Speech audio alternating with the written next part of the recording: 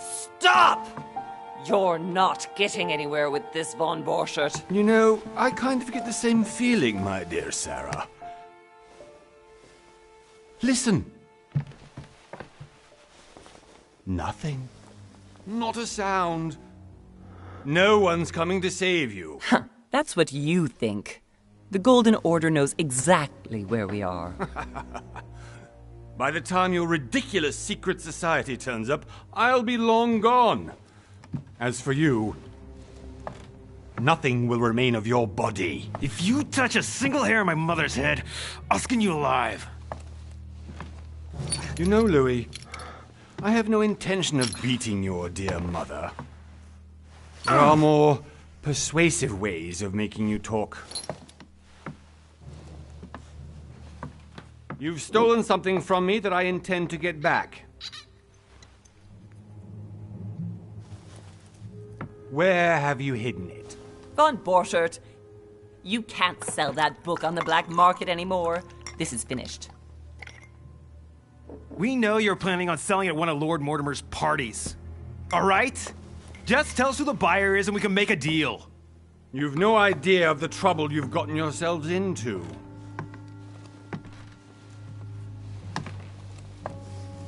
Oh, but you will tell me where it's hidden. I can promise you that.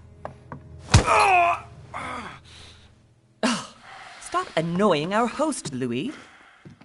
Son, didn't what happened to you in Rome teach you anything? Just a few more minutes and my concoction will be ready.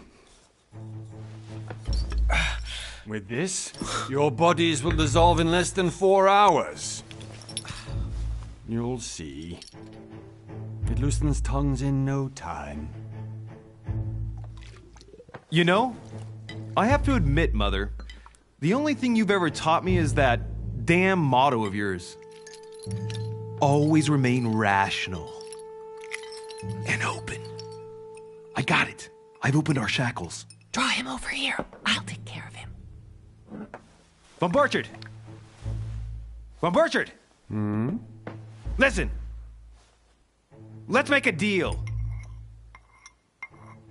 I'll tell you where the book is if you let my mother go free. Oh, what are you playing at? Don't worry, Mother.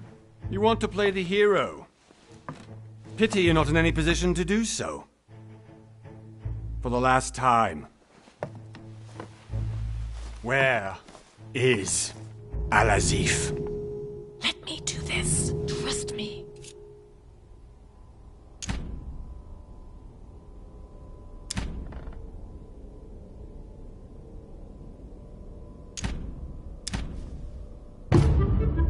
Please, be my guest, Mother.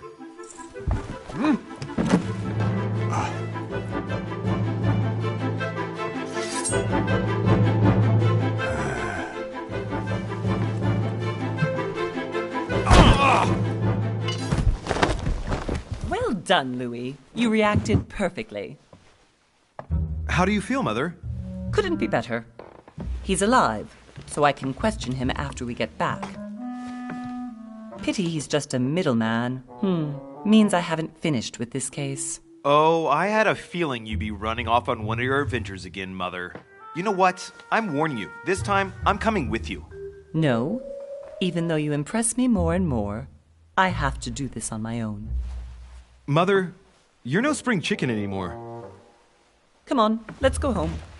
And don't forget to send our men to tend to Von Borchert.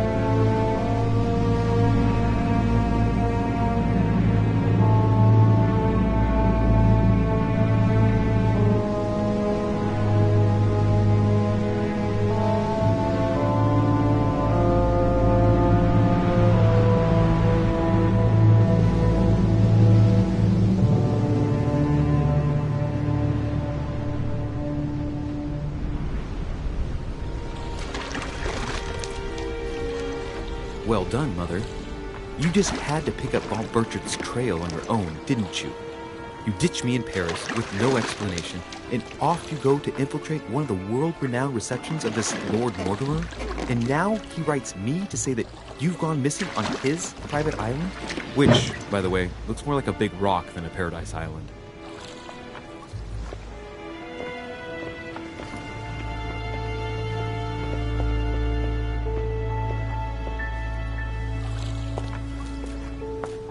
The least he could do is explain to me how he managed to lose you. In any case, it is time for you to stop all this, Mother. It no longer suits your age. Well, I'm sure I'll find you once again, slogging through the caves beneath the island, searching for some long-lost mystical object that you just can't live without. I'm already hating this trip, and all I've done is think Contrary about to it. what one may be able to imagine, it was not the host himself who invited me. Well now, Duchess, we find ourselves both invited by Sir Holm. Well, how very amusing.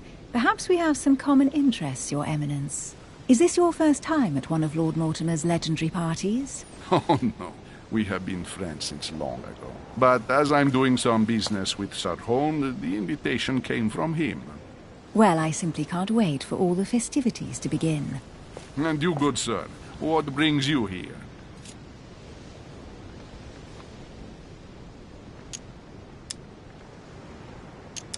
Your Eminence, with all due respect, I prefer to keep my reasons for coming here to myself. I promise, it has nothing to do with the legendary party that you all appear to be preparing for. I believe what you will, my son. However, everything is related to the legendary parties organized by our host. Yeah, I'll be the judge of that, Cardinal. Anyway, consider yourself fortunate, young man, because there are many who dream of simply one day setting foot on this island, and only a very few ever make it. Indeed, I imagine this must be your first time here.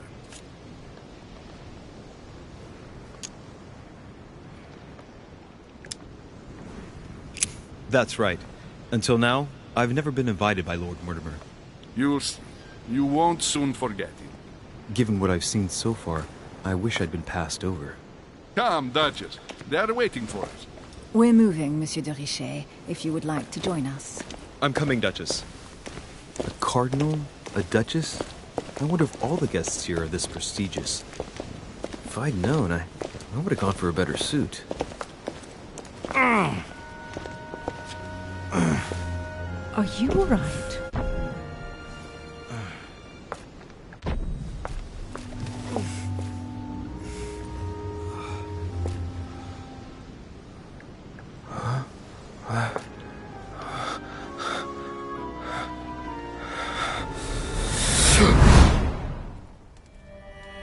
Mother?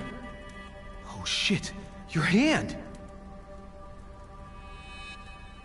So, Okay, it's done. did you put it in a safe place? Yes. I made sure no one was following me. Don't worry, Sarah, no one's going to find it. Are you absolutely sure? Yes, I'm sure. Right. Just one thing left to do. No, Mother, no, don't! What? Have you lost your mind? There's no other way.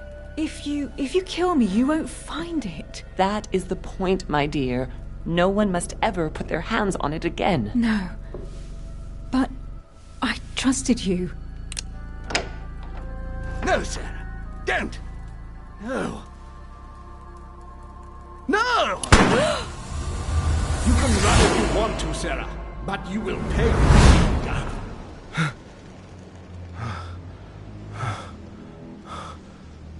Hugh. Louis, are you all right? What's going on? Here, take this. I'm sorry. Keep it. Are you better? I'm fine. Don't worry. It's getting late. Why don't you go on ahead and I'll catch up with you, okay? Are you sure? Yes! I'm sorry. I'm sure, yes. Fine.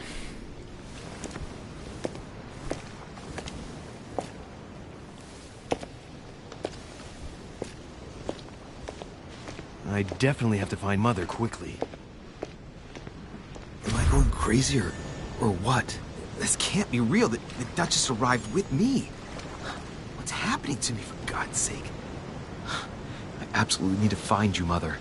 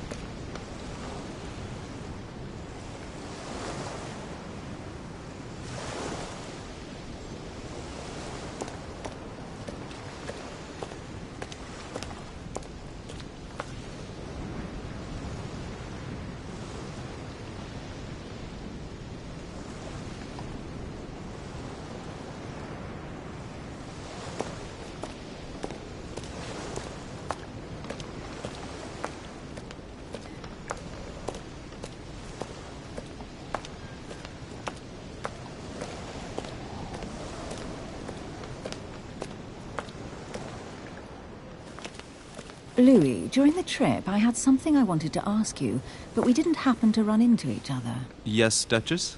I'm not sure if you remember, but we've met before. At that time, you were of two minds as to your choice of career. Tell me, what have you been up to since?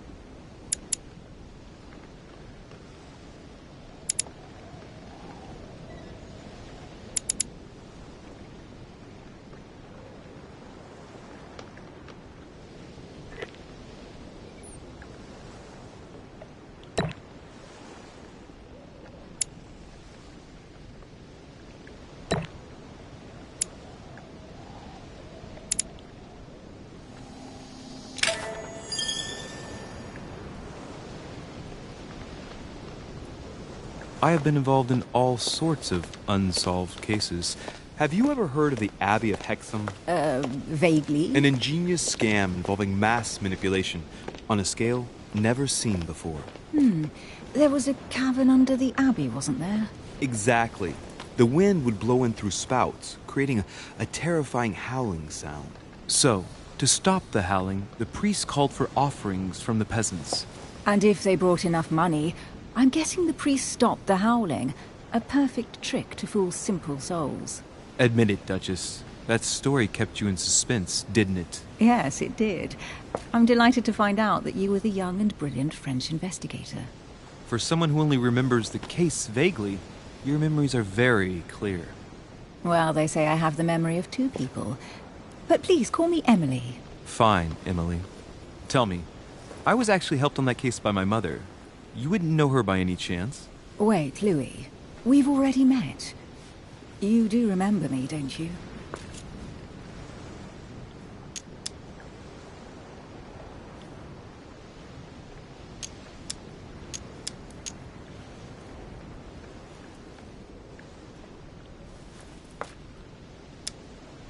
Please excuse me, madam. I'm sure we've met before, but I don't remember where. I appreciate your honesty, even if it's not very flattering for me. I imagine that with your beauty, madam, it's the first time a man hasn't remembered your face. Well, I must say you make up for yourself rather elegantly. Please stop torturing me. I'm completely at your mercy. Where have we met? 4 years ago, in London, No. Sorry, I don't remember. in the office of William Pitt. Remember? No? I'm so sorry, Emily, but I really don't remember you. Let's drop it, Louis. It doesn't matter. Right, time to go to the manor.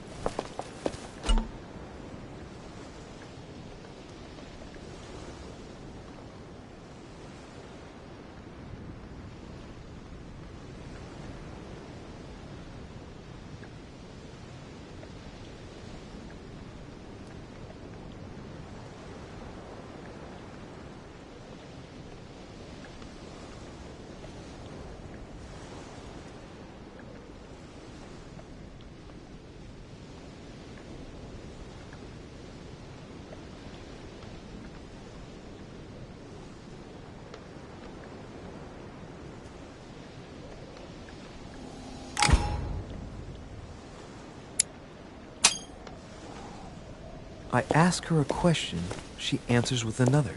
Is she playing with me?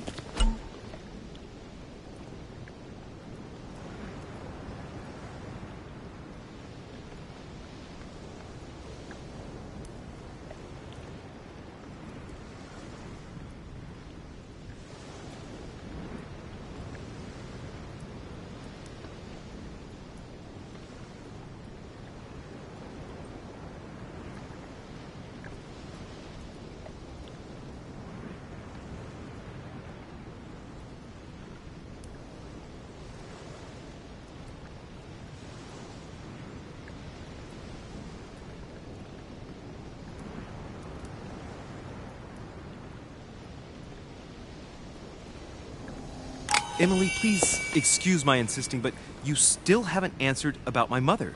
Do you know her? You'll see, Louis. Everybody here knows Sarah de Richet. I don't know where we're going like this, Emily, but you're connected to my mother one way or another. And if I can believe my vision, you don't have much of a place in her heart.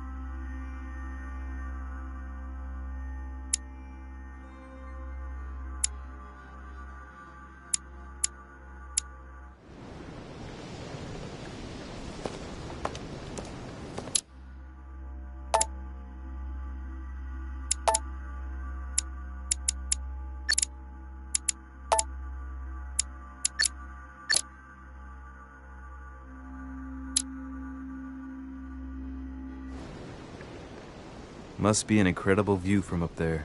Impossible to set foot on the island without being seen from 300 meters away.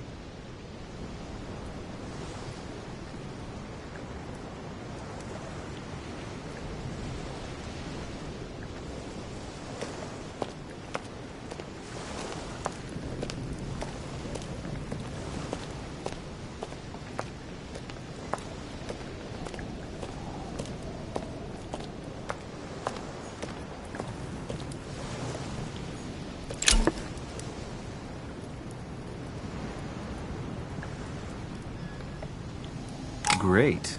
Honey.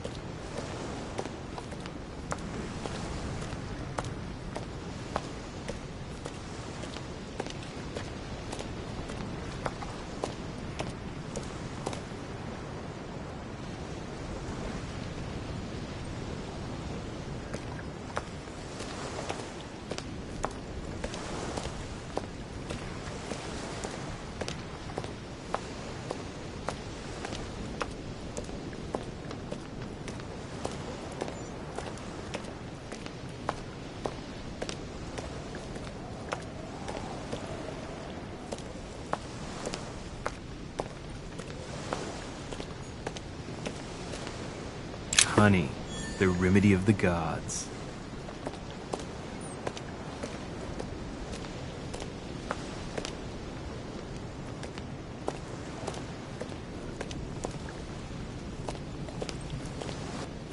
Good evening, sir. May I ask your name, please? Louis Moras de Richer. Monsieur de Richer. Delighted to welcome you among us, sir. You must be Sarah de Richer's son. I must tell you we are doing our utmost to find your mother as quickly as possible. What can you tell me about the disappearance of my mother? 2 weeks have passed since Sir's mother went missing. All the staff here have since been busy searching every nook and cranny of the island. But Sir may rest assured, we shouldn't be long in finding her. And just what have you found so far? It would seem that Sir's mother may be hiding on the island and regularly changing her location. But no one seems to know why she would find this behavior necessary. What do you mean? On several occasions, we have found leftovers of food, a few of her things, or even traces of campsites. The reason why we're searching the wharf again is because lights were spotted there last night.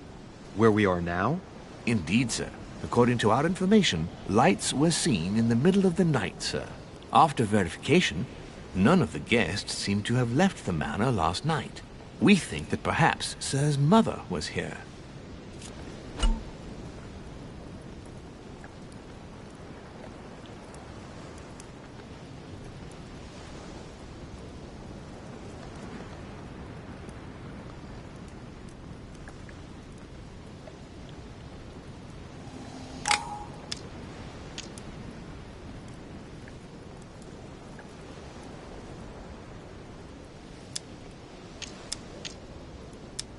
Did anyone see anything else? Unfortunately not, sir. Only lights were seen by servants of the manor, sir. And as I was saying, sir, all the guests were asleep, and no one seems to have noticed anything at all. We seem to have found an object that would appear to belong to Sir's mother. A handkerchief. The handkerchief is embroidered with the initials S.D.R.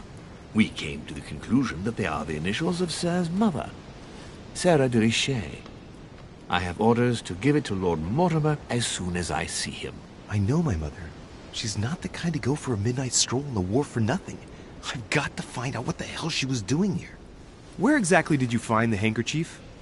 On the landing dock, sir. The one you arrived by.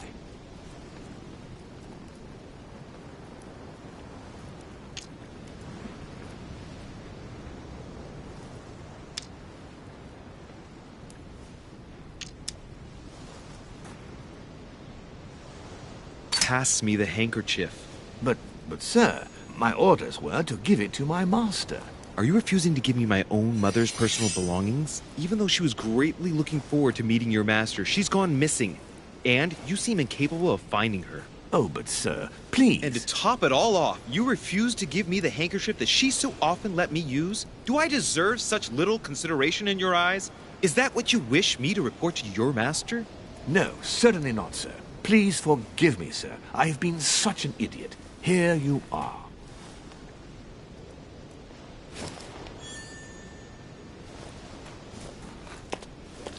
It is indeed your handkerchief, Mother. You must have come here for a specific reason. I need to know what it is. Let's think. What could she have been doing out here on this wharf?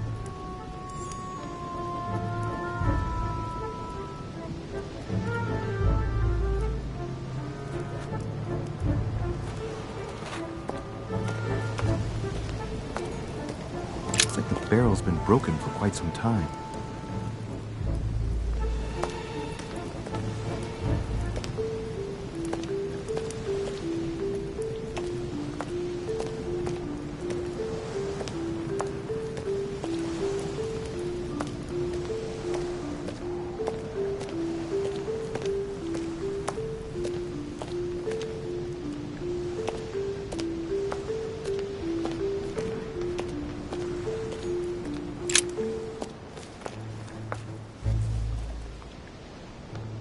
Looks like a bar from an old gate.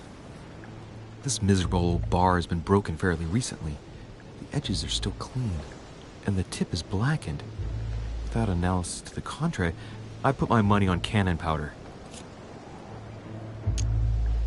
This might just come in handy.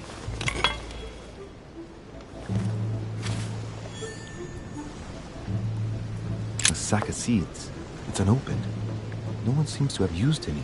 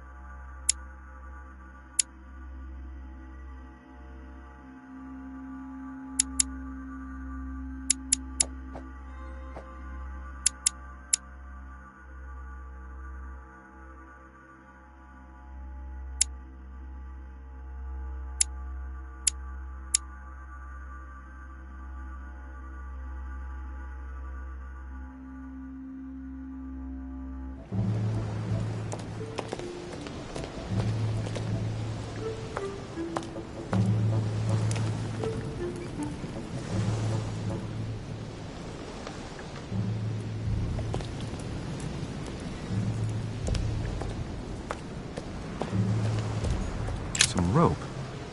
Apparently no one's touched it for a good long time.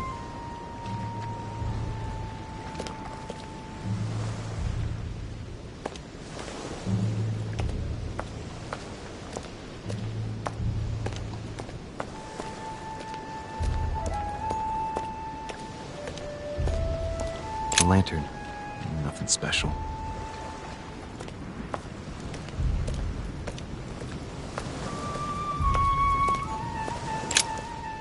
See what's hidden inside.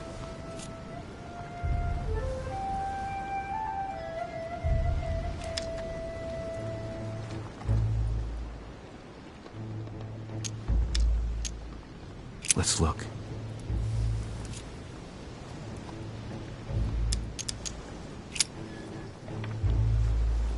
It's too badly written, I can't make out the address. A letter written in an Oriental language.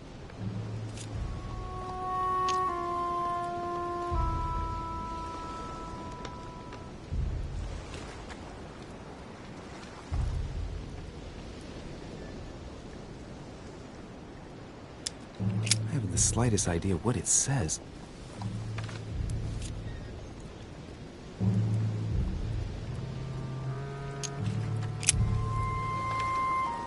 The address is 50 Bedford Square, London.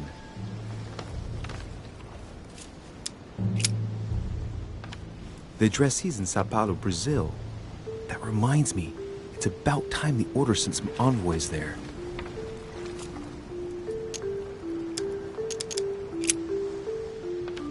The address is in Sao Paulo, Brazil. That reminds me, it's about time the order sent some envoys there.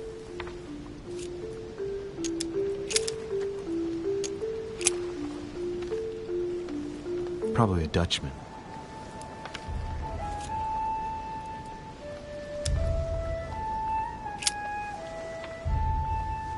Probably a Dutchman.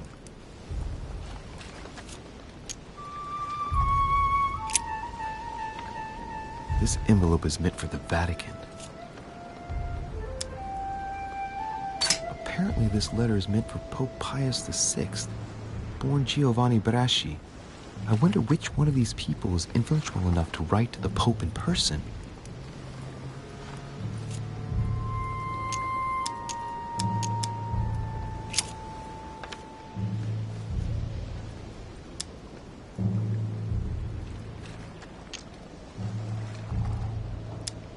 Samuel Ritter Dauchois. Mother, you test me even when you're not here. It's an anagram of Louis Moras de Riche. You wanted to write to me then. Let's see what's inside this letter. So, Dear Samuel, my stay on Lord Mortimer's island is going wonderfully well.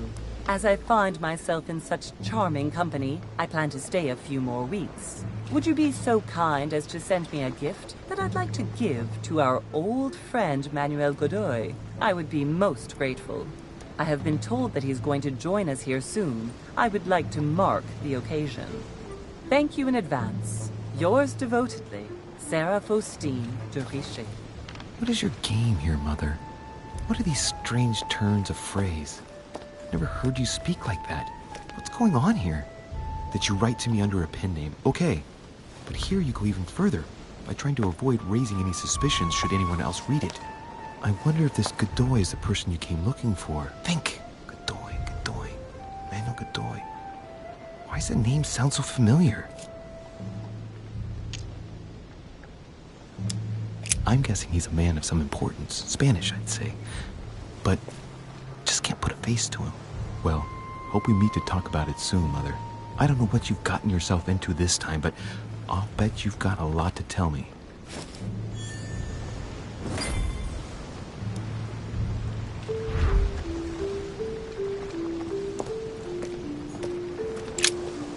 Let's see what's hidden inside. Let's look.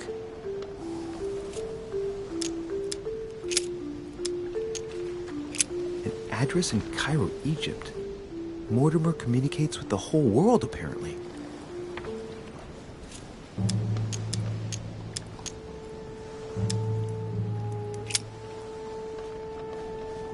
Probably a Dutchman.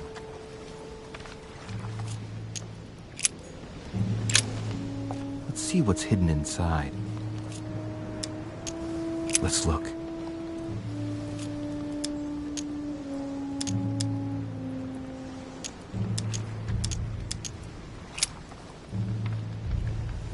It's too badly written, I can't make out the address. The address is in Sao Paulo, Brazil. That reminds me, it's about time the order sent some envoys there.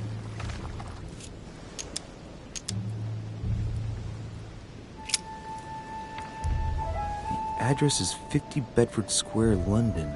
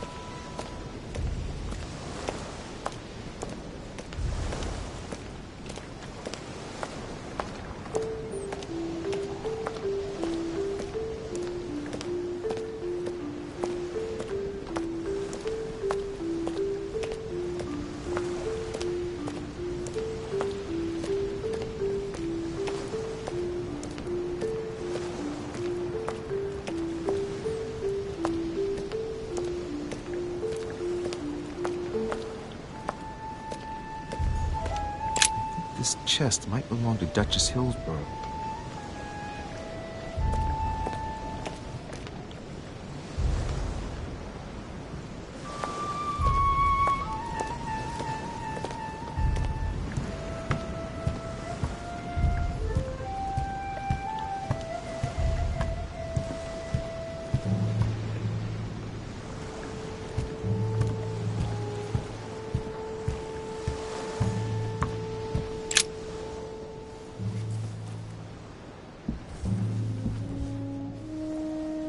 Hey, there's something not right about this floorboard.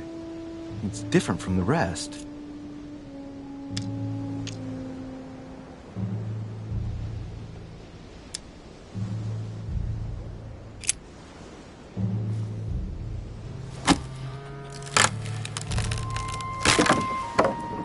That does it.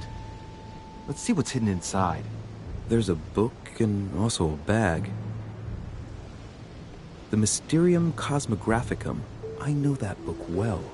Mother used to read passages from it to me all the time. And judging from what I can see, it's the same one as hers. For crying out loud, what's happened to you, Mother?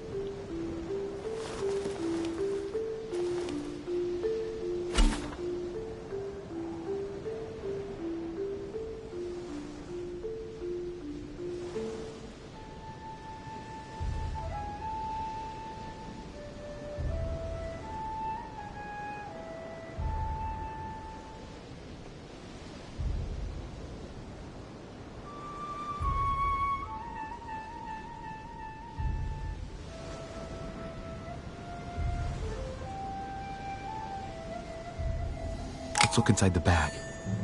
A little food, a few toiletries, a small key, and some kind of black powder.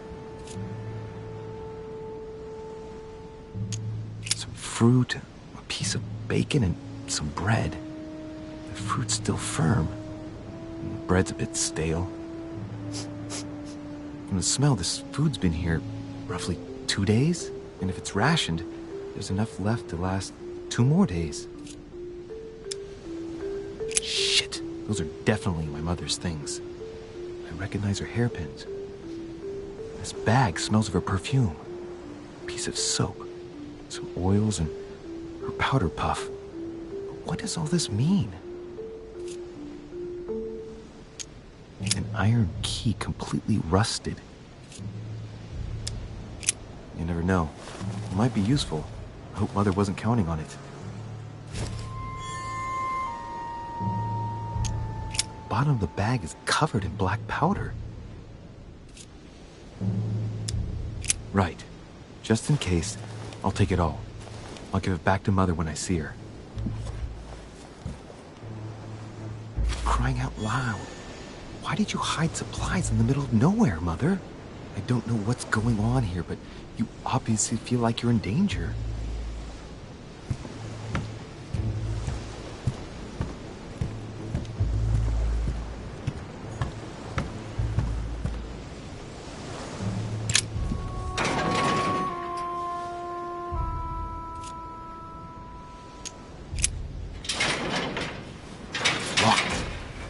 Get it open barehanded.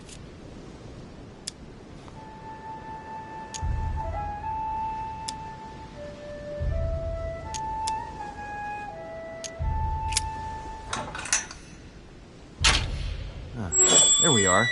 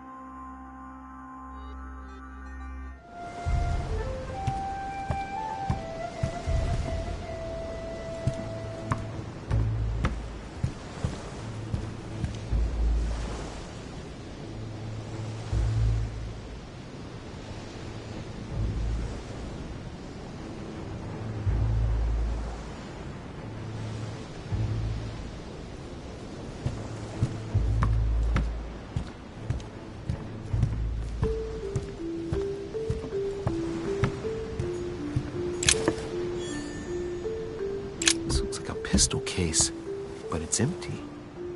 I don't know if this has anything to do with you, Mother, but if it does, at least now you're armed. Just like in my vision. And none of it's telling me anything useful.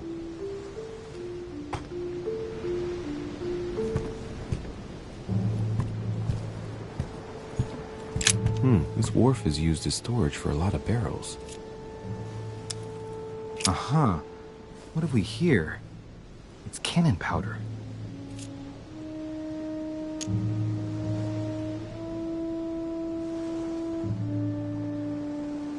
The powder's wet. Not surprising, given the dampness of the dog. It's unusable now. I don't know what the person who left this barrel like this had in mind, but it's a waste. So, let's go through this. My mother's been hiding pieces of bread between the rotten boards of the wharf in the middle of the night. That's not normal.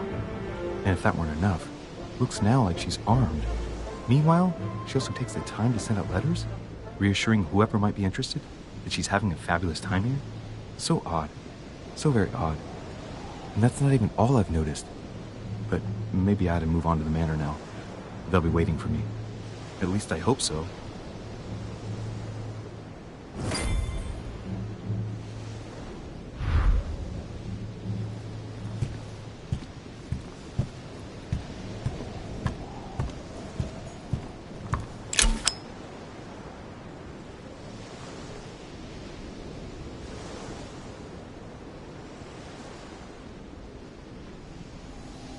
Fragment of amber.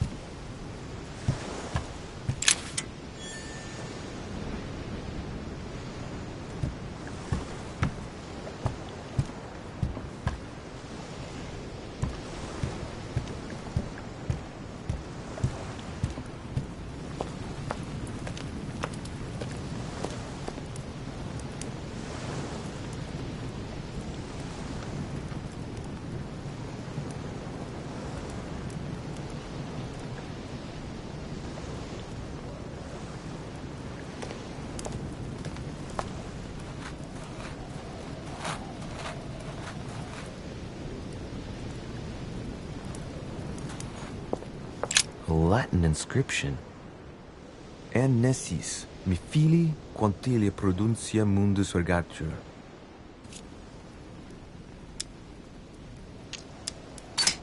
You don't know, my son, how little wisdom the world is governed with. I tend to agree.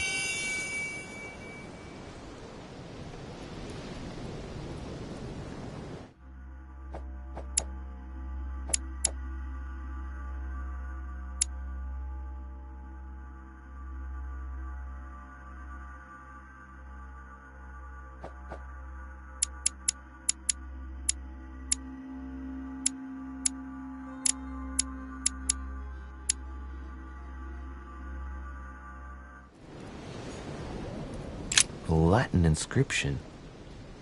En nessis, mi fili quantilia produncia mundus ergatur.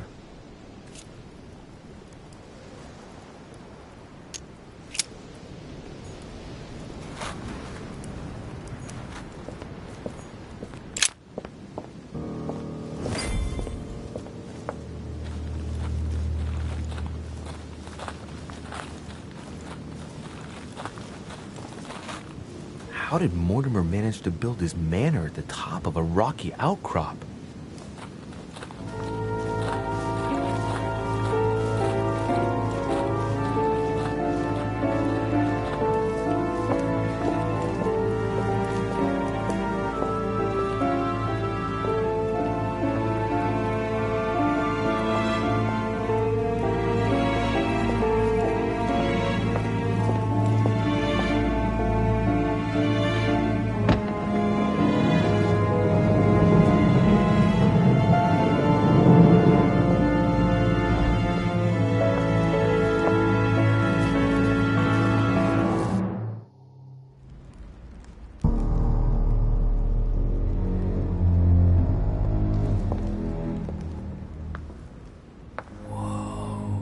Impressive.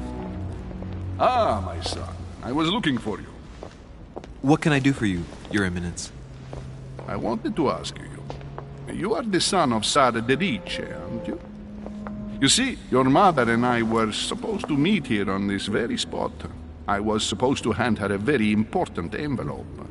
But I haven't seen her. If only Mother had told me why she was coming here.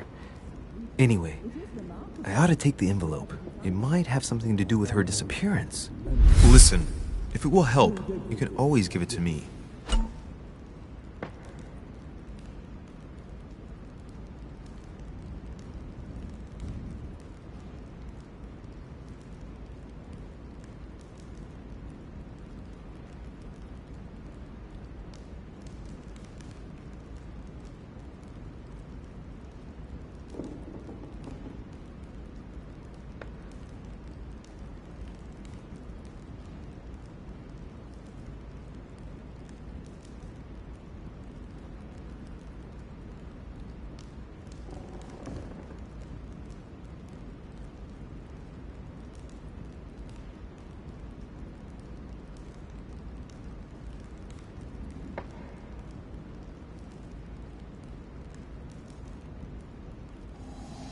Thank you, my son. I'll bear that in mind.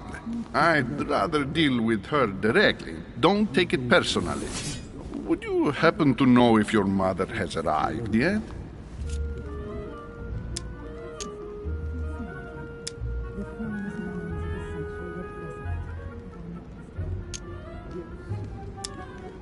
Certainly, Your Eminence. Mother got here some time ago. I was hoping to find her when I arrived, but given the hour, she must be asleep by now. Right. I shall see her tomorrow, then. By the way, Your Eminence, I wasn't aware you knew my mother. Ah, if you only knew, my son. I hold your mother in the highest regard.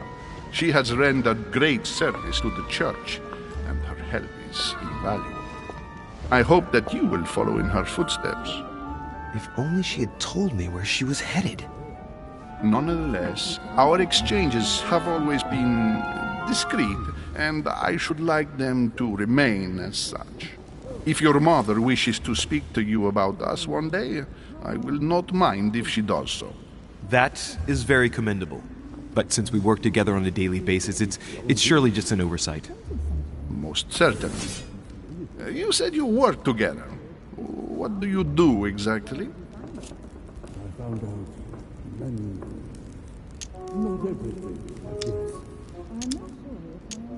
Be it Mother or myself, our motto has always been discretion in all things, and to promise to never betray a word of honor. Was your secret safe with Mother? It will be even more so with me. You have convinced me. The mystery with which your mother manages her business proves that she carries your motto close to her heart. Your words seem sincere, my son. All the same, it bothers me to see you in a quandary, Your Eminence. Is there any other solution? Look, if it's of any help, you can always leave your envelope with me, and I'll give it to her as soon as I see her. I hesitate.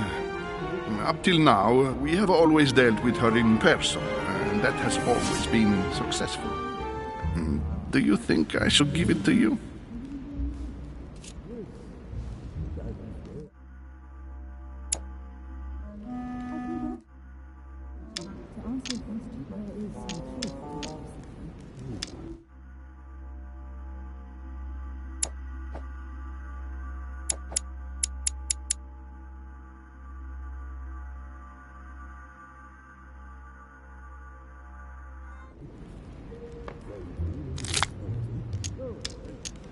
Look, you seem hesitant. The simplest thing to do is just to give it to her when you see her. After all, it's not that urgent. Yes. Yes, it's urgent. What if we don't find each other here on the island? Though I don't know yet when I'll be leaving. I might not be staying for very long. What to do? Can you see a solution? Come on. Just give me the letter, for crying out loud. I cannot run the risk alone. I am going to trust you. You seem like an honest man. Bingo. Listen to me, my child. If I give you the letter, can you promise me before God that no one other than your mother will read it?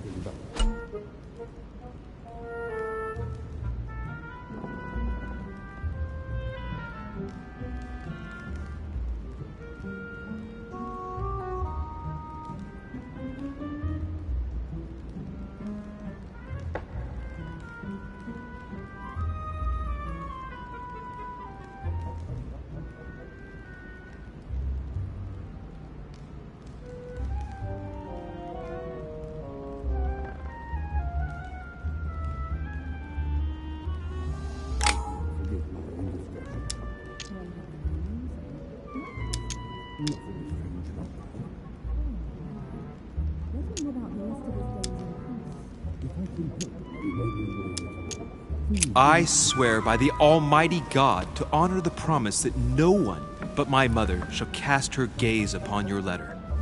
Good. Listen, let's stop there. I'm going to tell you a secret, Monsieur de Ricci.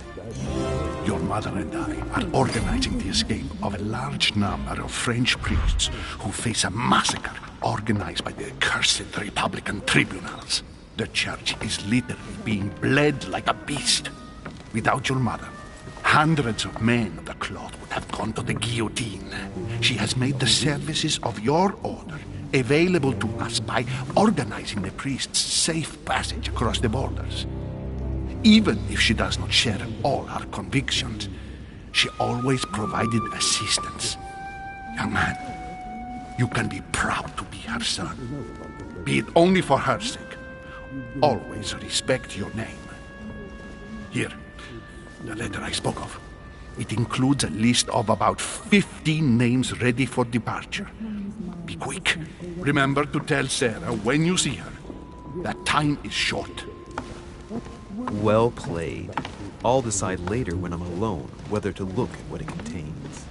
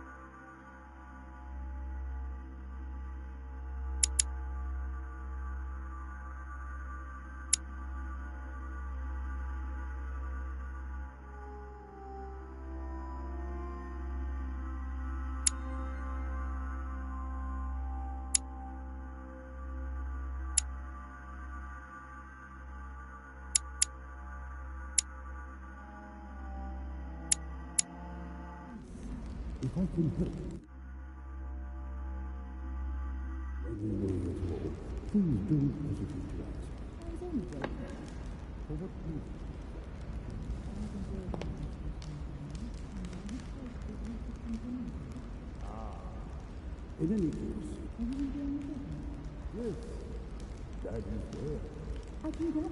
To answer your question, there is some truth to what you're saying.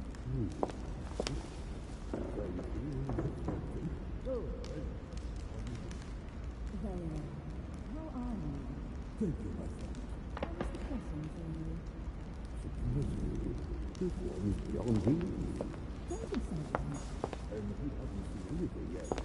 you? Lord Mortimer certainly has a taste for staging rooms.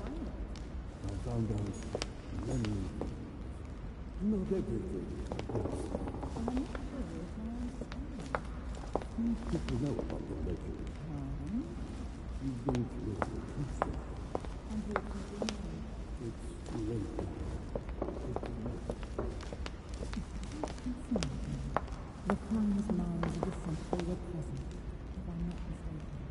Yes, what were you talking about, if you forgive my indiscretion? My husband? Nothing strange about that. Oh, no. Let him live out the rest of his days in peace. Saturn devouring his son. Good God, how awful. Everything in this painting is disturbing. It's the first time I've seen brushstrokes like this.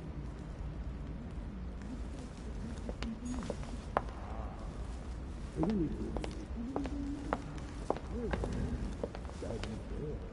congratulate you. To answer your question, there is some truth to what you're saying.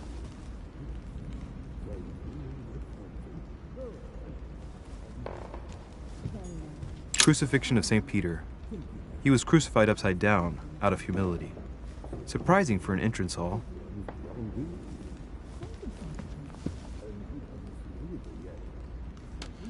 It is remarkable. Where did you find it?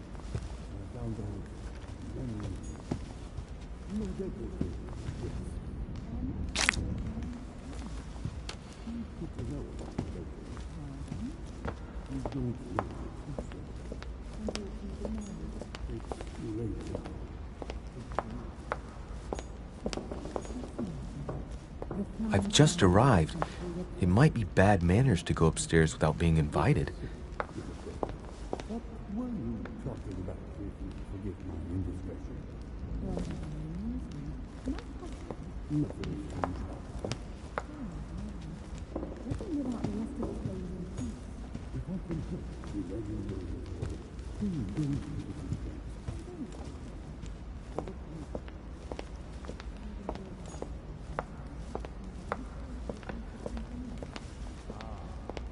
In any case, yes, that is there. I congratulate you. To answer your question, there is some truth to what you're saying. Very well.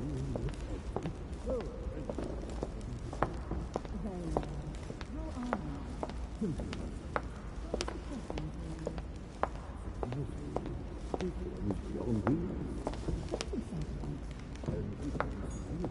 Blind Oedipus. Blinded himself.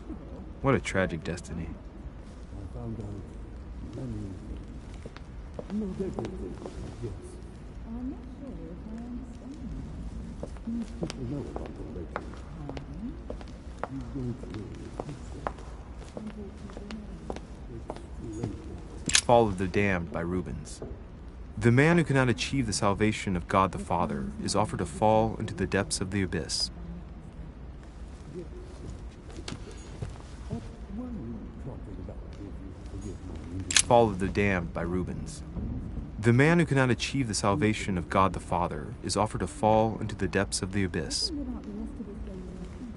If I can help you, let me know your word.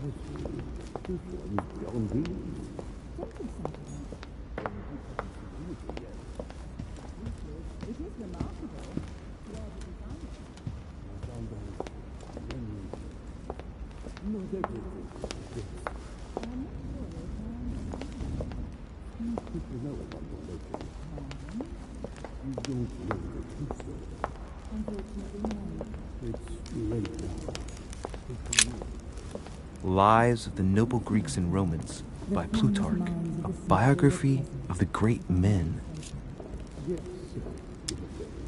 What were you talking about? Open to Brutus's page. Caesar, stabbed by multiple blows at once, sees Brutus raise the dagger on him. Then, covering his head with his robe, he delivers himself to the arms of the conspirators. Nice family. Let's keep it. Might come in handy someday.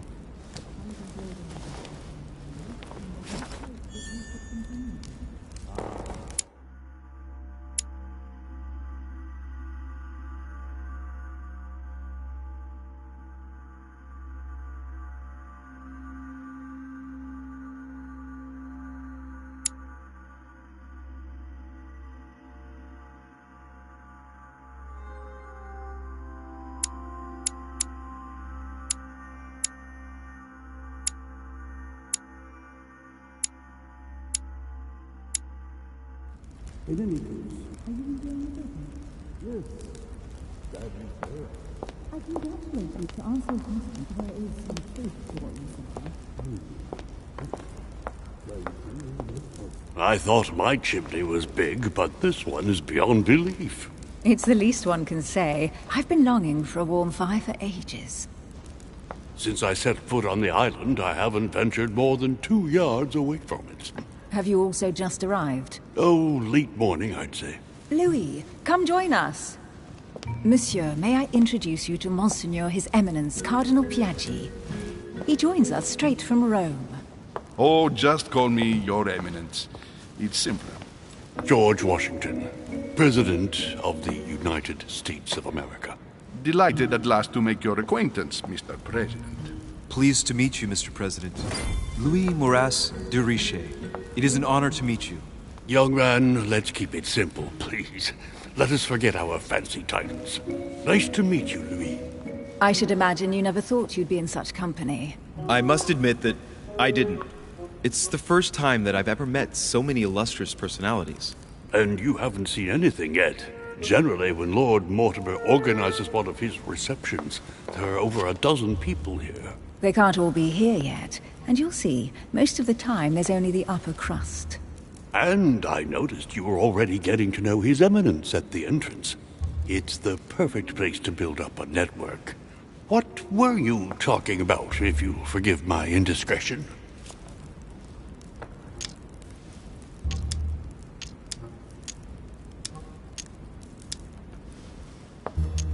At the risk of disappointing you, we weren't conspiring in our corner, sir. His Eminence was simply telling me that he knew my mother and how much he held her in high esteem. It so happens that Monsieur de Richet's mother is to join us. Oh, pity. No scrumptious gossip or juicy tidbits, unmentionable secrets, or even money matters. But you'll see, it will come. Despite all the goodwill in the world, you can't stop people scheming left and right around here. Speak for yourself, sir. Well, my friends, do any of you know the reason why we're here this time? Not in the slightest. As for me, I've been invited by Sir Holm, a close friend of Lord Mortimer, but I do not know the reason why. You see, Louis, every time Lord Mortimer organizes a reception, he always finds a moment to set up a chat with all the guests. During which time we remake the world. Accompanied by gallons of absinthe and cussing. I'll leave you to imagine the result. So, if I understand rightly, Monsieur de Richet, you've come out here to join your mother. For what reason, exactly?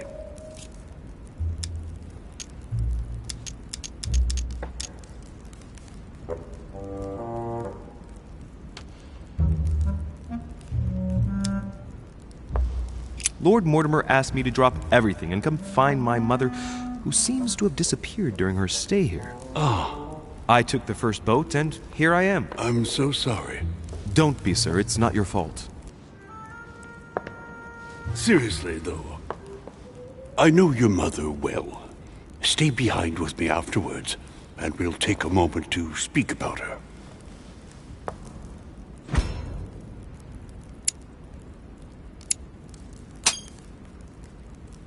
Good Lord. Washington is wearing the emblem of the Grand Master of the Golden Order. It's the highest distinction of the order in the United States. It puts him on par with my mother. He must really know his stuff when it comes to the occult. Good evening, my friends. Holy shit. That's the man for my vision. An urgent case has delayed our host, Lord Mortimer. He can't be present this evening, and he sends his deepest apologies. He's asked me here and he hasn't even turned up? Great start.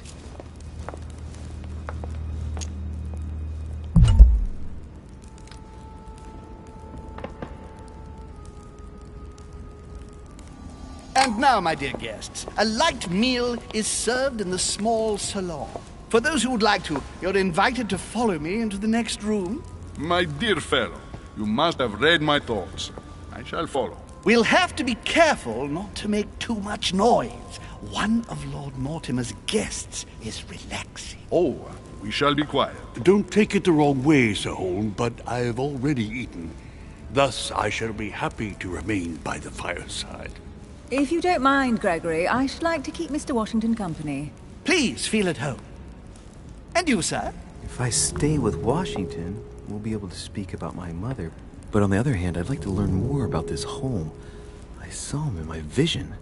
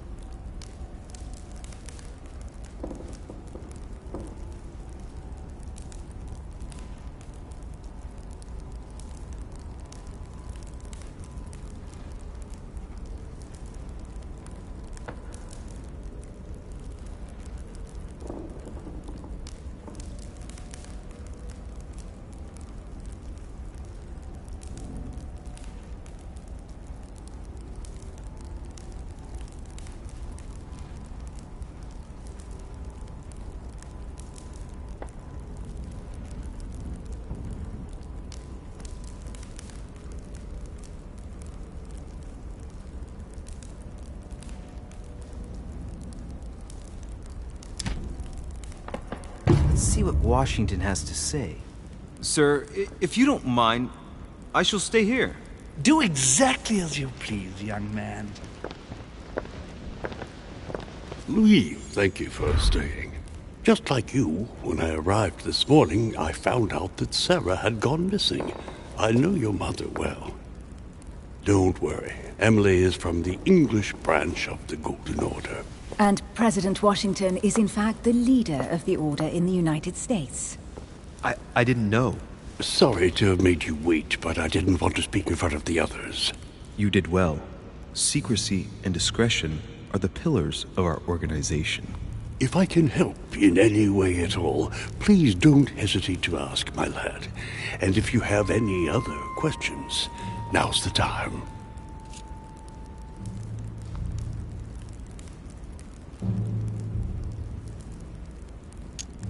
Mother has always had a fascination for Lord Mortimer, but has never wanted to tell me why. Lord Mortimer is a remarkable man. He's wealthy, and is advisor to the very highly placed. Your mother is the head of the Order in France. It doesn't surprise me that he asked her to come. Lord Mortimer greatly contributed to financing my electoral campaign, for example. But I want this to be clear, without ever seeking to gain an advantage. And that is to his credit. Yes, you can trust him. He will do everything in his power to help you find Sarah. Mr. Washington, you seem to be very familiar with my mother.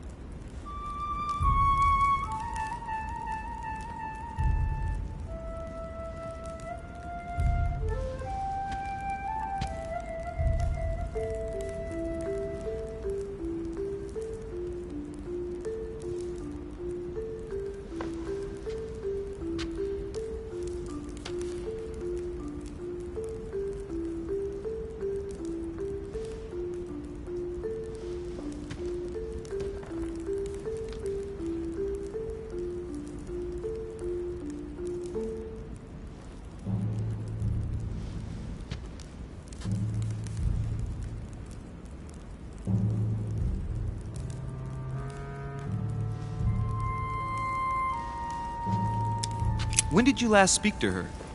Philadelphia, 15 years ago.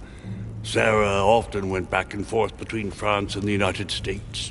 Yes, I remember those days. I didn't see her too often. Right. Would it be too much if I asked you a few more questions? Not at all. Go ahead. But I can't promise I'll remember everything. May I ask, when you saw each other, what did you talk about?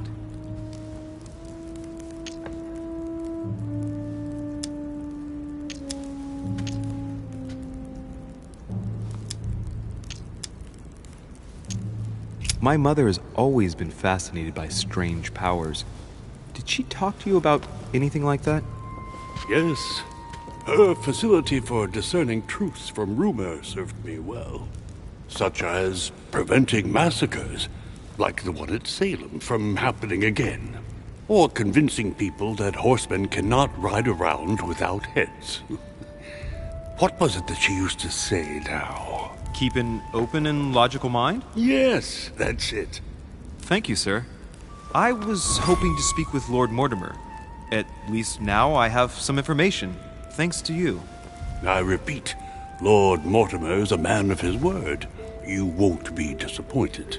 And I am persuaded that your mother's research is his main concern.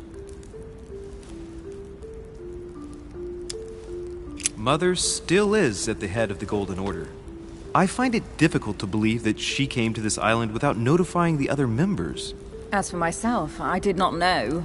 I am here at the request of Sir Holm, a situation regarding the Crown of England to resolve, and to see what Lord Mortimer has to propose to us. As for me, Lord Mortimer asked me here to speak about the future of America. I did not know that your mother would even be among us. In any case, no one has yet mentioned associating the Order. We haven't found many clues yet.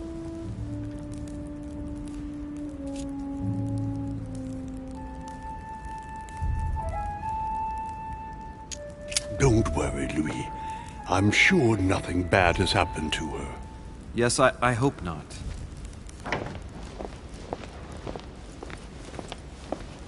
Careful, they're coming back.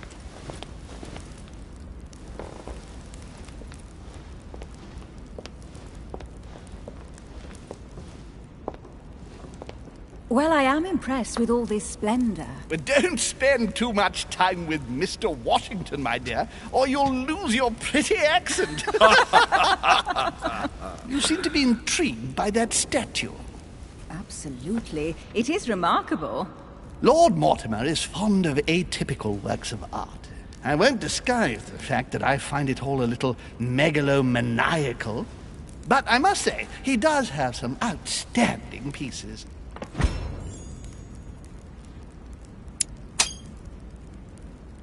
The statue is impressive, and so are the paintings. Rubens, the Caravage, Guignero. Lord Mortimer has very good taste, and the means to express it. Oh, I see our young sir is a connoisseur. Yes, in my spare time. Yet, I couldn't tell you who the artist of that painting there is. I think I recognize a theme, but the style intrigues me. Saturn devouring his son. Oh, well, you wouldn't know. The artist is none other than Lord Mortimer. I thought for a long time that the painting wasn't finished, but my old friend assured me it was. Still, there's no accounting for taste. Not very conventional, but it sure does hold your attention. You will find that Lord Mortimer is not what one would call conventional, Monsieur de Richet. Sir Holm, who was that young lady with you? Elizabeth Adams, Mr. President. She would have liked to have stayed with us, but the poor thing is exhausted. Elizabeth Adams? Miss Adams is here to rest. You have perhaps already come across her in the corridors. She arrived a few days ago. I perceived her, but we weren't introduced. Rest assured, she is not here for the same reasons as yourselves. Consequently, I'm counting on your indulgence. On that note, it's very late. You must be exhausted. The servant will accompany you to your rooms.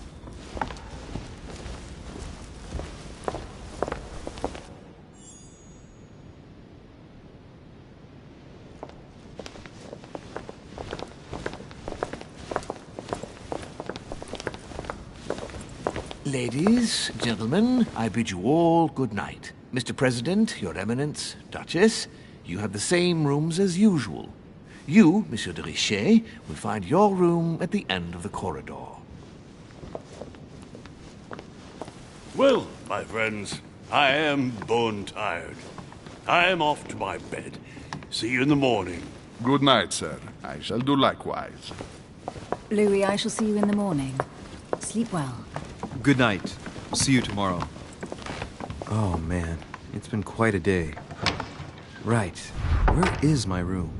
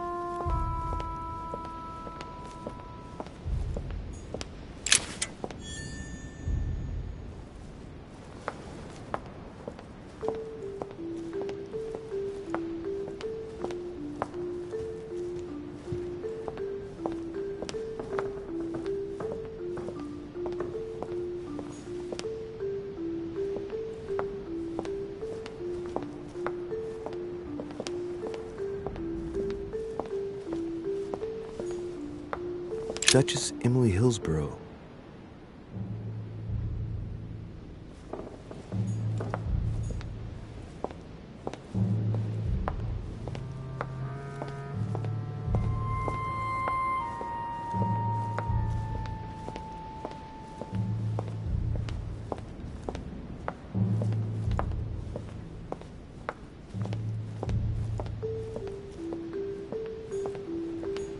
Monsieur Napoleon Bonaparte.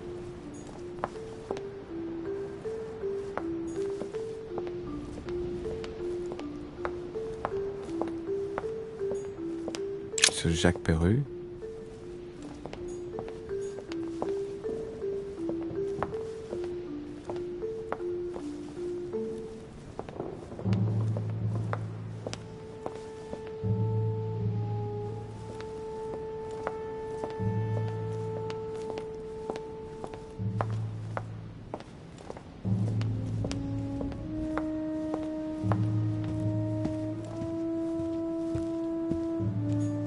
A few leaves out of an old encyclopedia.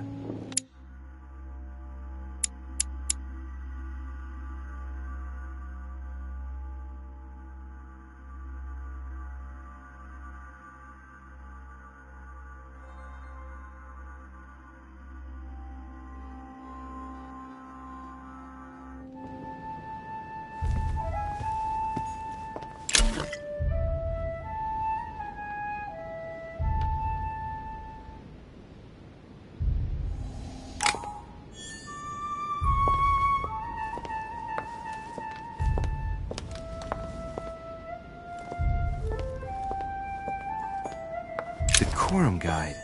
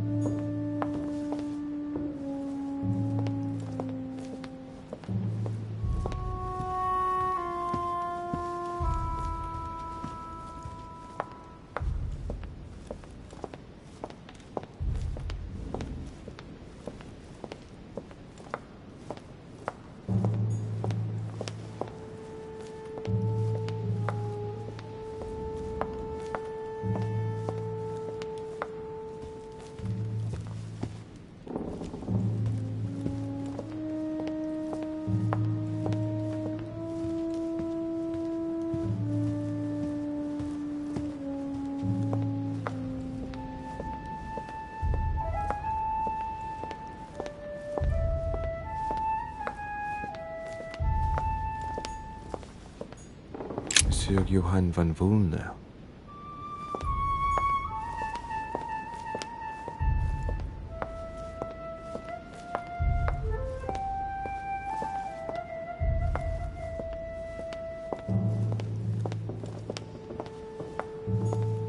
Hey, a Russian ruble.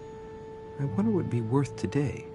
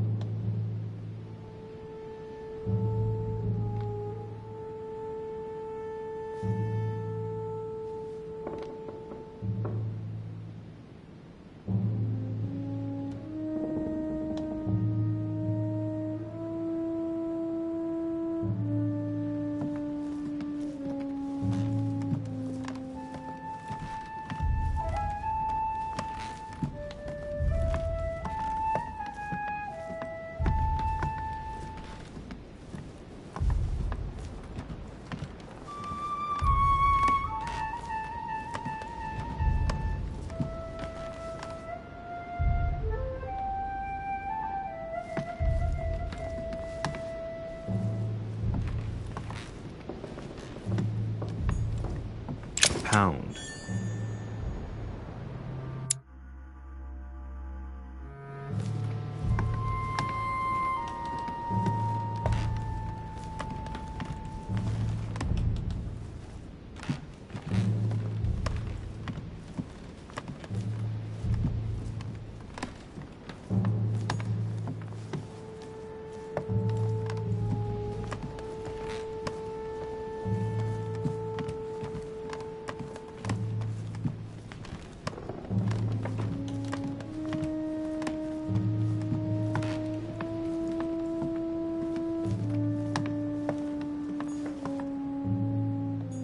President George Washington.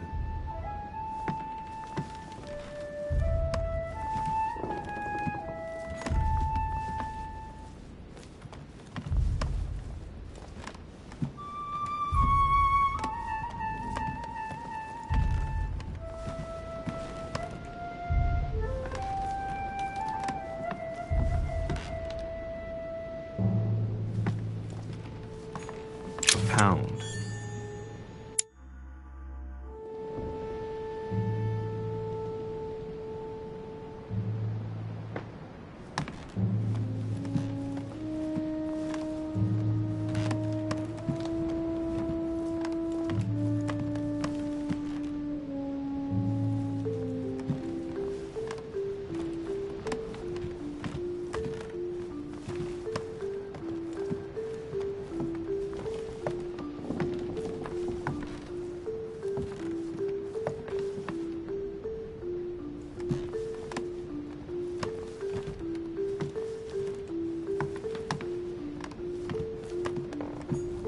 Great, honey.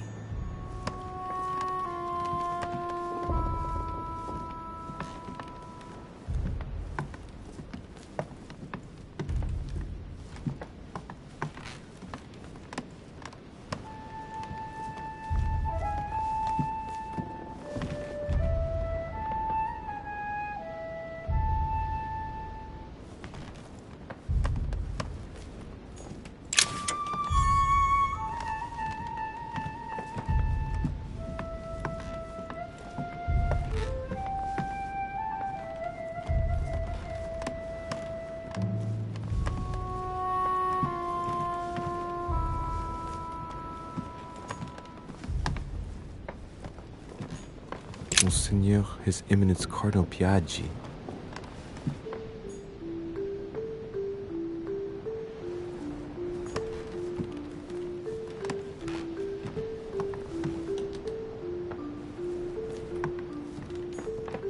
Huh, that's me.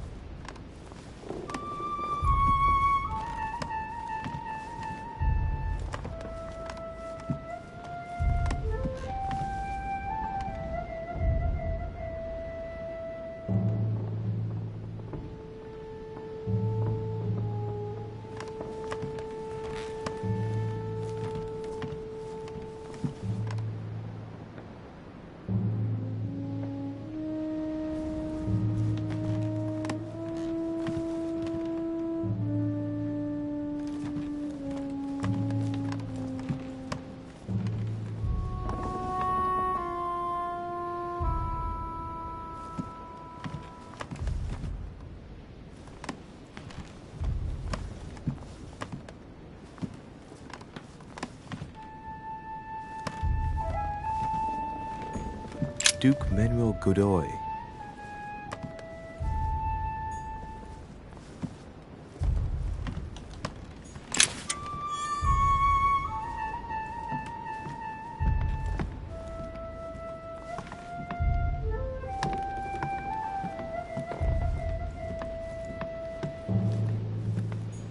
Duchess Emily Hillsborough.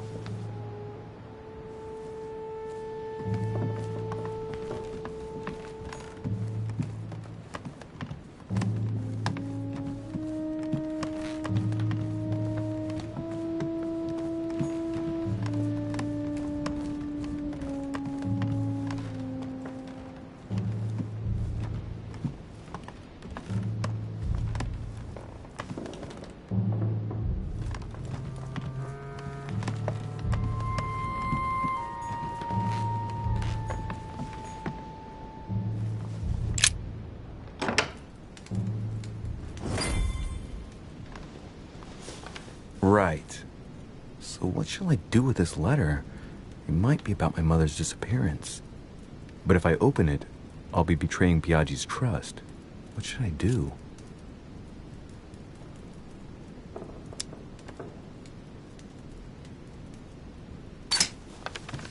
So, it really is a list of French countrymen. Biaggi wasn't lying. Wow! Nice room. Mortimer sure doesn't do things halfway.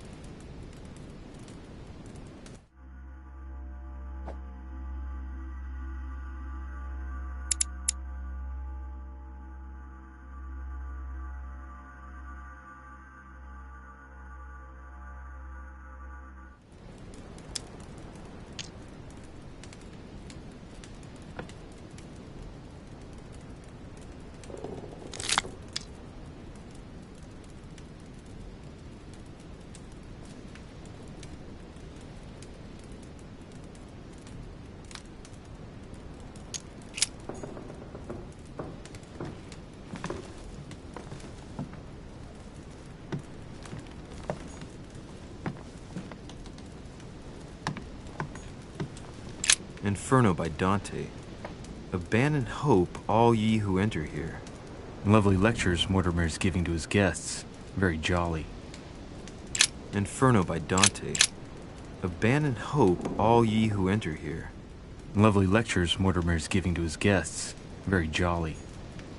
Inferno by Dante. Abandon hope, all ye who enter here. Lovely lectures Mortimer's giving to his guests. Very jolly.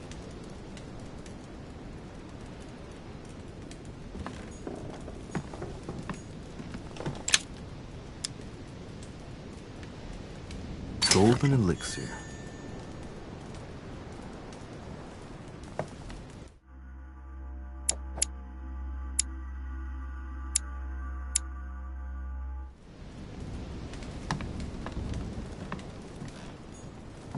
Saint Francis of Assisi in ecstasy, before superior voices.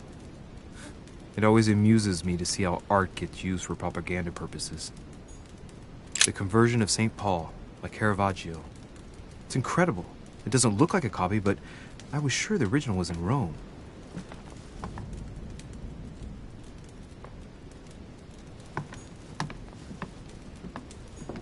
Saturn devouring his son. Again? I saw the same theme in the hall. I wouldn't like to be his son.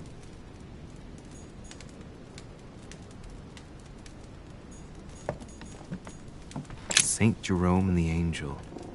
Yet again, art with political undertones with an image of a saint hearing voices. Judith beheading Holofernes. Ironic in a way, when you know that the artist represented herself as Judith beheading her mentor, who had raped her.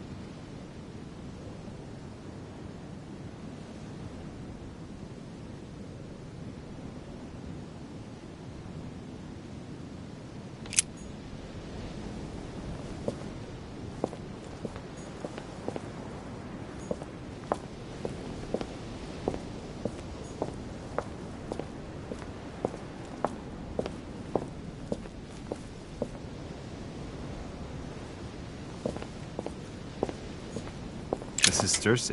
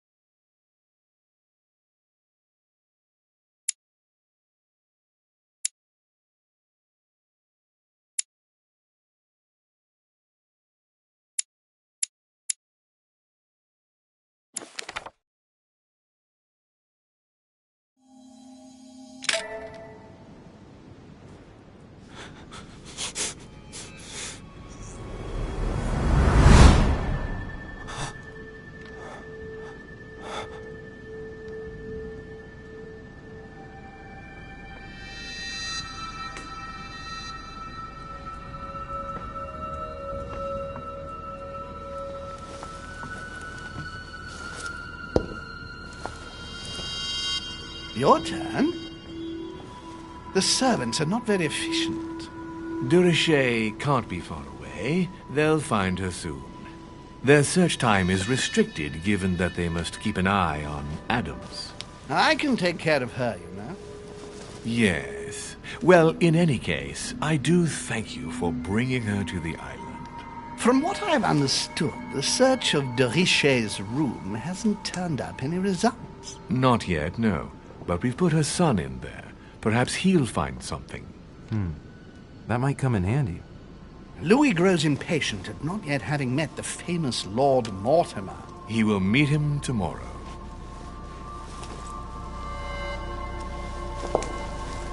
Oh, what a pity to lose a knight at the start of the game. Are you waiting for someone? A young French soldier. During our game of chess? Don't worry, Gregory. The game won't disappear. I'll have one of my men escort you back. Don't trouble yourself. I know my way out. Ah, good evening, gentlemen. Please forgive me for this late hour. It is never too late, and we have much to discuss. One last move?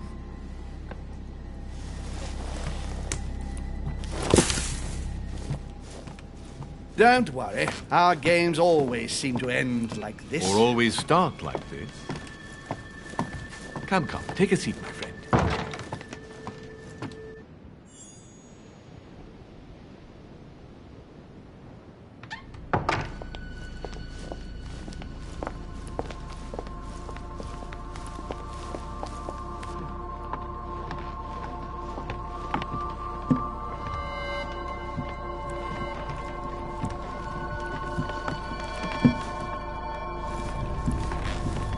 Nighttime stroll, Mr. President? There's nothing like it for a good night's sleep. Do not hesitate to ask a servant to show you back. The corridors seem quite safe. Peppermint, lime flower, and valerian. My miracle remedy when one can't get to sleep. A very good night to you, Mr. President. Thank you. And to you too, sir.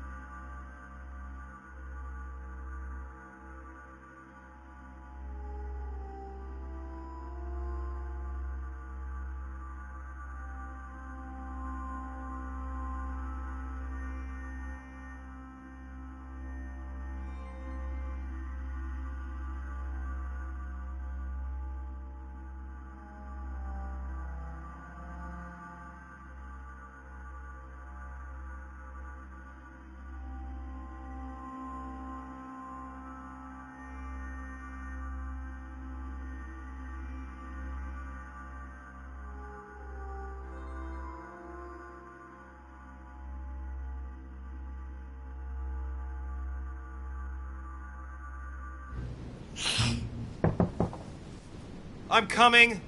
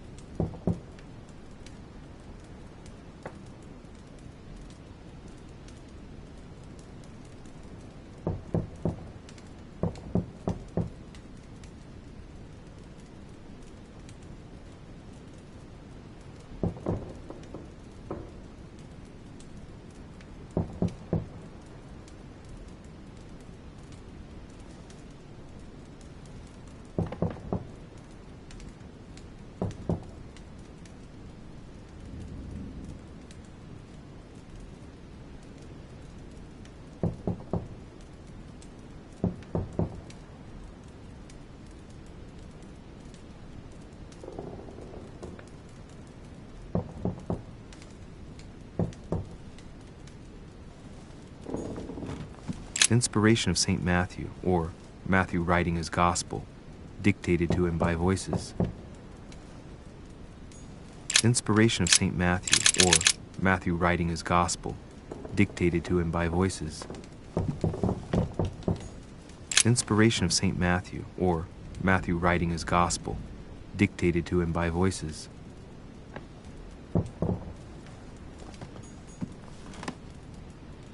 Dear Monsieur de Richet, please excuse me, but I am unable to join you at present. However, rest assured that we are doing all we can to resolve the case that concerns us. By the way, enclosed, you will find a key that will enable you to retrieve the personal effects your mother left behind. Yours faithfully, Lord William Mortimer.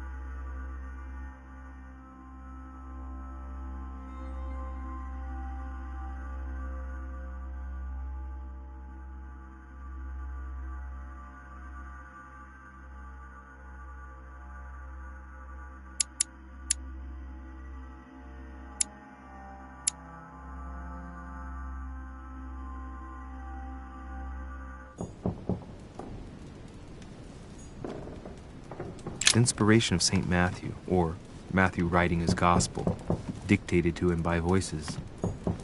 Last Judgment. Why do I always get the most terrifying room?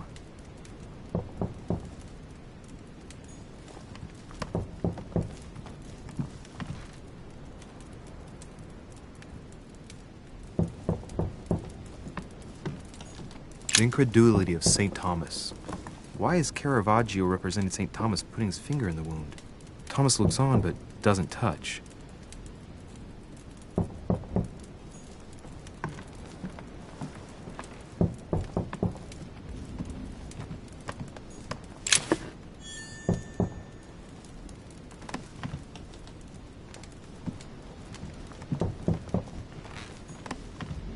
The torture of Ixion, condemned by the gods to lose his mind because of his arrogance.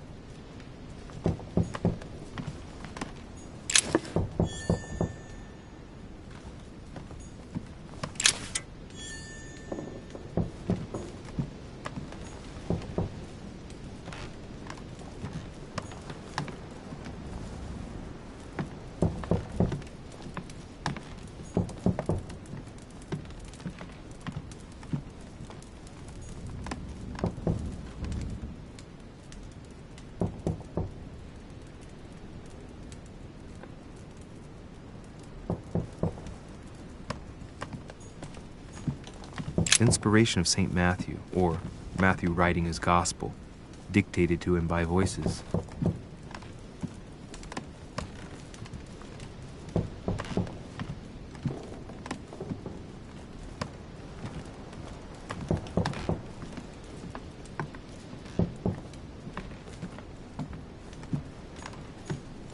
Inferno by Dante. Abandon hope, all ye who enter here. Lovely lectures Mortimer's giving to his guests. Very jolly. Amber crystals.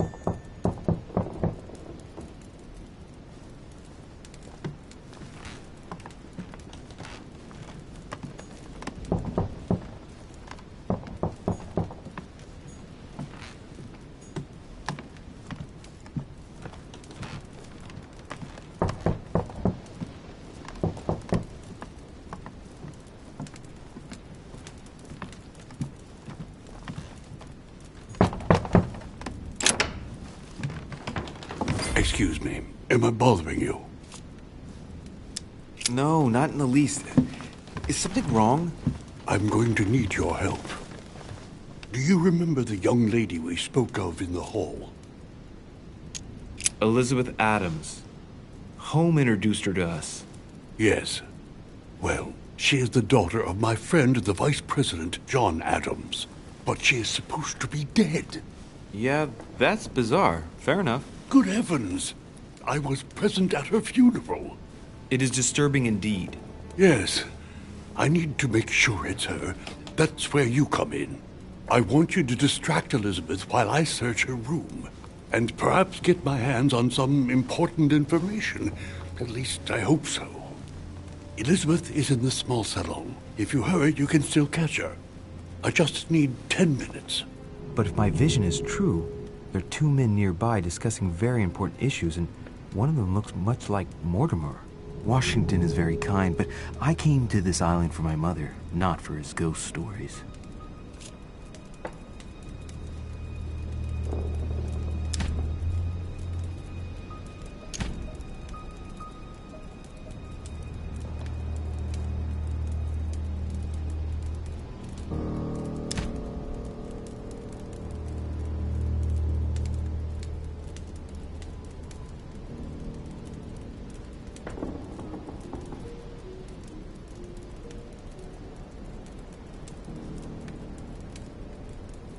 Count on me, sir. Thank you, my friend. Keep Elizabeth downstairs as long as possible. She must not return to her room. Trust me.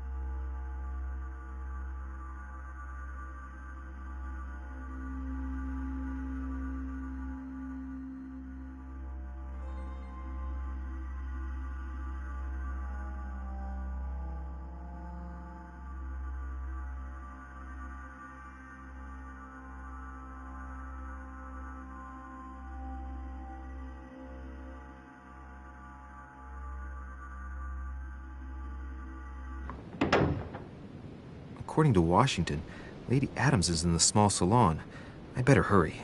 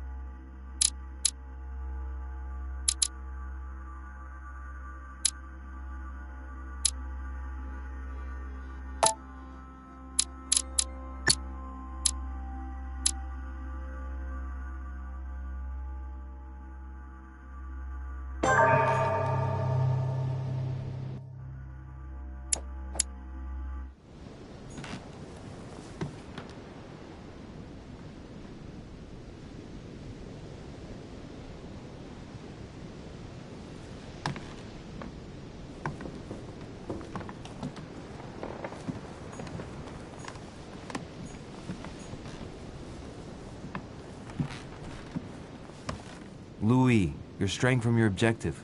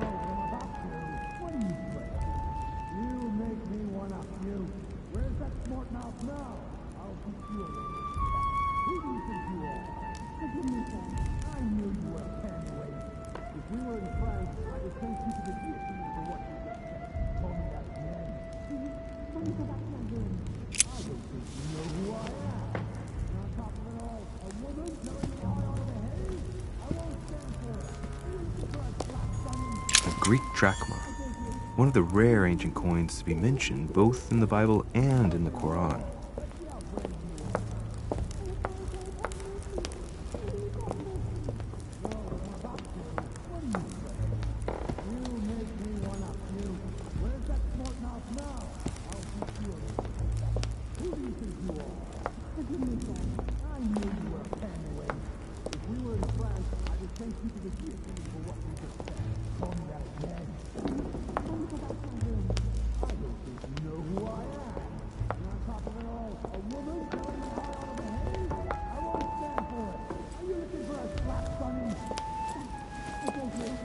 My son. Oh, you are a godsend. What's the matter, Your Eminence? I believe Miss Adams may be in danger. What do you mean?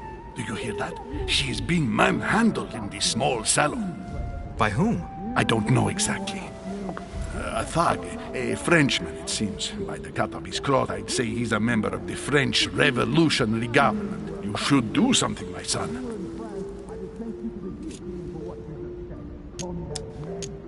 Shit. I was supposed to make sure Adams wouldn't go back to her room. Don't worry, Your Eminence. I'll take care of it. Probably nothing to worry about. Do you want me to call for help? Please don't do anything. I'm sure with a little goodwill, everything will work out fine.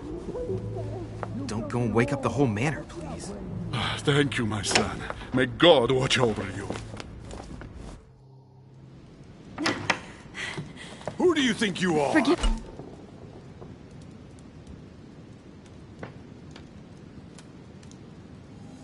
me, sir.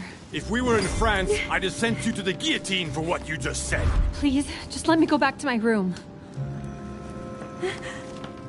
Hey, you! Stay out of it! This is none of your business. I'm gonna teach this little slut how to behave. What the hell is going on? Huh? I don't think you know who I am. Stop. I beg you. I didn't mean to. Don't hit me, please, sir. Shit. If I step in, Adams might just run back to her room.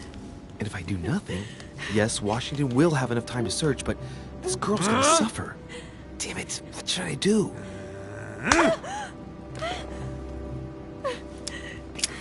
Let her go! Huh? Stay out of it, boy!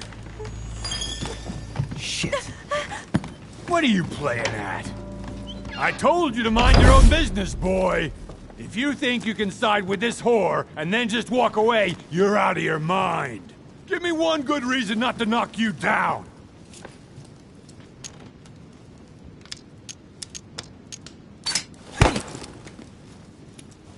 That's the spirit. But it won't be enough. Don't think you're getting away with it that easily. I'm sick of all these toffs. If we were in Paris, I'd send you all to the guillotine. And on top of it all, a woman telling me how I ought to behave? I won't stand for it. Okay. Wait a minute. What? Don't tell me you're gonna defend these harlots!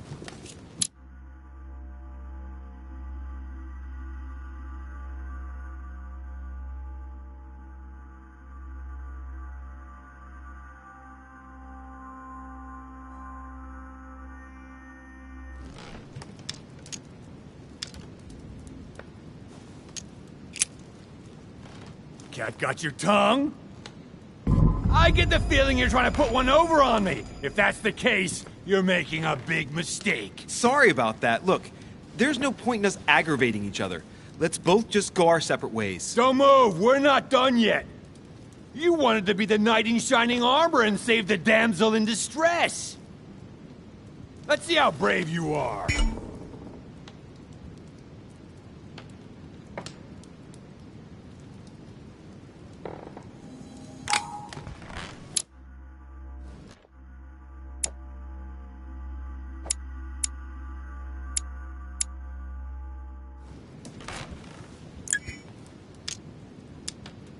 Think about it. You know your head will roll tomorrow if you shoot. Wanna bet? Sure do. I'm not in the habit of beating Lord Mortimer's guest in his own salon. You got off easy this time, but don't try it again.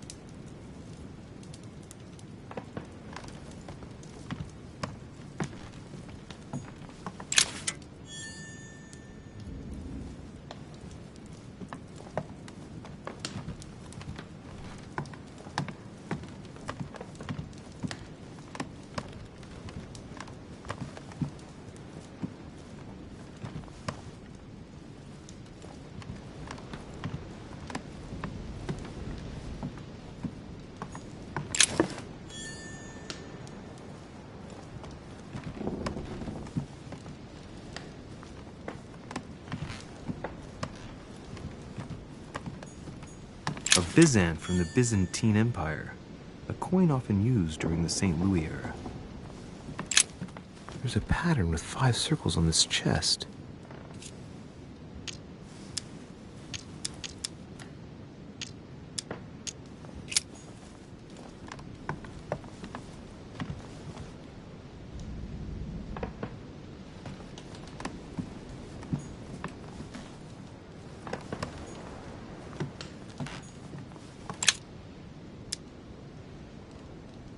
Amber.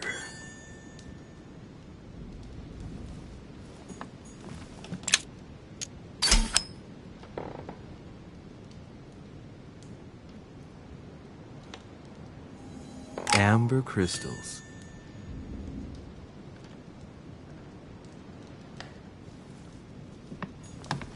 Hey, these look like pages taken from an ancient encyclopedia.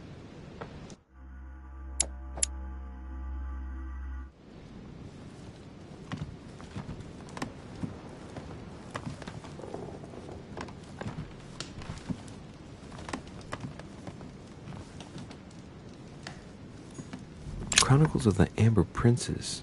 As I recall, Dorkin was my favorite character.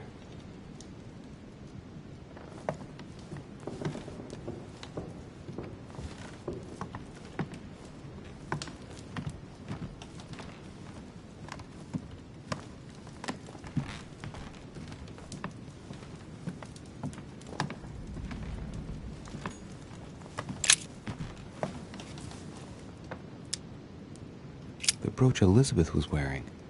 Huh. She was so frightened she was unaware that she'd lost it. Yeah, well, it didn't seem to do her much good.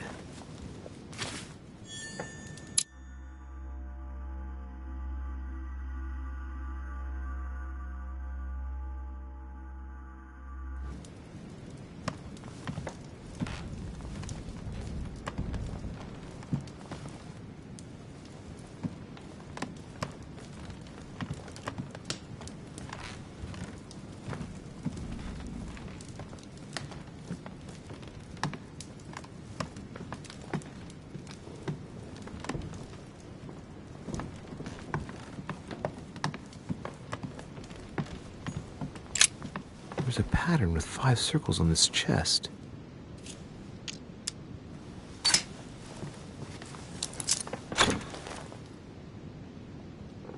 All right, I've retrieved everything.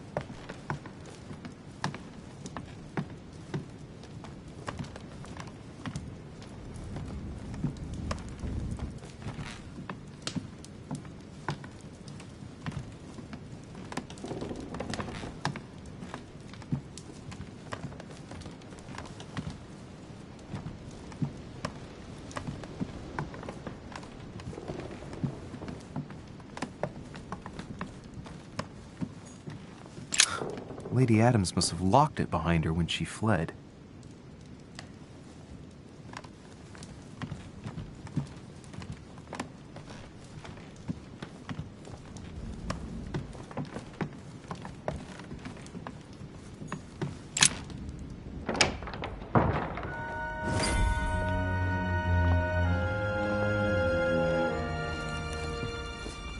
Well, did you get time to search the room? Louis, I only needed 10 minutes. Imagine the scandal if she had found me. What would you have done in my shoes? She was in the middle of an argument with some angry guy. 10 minutes? I didn't ask for the moon. Nonetheless, you found what you were looking for, didn't you? Not everything, but yes. Elizabeth is definitely the daughter of John Adams. We need more information. You can always go back. It's too late now.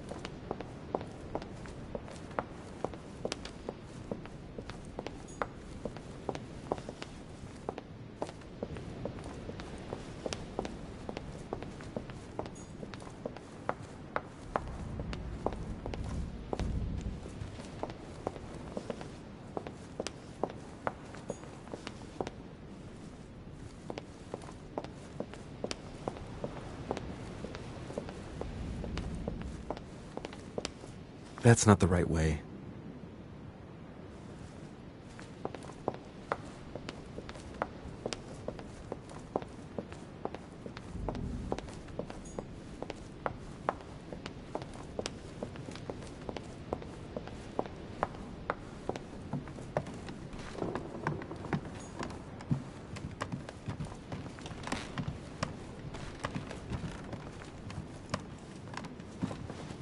Your Eminence, what are you doing here?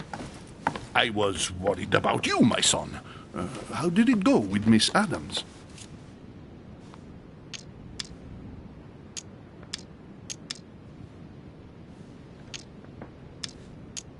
Don't worry about that anymore, Your Eminence. I had to step in, but everything's under control.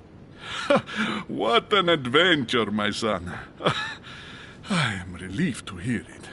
You acted as a good Christian. In these troubled times, we need more men of your caliber. It's nothing, Your Eminence. I did what I had to do. Well, you did the opposite. Good. Well, thanks for the news. My son, I have another problem. I wanted to speak to you about something important. Do you still have my letter on you? The one I gave you in the hall? Why do you ask? I have a name to add to it. Here it is. Thank you, my son. Ah, I see that it's still sealed. I was right to put my trust in you, Louis. Now, give me 1 second, please. I can't imagine what would have happened if I hadn't added this name to the list. Please, be sure to give this letter to Sarah the moment you see her. You can count on it. Have a good night.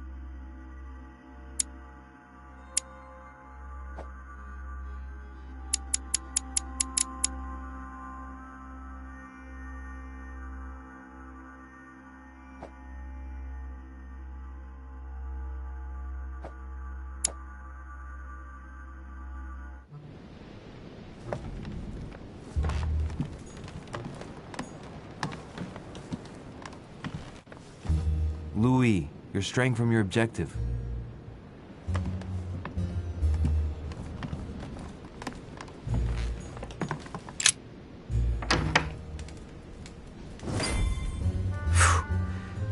I'm exhausted. I better go to bed. I'll search my room tomorrow. If Mother stayed here right before me, you never know. And Mortimer had better show up.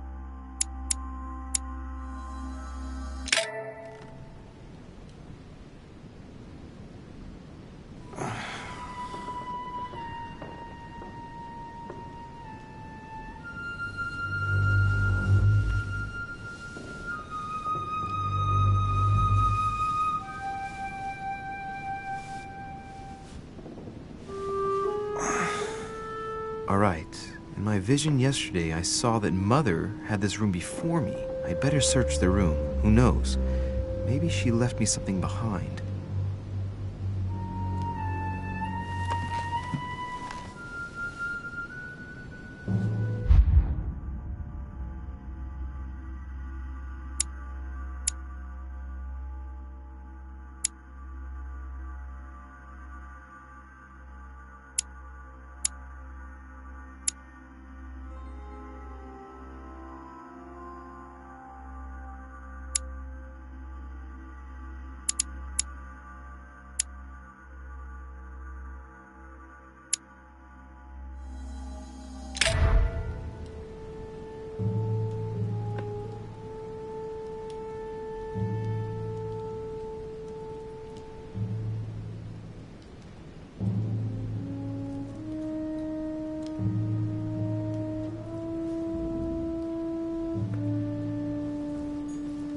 Dear Monsieur de Richet,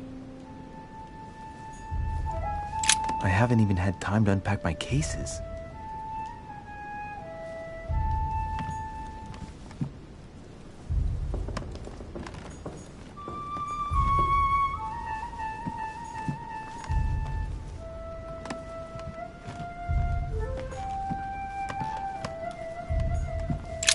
Writing material.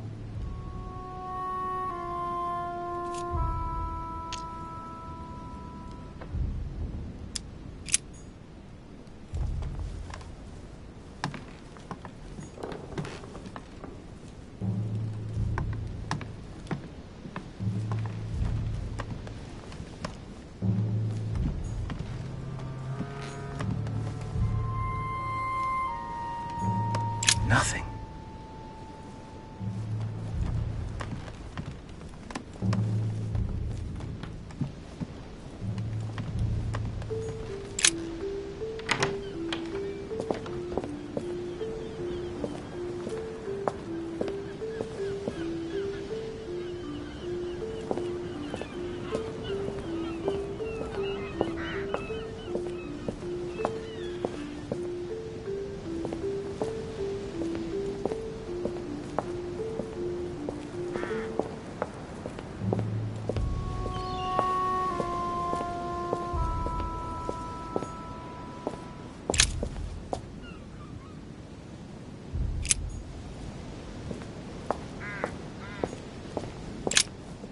Here's something will undermine my botanist's appreciation for the local climate.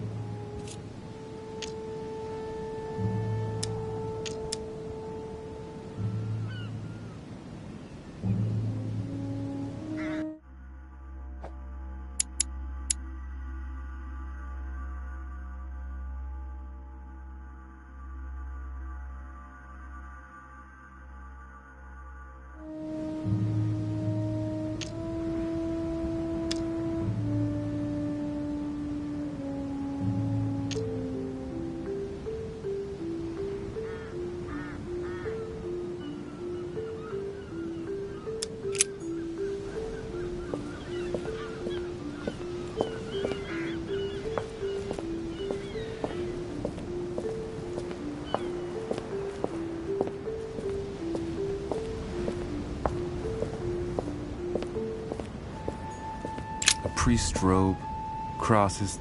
Must be Piaggi's room.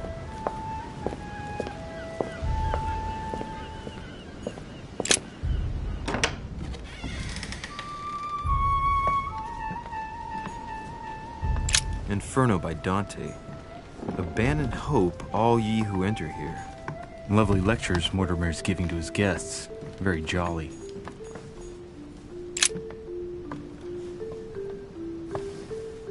There's a circle around the lock here. Must be the trunk Mortimer was talking about. The key should open it.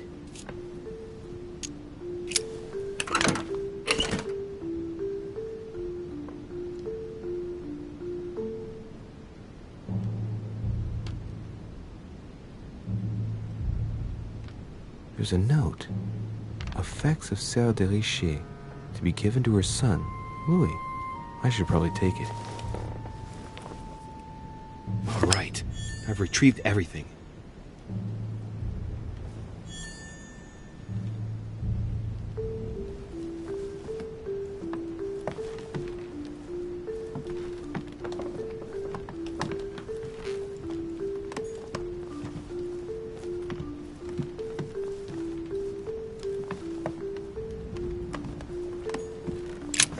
Nothing here. I wouldn't mind a nice, strong coffee, though.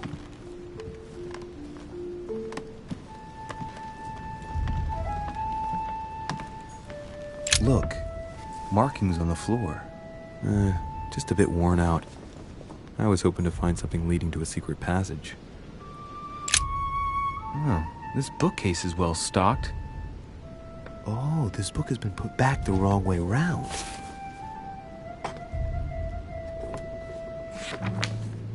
A Voyage Around the World, the travelogue of the explorer Louis-Antoine de Bougainville.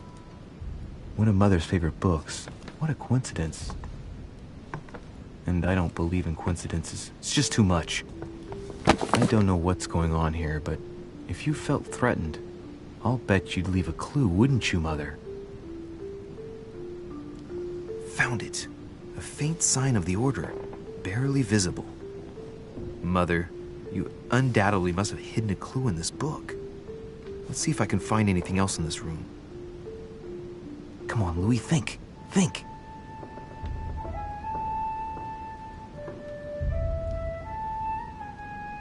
Let's recap. My mother was in this room.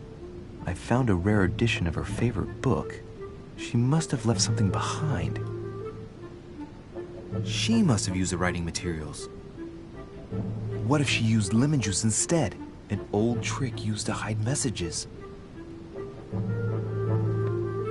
A message using invisible ink. I bet she used a lemon to leave a message. Now, how do I reveal the message?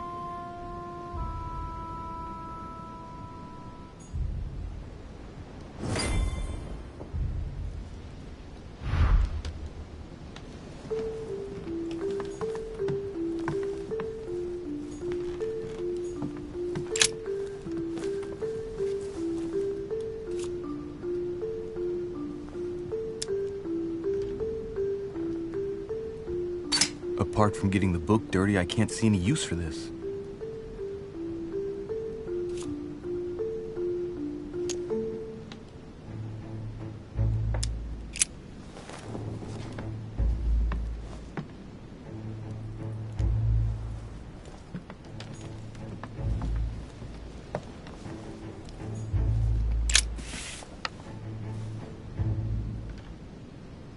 message is illegible.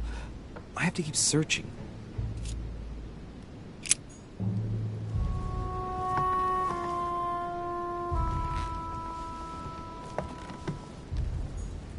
Look, markings on the floor. Just a bit worn out. I was hoping to find something leading to a secret passage.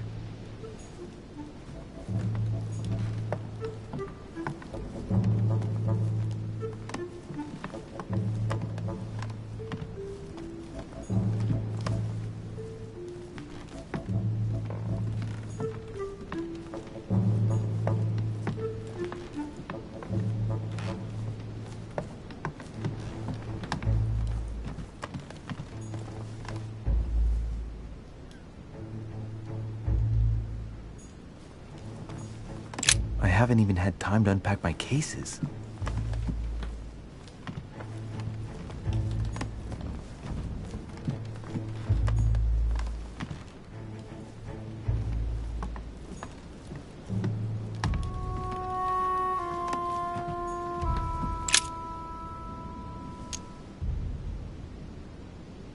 If a message is written in lemon juice, the flame will reveal it.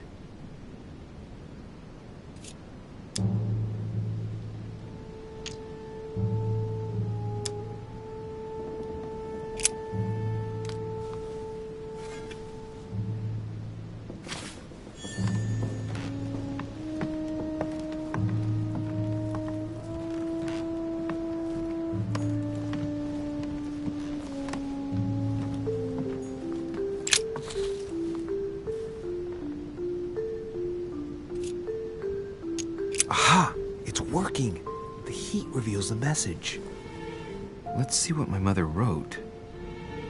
Where all eyes size you up, you must pass by the Gorgon. Gorgon was the name of Medusa in Greek mythology. On the other hand, where all eyes size you up, I don't get it. And judging by the number of paintings in the manor, could be anywhere. After that, she adds, beware hero. The beast always charges the best protected soldier. And that's its weakness. What is my mother?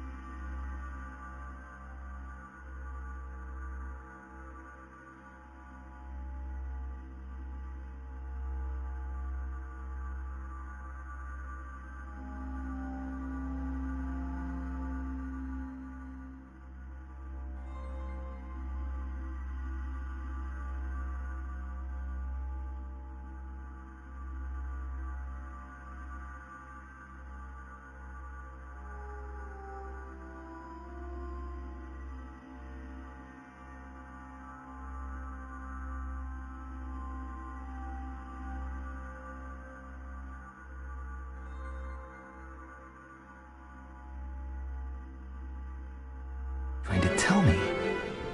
Since you've gone to so much trouble, you must not have only found something important, but you must have also felt like you were in great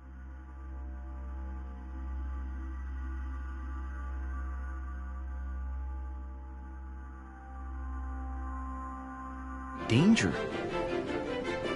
Now I better hurry and find that damn Medusa. Sir, dinner is served in the red salon. Typical. I'm not hungry. Please give my apologies to all the guests. Sir Holm requests your presence, sir. Well, I guess I'm just gonna have to wait before going and looking for my Medusa. Tell him I'll be there in a minute.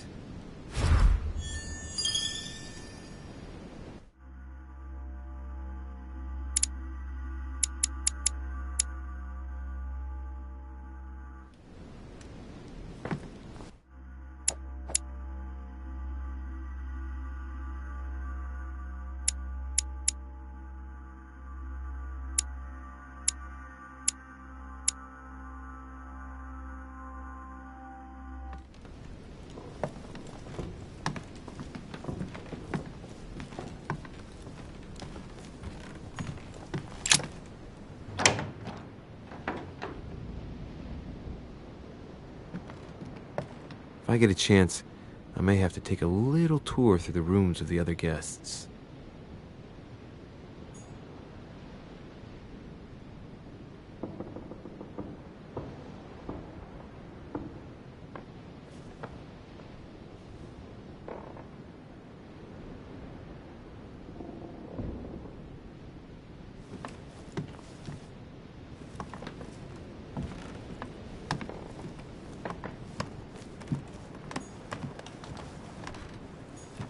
Monseigneur, His Eminence Cardinal Piaggi.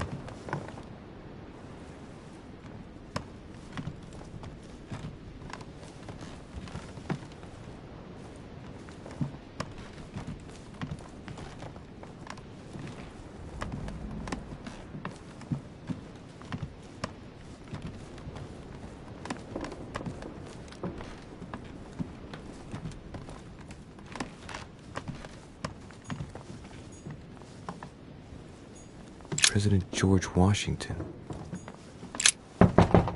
Let no one disturb me. I'm busy. Too bad. I'll see him later.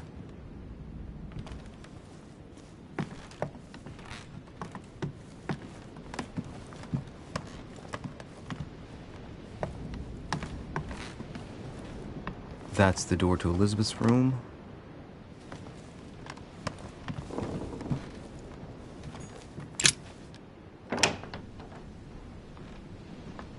For God's sakes, what happened in here?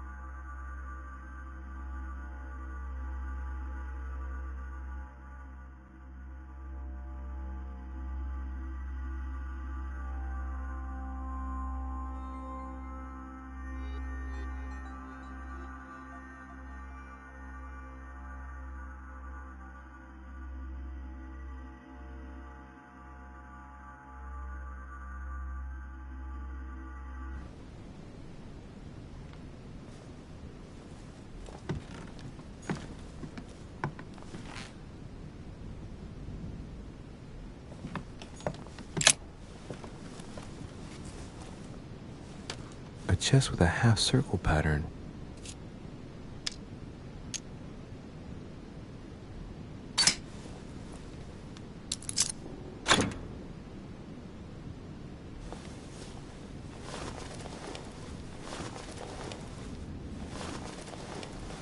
An untutored hand copied these notes. Looks like a healing method. Well, that's a pity. The writing is barely legible.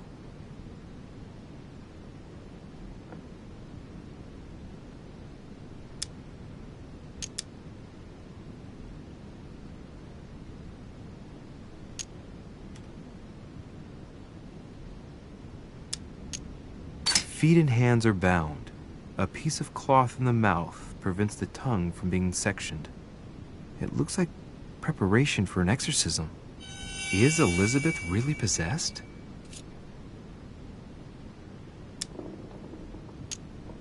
The note suggests binding the feet and hands, then blocking the jaws using a piece of cloth to prevent the tongue from being sectioned. That looks like a method to control an epileptic fit. I wonder if Elizabeth is the one being treated for that illness.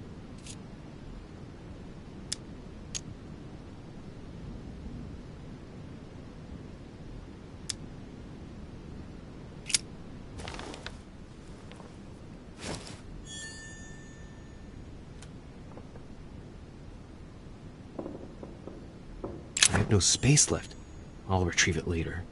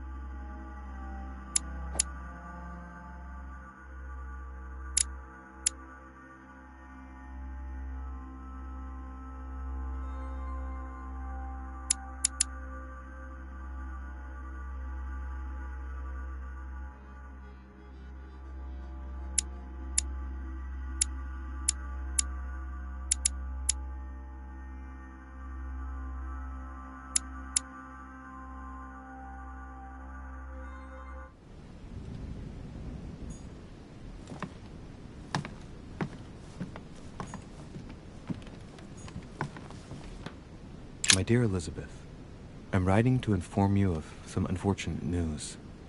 we won't be able to meet as planned on the first Sunday of May. I've been told that you're no better, and, unfortunately, your brothers and I are absolutely snowed under by the work required to govern this new country. Please excuse us. As soon as we can get free, even if it's just for a day,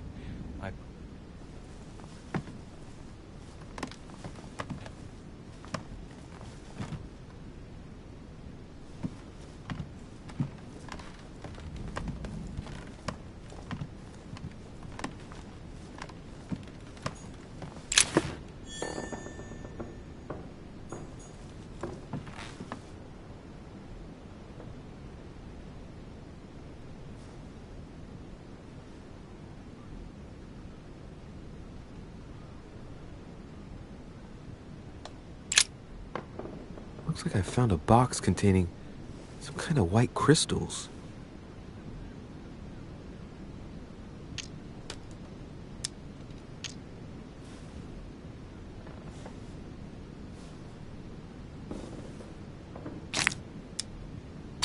These are magnesium crystals, a fairly effective remedy for easing anxiety.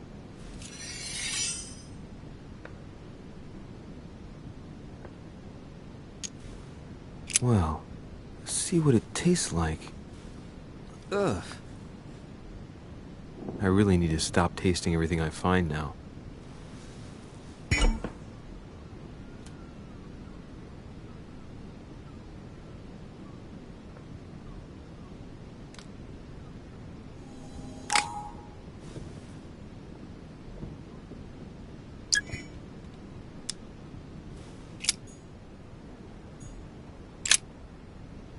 Looks like I found a box containing some kind of white crystals.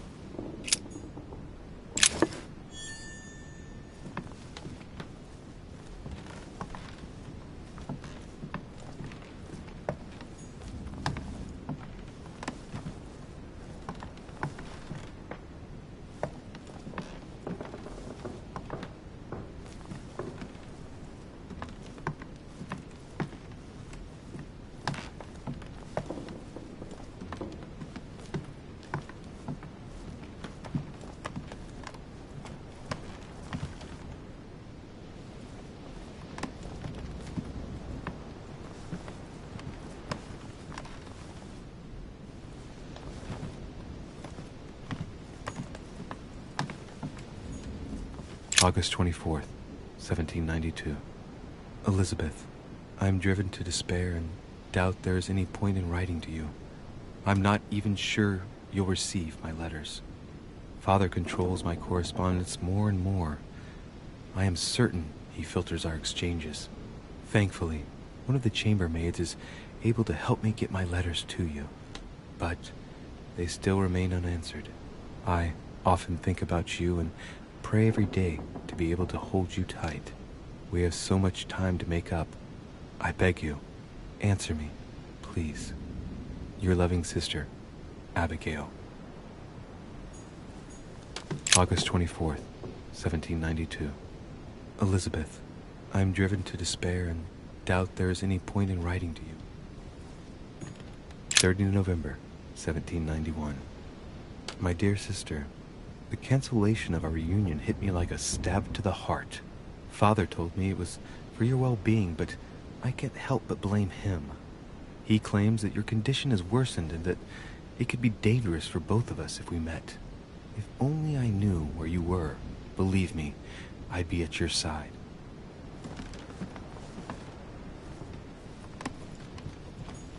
June 11th, 1791. My dear Elizabeth, your last letter gave me much cause for concern. Your words were so cold, as if emotions no longer matter to you. Father maintains that the secondary effects of your treatment still... A novel of the initiation of a young woman into polite society.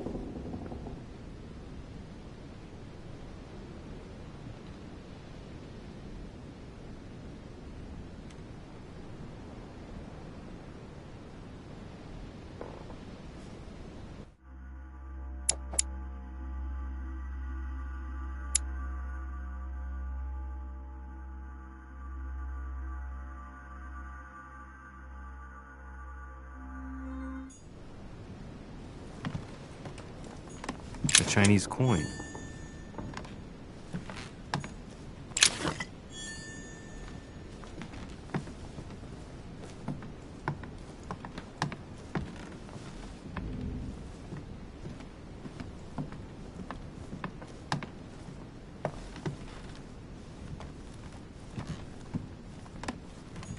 My dear Elizabeth, I'm writing to inform you of some...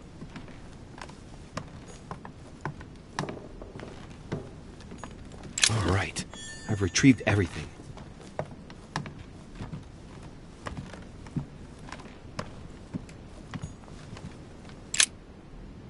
Looks like I found a box containing some kind of white crystals.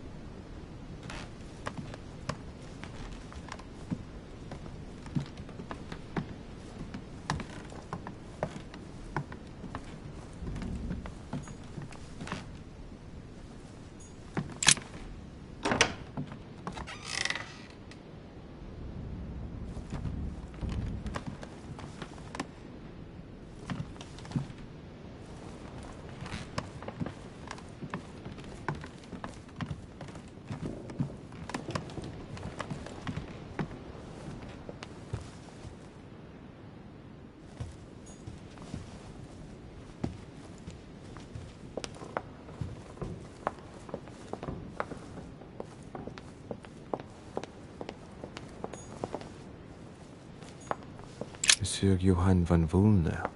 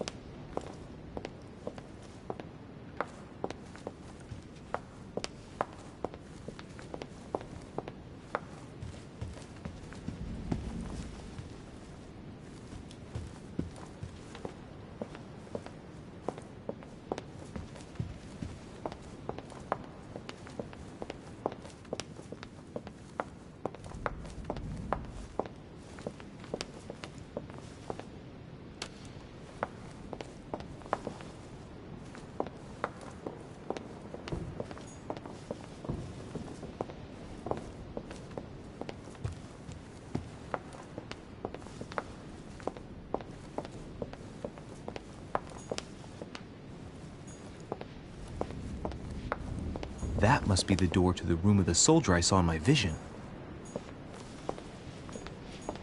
Monsieur Napoleon Bonaparte.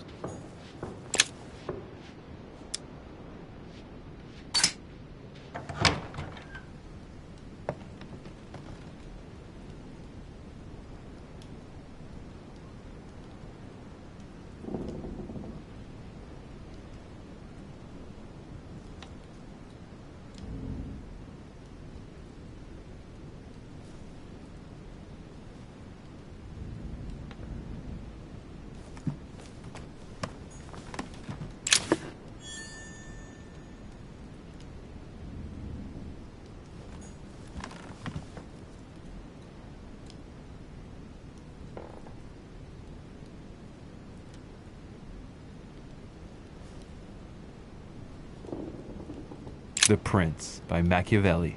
A perfect read for anyone with a surfeit of ambition. That might come in handy.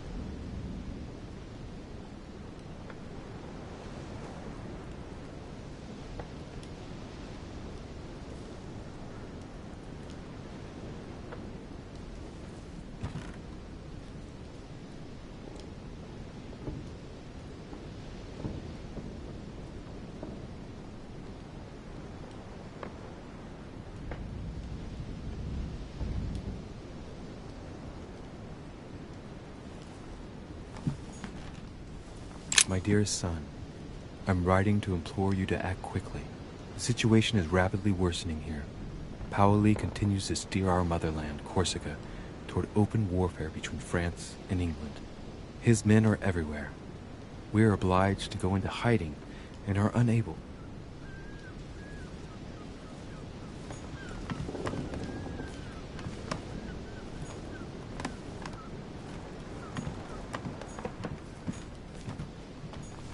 It's a beautiful weapon.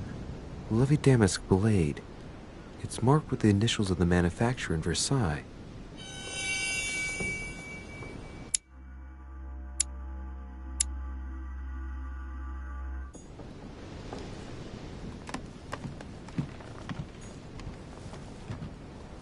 A bicorn decorated with a cockade.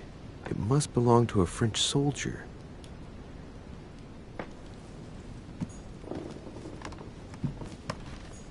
The Battle of Alexander at Issus, or how Alexander the Great triumphed over King Darius.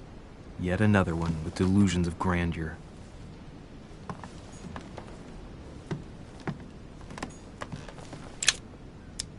Honey, I couldn't have hoped for better. A Bazant. Hannibal crossing the Alps. Another military success. Why do I get nothing but visions of horror in my room, and he gets victory after victory?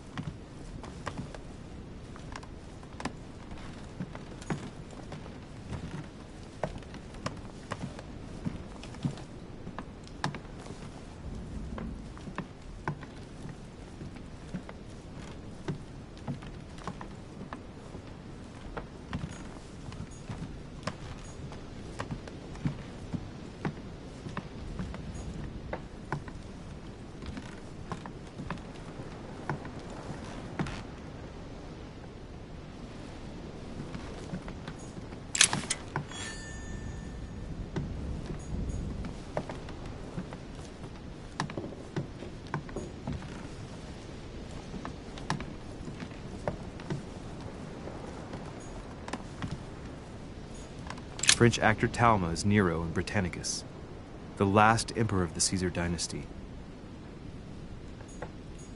A fragment of amber.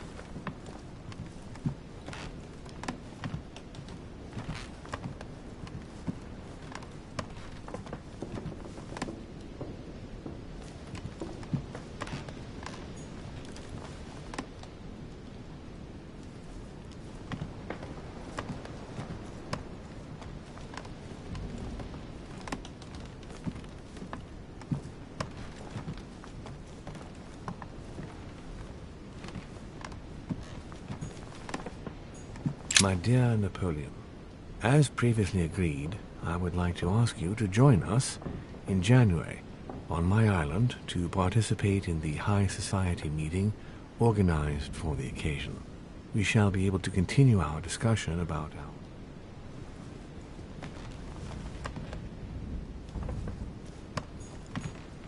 Vercingetorix throws down his arms at the feet of Julius Caesar by Royer, two great army chiefs.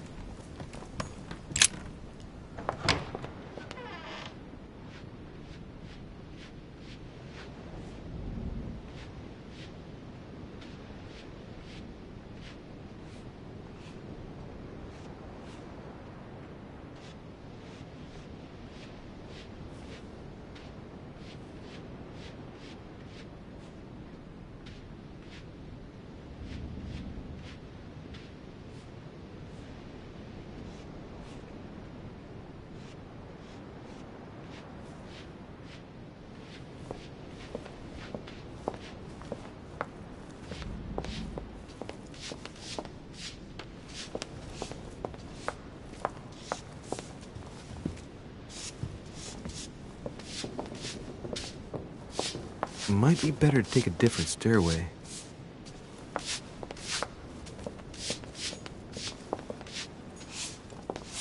Duchess Emily Hillsborough.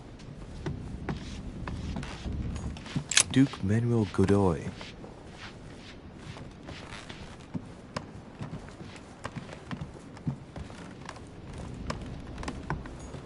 Huh, that's me.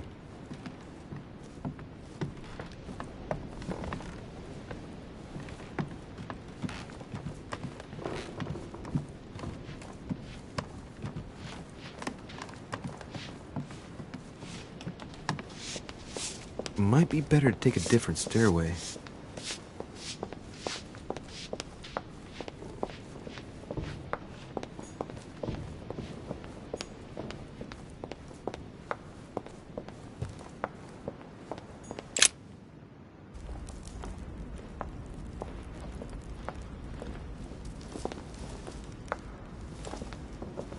Excuse me, Monsieur de Richet. I really need to talk to you. Is this about last night? No, that was just a misunderstanding. I'm sure it was a little bit my fault, too. There's no excuse for that man's horrible behavior. You ought to tell Sir Home. Look, the only thing that I care about is that I've lost something precious. I'm not worried about Jacques Peru.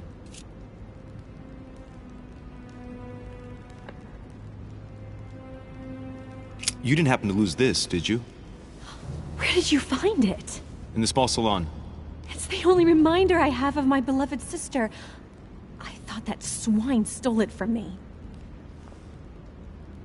You're her son. Sarah de Richet's son. Yes, why? Last night, I found out that your mother was on the island. What are you doing here?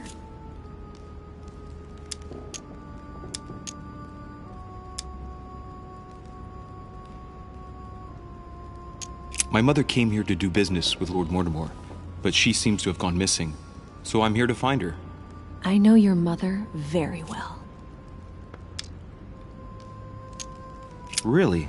Yes, I have been in your mother's care ever since I was born. She nursed you? Oh, I wouldn't say nursed. No, I remember her stare, cold as ice. Her sadistic hands pressing over my mouth to silence me while I screamed in pain. I remember her knees, too. She held me down with them while she cut and burned scars into me. Hold on a minute. What do you mean? You can ask her when you see her. Huh, she's getting more and more agitated. Look, I've got to go. Wait. I need to know more about you and my mother. Why did she put you through all of that? There must be some reason for what she did. What's the point of rubbing salt in the wounds?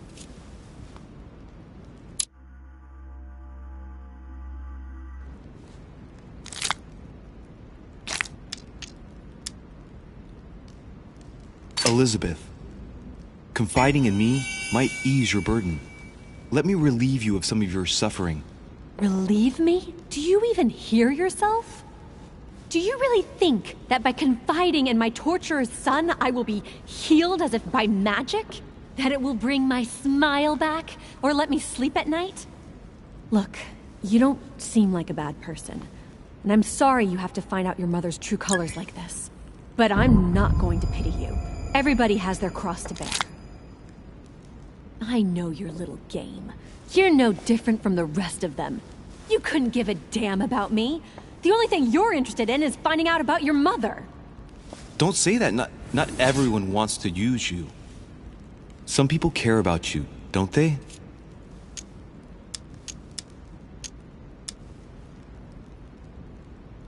Haven't you got a sister? Yes. I'm sure she loves you with all her heart. She's the only one who cares about me. I would have put an end to it all by now if it weren't for her. Since you insist, I'll tell you how I met your mother. Thanks for trusting me. You see, before I was born, my mother often suffered from hallucinations and fits of anger. Soon people could barely recognize her. She became a completely different person. So my father spent an enormous amount of money paying for the best doctors, but none of them were able to cure her. The last resort was to call a priest. So, is that what your father did? No. He went to an expert in the occult. Ah, my mother. Her reputation already extended beyond our borders. My mother's fits stopped at my birth, and Sarah de Richet concluded that the evil had passed into me. Not only did it encourage her to stay, but she took the opportunity to advise my father to separate me from the rest of my family. That's how I was declared stillborn. My fate was decided that very day. It would coincide with my mother's frequent trips to America. I had my first fit when I was 3. That's when your mother began her experiments to rid me of the evil inside. I understand how you feel, but I know my mother. I'm sure she had her reasons, even if it seems difficult to believe. Everything she put me through was all for nothing. My whole life was ruined for nothing. So what brings you here then? My father used to know Sir Holm. He offered to introduce me to the world's leading authority in the occult. Lord Mortimer. He was my last hope. Until I found out he had also invited your mother. It's got to be a coincidence. I don't believe for a second she's coming for you. You can't change my mind about this, Louis. My days are numbered, and I know it.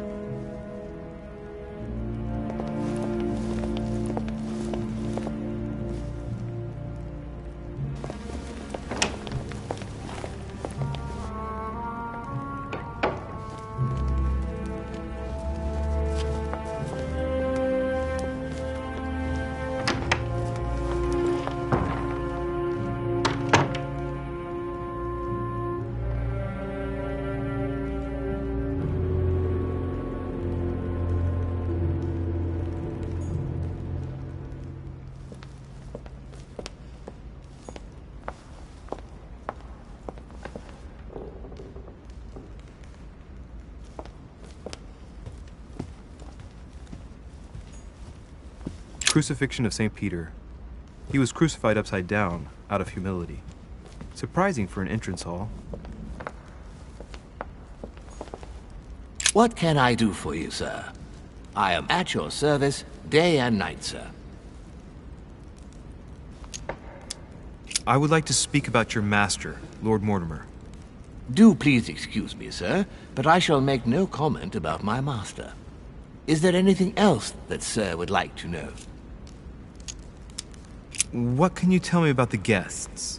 Do excuse me, sir, but I am bound by discretion to say nothing about Lord Mortimer's guests, sir.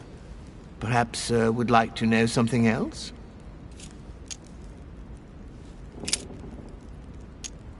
Yes. Can you briefly describe the ground floor, please? Very well, sir.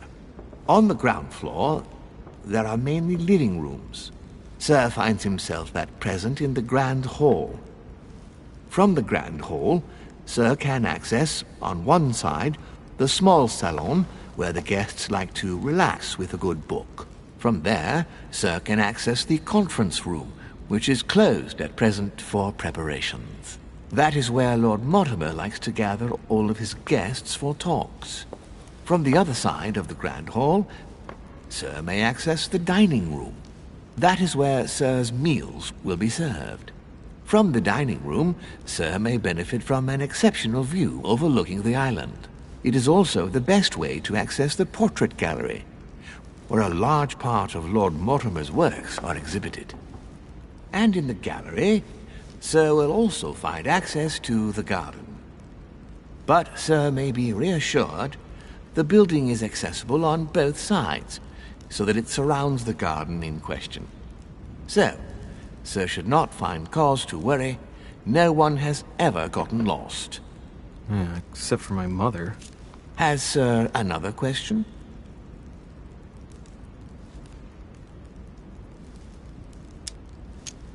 What's on the first floor? The first floor is reserved for guests, sir. That is where Sir will find his private rooms. The main corridor leads around the building. 3 stairways will enable Sir to return to the ground floor. It is also from there that Sir will be able to reach the second floor. Thank you very much.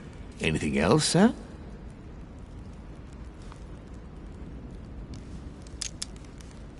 Yes. What can I find on the second floor? That floor is strictly reserved for Lord Mortimer, sir. In the west wing, on the second floor, are his private chambers. In the east wing are the rooms reserved for Lord Mortimer's personal guests. At the moment, these rooms are reserved for Sir Holmes, sir. But only authorized guests may access that area. Does Sir have any more questions? What is outside on the island exactly? Lord Mortimer has made a point of keeping the main part of the island in its natural state, sir. For security reasons, only the wharves and the gardens are accessible to guests. If Sir would like to walk along the wharves, he has only to follow the pathway used upon his arrival.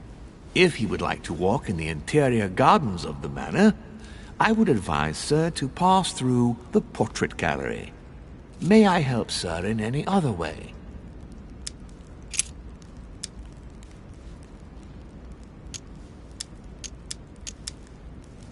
As I was unable to bring my personal effects with me, I was wondering if you could find me a few items. Of course, sir. What would you require?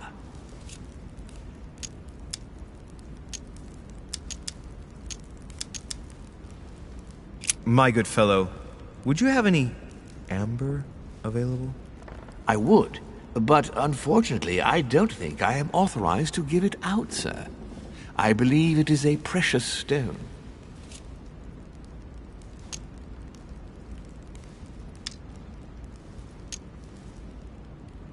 Well, no point in lying, you know. I know full well you haven't got any.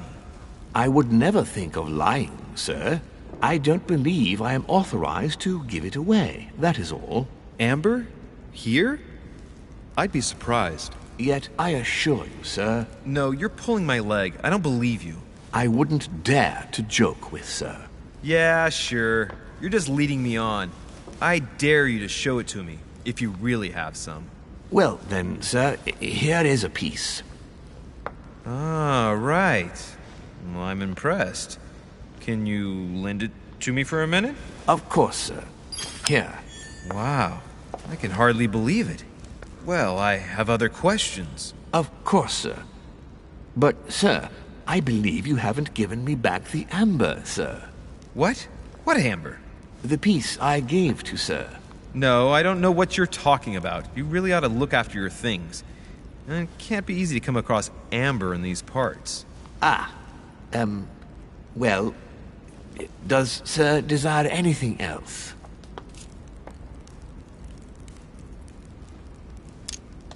I still haven't quite recovered after that boat crossing. Would you happen to have any devil's thorn by any chance?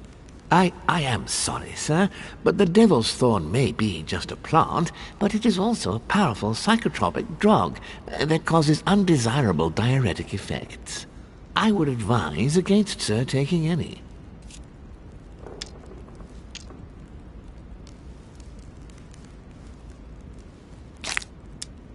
You see, Tribulus cystoides is from the Zygophalaceae family, very rich in nitrates and potassium chloride.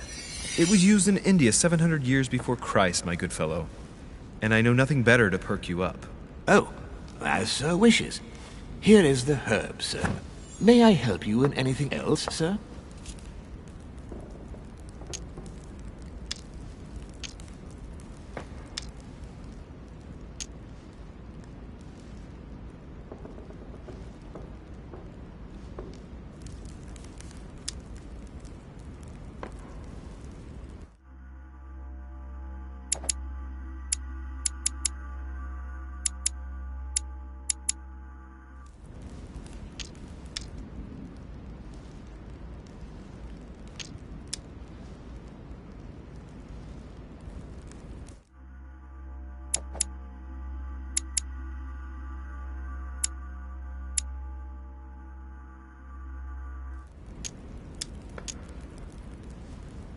A little Carmelite water would do me a lot of good.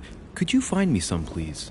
Oh, the tonics are under lock and key, sir. Lord Mortimer only allows access to them in cases of emergency.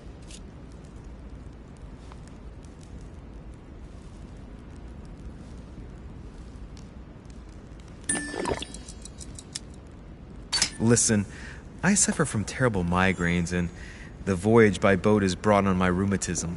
So, unless you have anything else to alleviate the pain, please give me some quickly. Thank you. Oh, and the one from Bordeaux, right? I prefer it to the one from Paris. Immediately, sir. Here. I hope sir will get well again quickly. Anything else, sir?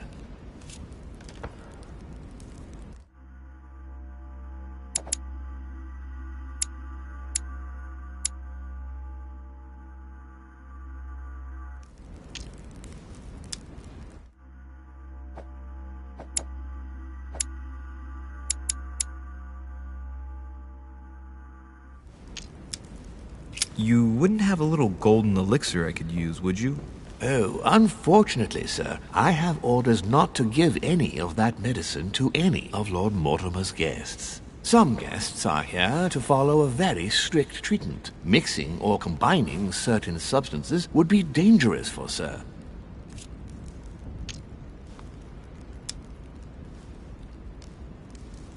My good fellow, you're right. One should never mix treatments without the advice of an expert. It so happens that I usually make my own golden elixir, but I haven't brought my kit with me. Perhaps, in that case, would you fetch a spoonful of ethyl alcohol, ethereal oil, and 10 milliliters of ethanol for me? Along with that, a small quantity of gold, please. Just a few crumbs will suffice. Ah, I see that sir knows his subject. Therefore, I see no reason why I shouldn't give them to you. I hope that will be enough for you, sir, because I haven't any more. Thank you. That will be fine. May I help with anything else, sir?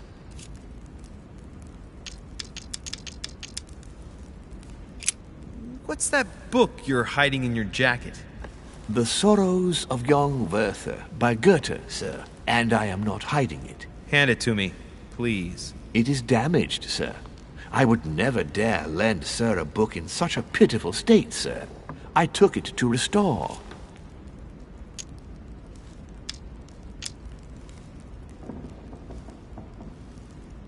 Hang on, but it's mine.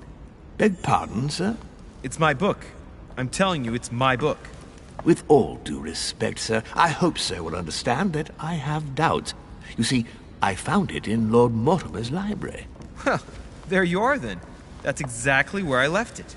I am quite put out, sir. I don't know what to say. In that case, I suggest you say nothing and hand it over. But I... Now! But sir, Very well, sir. Here you are. May sir take good care of it. It is damaged. And you've damaged it as well? Well, bravo. Bravo. No, I didn't do anything. It wasn't me, sir. Say pardon. Pardon me, sir. Very good. There were some other things I wanted to go over with you.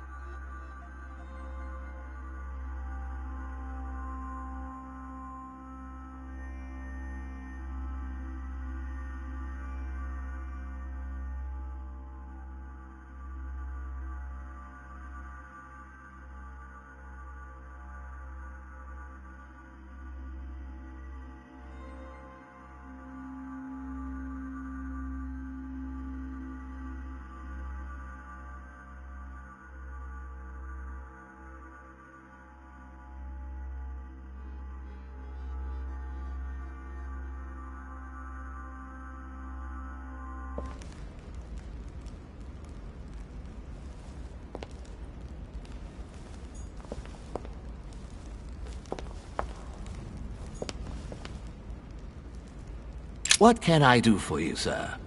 I am at your service day and night, sir. As I was unable to bring my personal effects with me, I was wondering if you could find me a few items. Of course, sir. What would you require?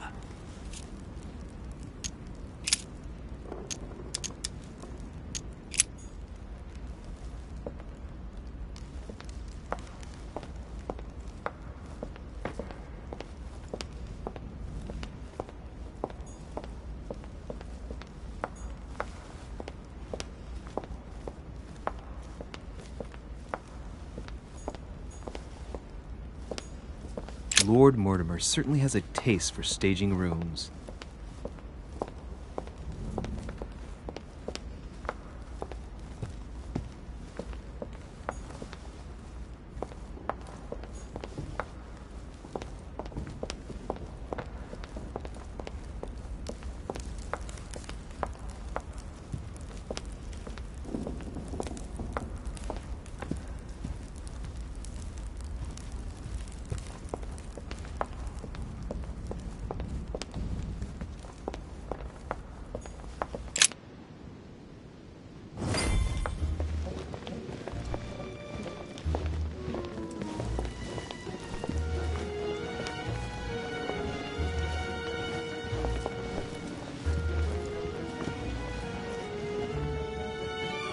Dear friends, I bid you welcome. I hope the night was not too short. Your Eminence, Duchess, Monsieur de Richet, allow me to introduce our new guests. They arrived during the night.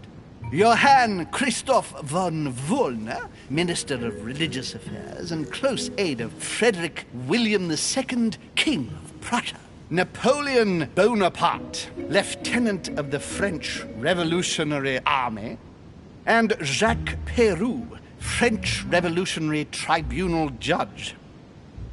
Unfortunately, my friends, Lord Mortimer will not be joining us this morning, but he should be with us later. So, let us begin. What is Mortimer playing at?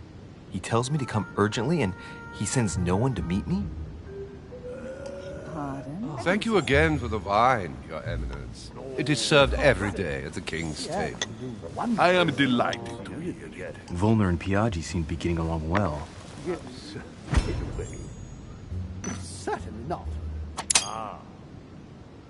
Surprising when you know Volner prohibited religious practices in Prussia. Renowned member of the Rose Croix Order, former Freemason, and great lover of alchemy. And look at Piaggi fawning over him. I really do have a problem digesting political protocol. My dear Johann, how are you? Glad to make landfall at last. And yourself? Very well. And your husband? He's poorly. The French Revolution gives him terrible headaches. Oh, I understand. I shall feel better too, as soon as the situation is settled. If by chance the French crisis is emulated in Berlin, there will always be a refuge for you in London, my dear. Your offer does you honor, Emily. But London is much closer to Paris than Berlin. Beware. The French are capable of sailing up the Thames straight to the Houses of Parliament.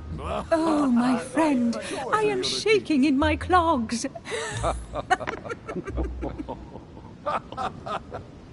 Is the wine to your liking? Very much so, Sir Gregory. Such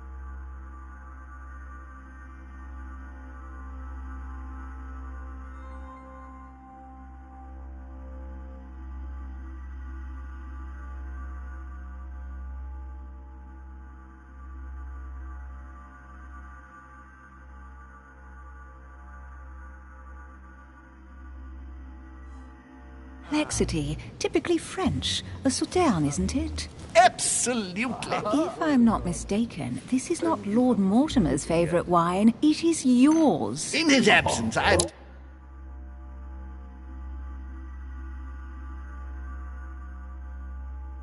taken the liberty of making a slight deviation from the rule, but I count on your discretion.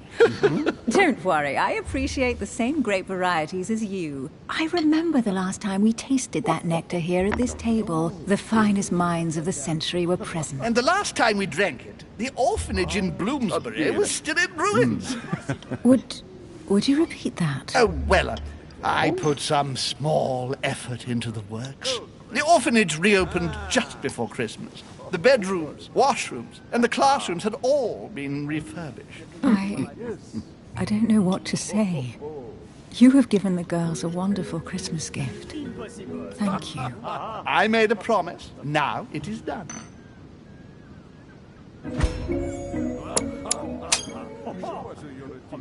It's the first time I've ever seen her so moved.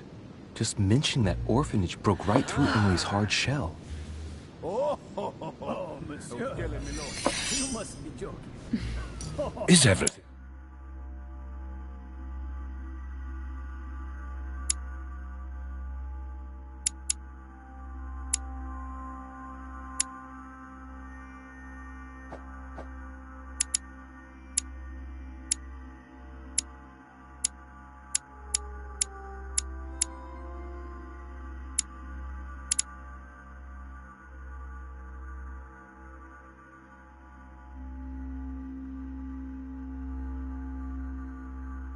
All right.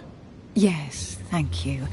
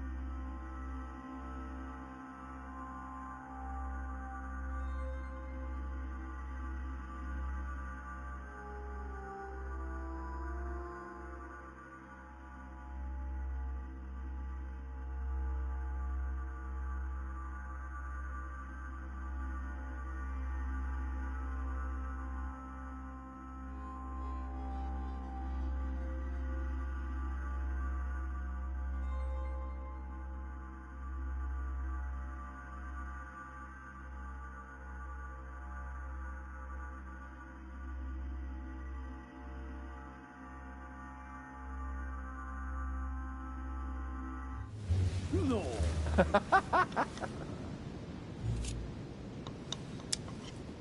Aha. Very funny, sir. My lord, I only know the prestige of your name. Might I have the honor of getting to know you a little better? You are Monsieur... Louis Moras de Richet. De Richet. De Richet. A name with a nobiliary particle. Are you descended from a noble line? Oh, dear. I am just a simple French citizen. Please, go Really? Oh, you seem nothing like a commoner. Especially compared to that wretch over there sharing our meal. Who does not know of her, sir? Have you any information on this Napoleon? Please feel at home.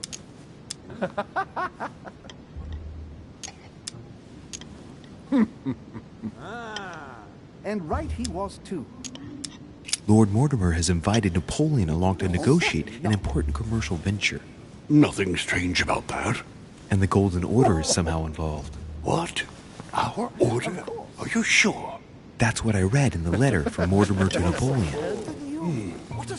This information is important. Thank you, Louis. Monsieur de Richet? It would...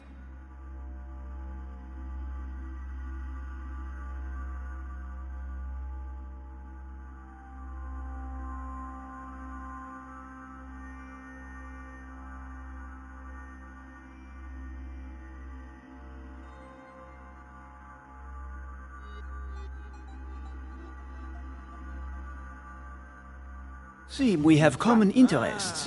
Could we speak in private, please? My friend.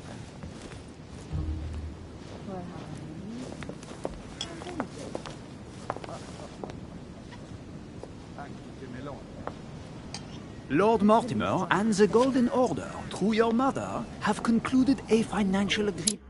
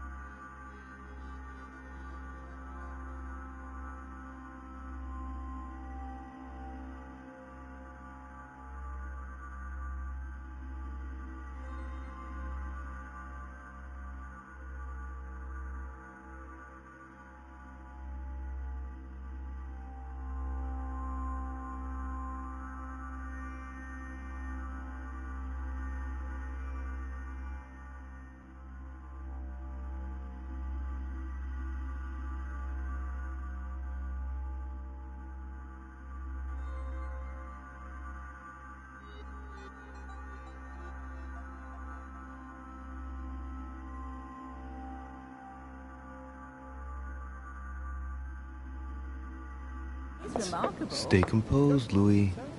I'm listening. An agreement for cannons. Lord Mortimer assured me that you are to take over the project on behalf of your mother. You must know that I am deeply sorry about their disappearance, but I must validate the deal urgently.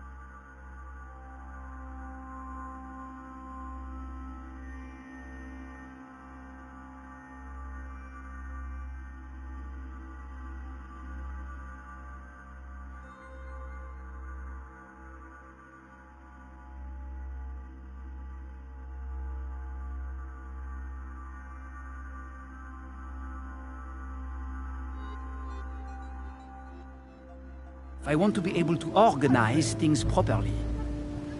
I haven't seen Lord Mortimer yet.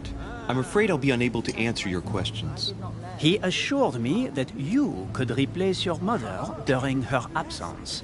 I appreciate his confidence, but still, this is a bit hasty. But please continue. Of course, but I need to know if I can count you among my allies. Well, of course. And for that, I have a little question for you. The agreement stipulates an aid of 50,000 louis d'or for 200 cannon.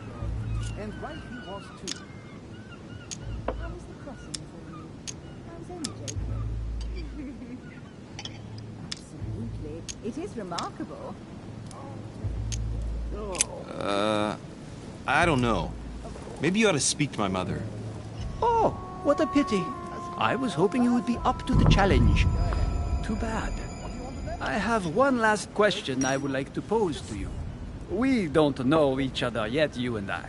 And I need to make sure that we both share the same vision for the future of France.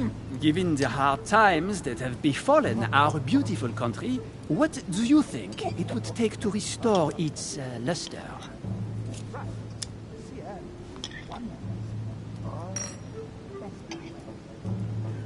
I think what France is lacking today is a truly strong leader ready to govern her. Someone who will restore her luster, who will propel her forward so once again she becomes a proud nation respected by all.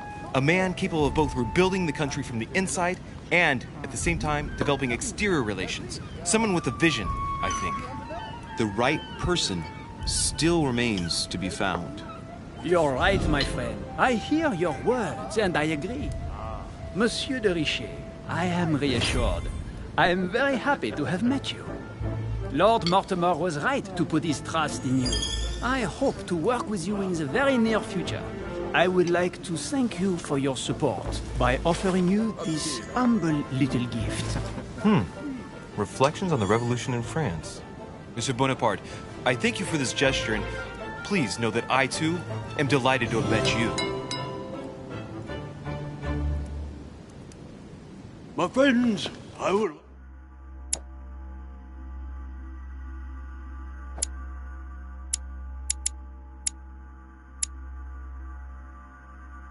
to say a few words, please.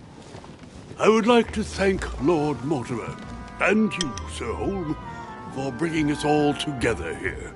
Those of us for whom it is not the first time here, like me, are all trembling in sweet anticipation of the arrival of our host. For the rest, I would like to reassure you that Lord Mortimer always has a few surprising projects to propose. But I can assure you that each and every one of us has always benefited from them. The last time I came to this place, Lord Mortimer offered to help me in my electoral campaign for the presidency of the United States. And it is imminently clear that his support was an invaluable aid to us. We are here among like-minded people. So let us put aside the conflicts in which some of our nations find themselves at present. So I raise my glass in honor of you all, my new and old friends. I trust you shall not be disappointed, Mr. Washington. Right, we shall meet again tomorrow. All the guests will be present, as well as Lord Mortimer, I hope. Until then, I trust you will find plenty to keep you amused.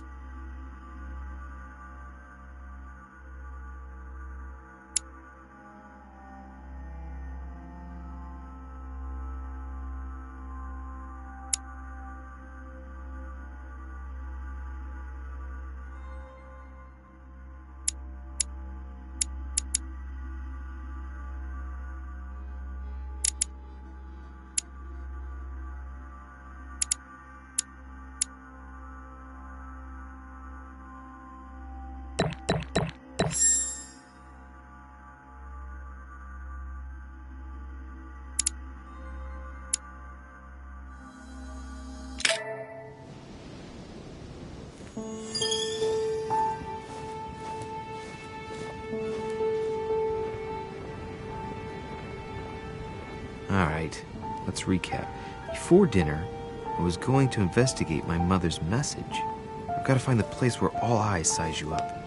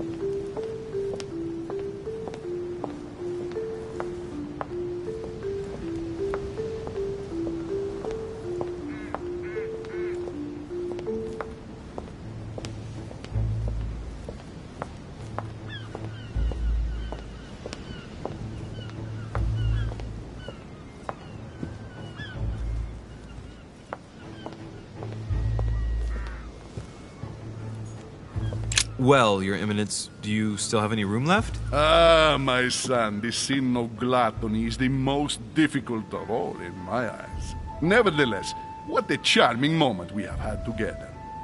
I'm delighted I was able to talk to Mr. von Wollner. We hadn't spoken to each other for an eternity. Yes. I noticed that Your Eminence knew a fair number of people at the table. The benefit of age, my son. This isn't my first invitation to Lord Mortimer's.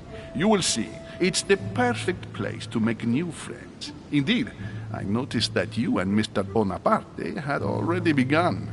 Ah, I adapt quickly to local customs. It's what I was taught. And you are right to do so, my son. But tell me, have you had any news of your mother since your arrival? Alas, still nothing, Your Eminence. But I still haven't been able to meet Lord Mortimer. Do not worry. It is typical of him. What can I say? Lord Mortimer is a very busy man. I should think you are beginning to worry.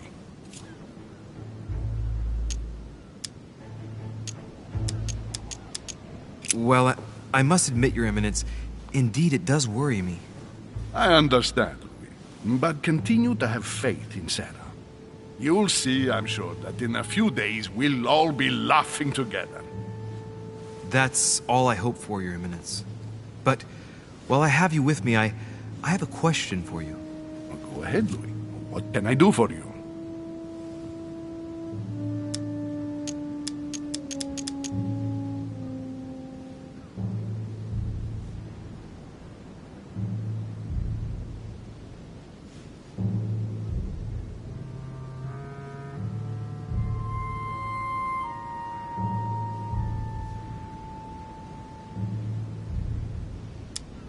If I said to you, where all eyes size you up, would it mean anything to you?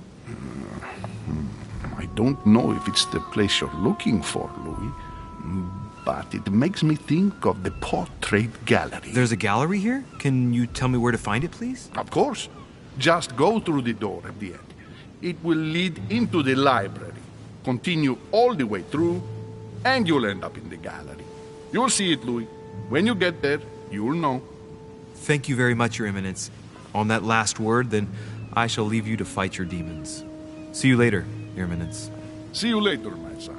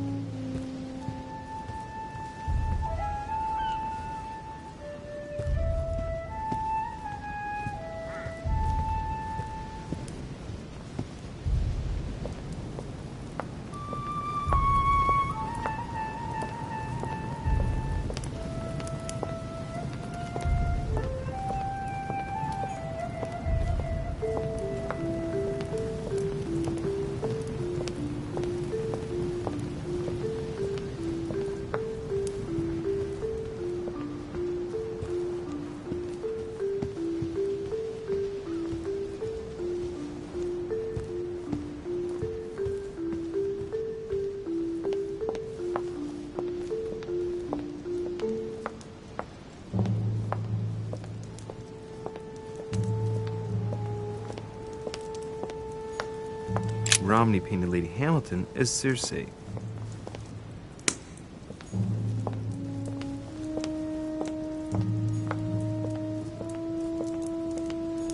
Circe preparing wine. What better trap for Ulysses?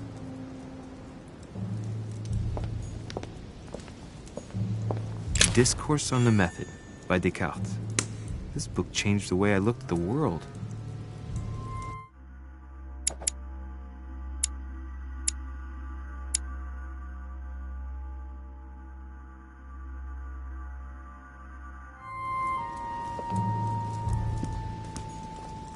Carmelite water.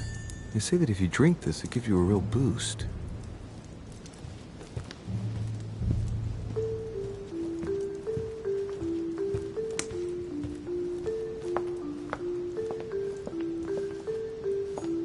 The Conversion of Ulysses by Gurs. Circe changing Ulysses' companions into swines.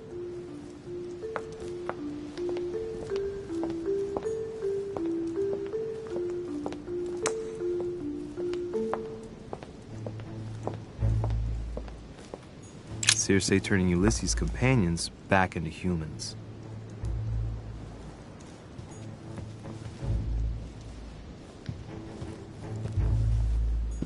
Ulysses and Circe at the table. If I were you, Ulysses, I wouldn't drink the wine.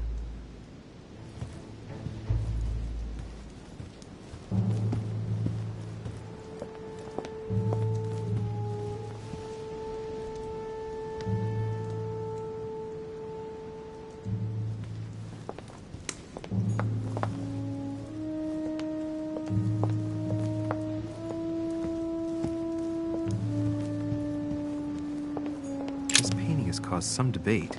Who did Dosi paint? Alcina the fairy or Circe the magician?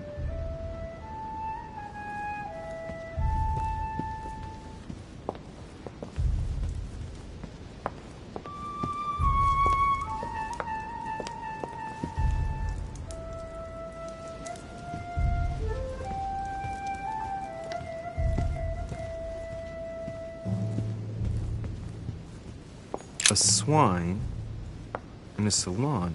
That's an odd choice of decor.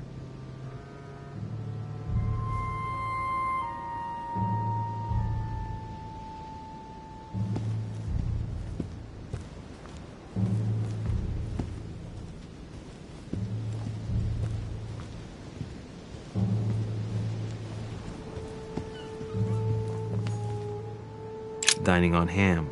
Well, that's very appetizing.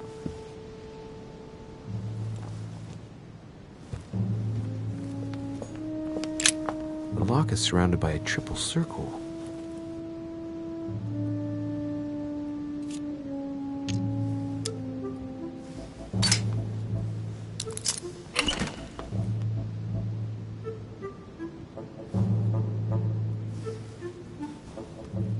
All right, I've retrieved everything.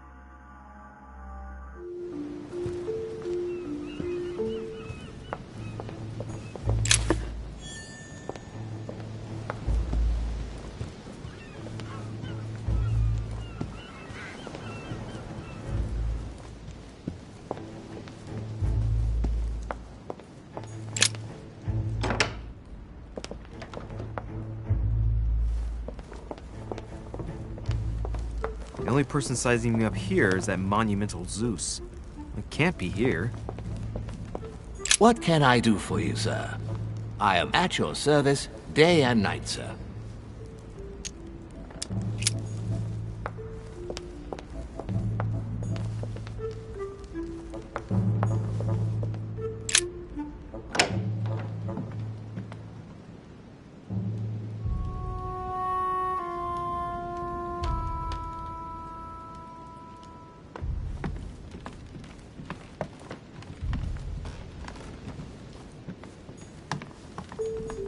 Chronicles of the Amber Princes.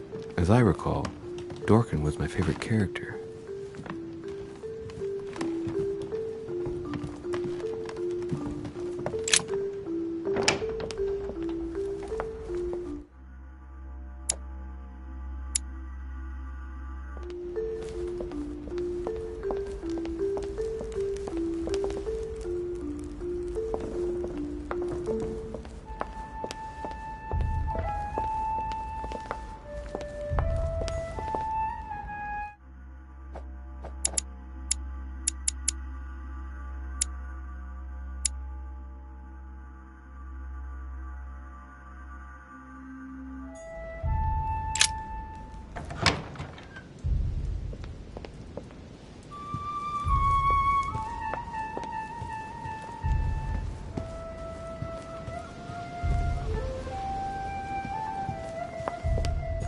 dining on ham. Well, that's very appetizing.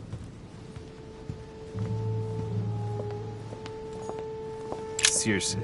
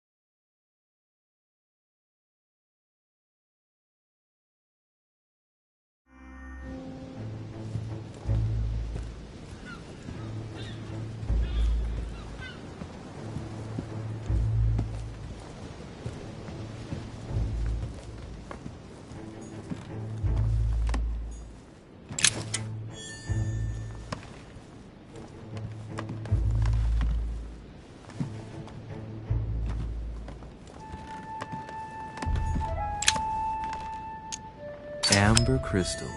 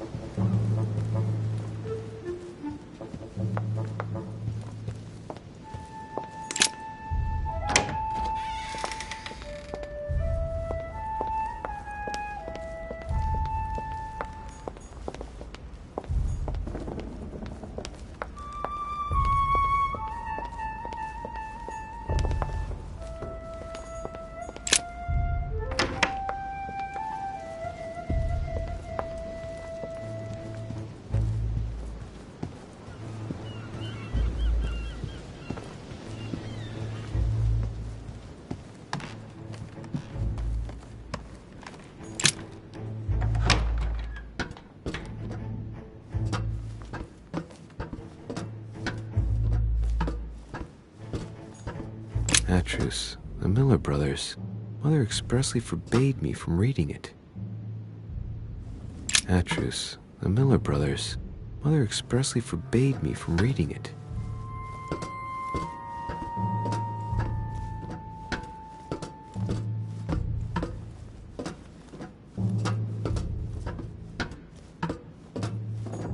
Atrus, the Miller Brothers.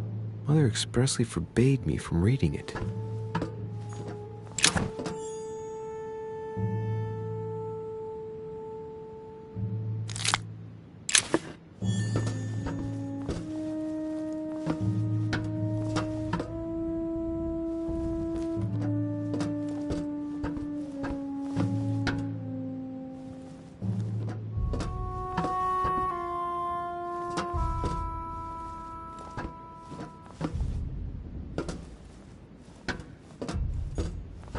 Pages out of an old encyclopedia.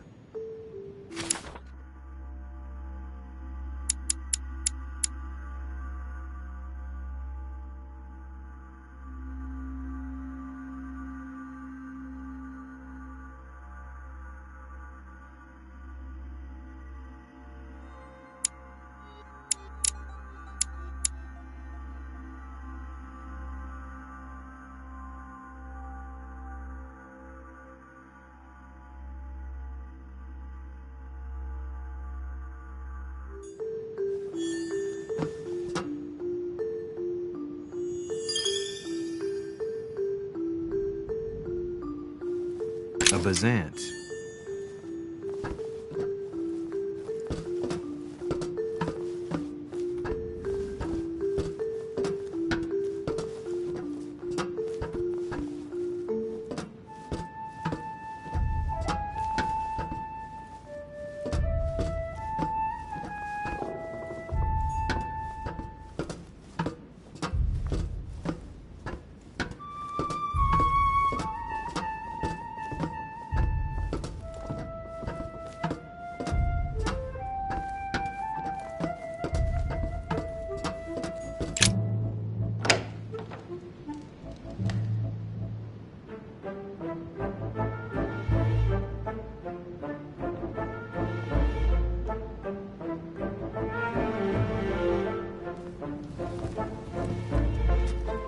Where all eyes size you up.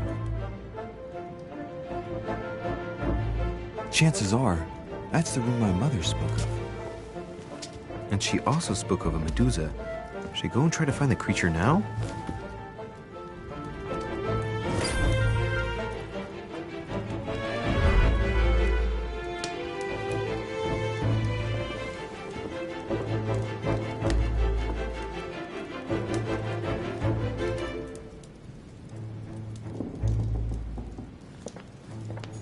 Allegory regarding the decoration of the rights of men. That's the least you could say.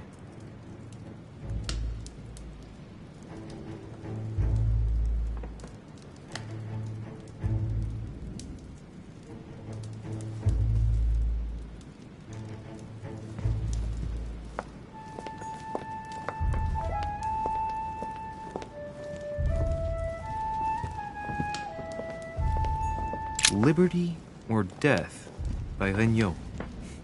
Well, I'll take liberty, please. But I do understand his choice, even though it seems radical. Ah, a painting by Ingres. Molière dining with Louis XIV. The king's posture is surprising. It's almost as if he's addressing someone in the assembly.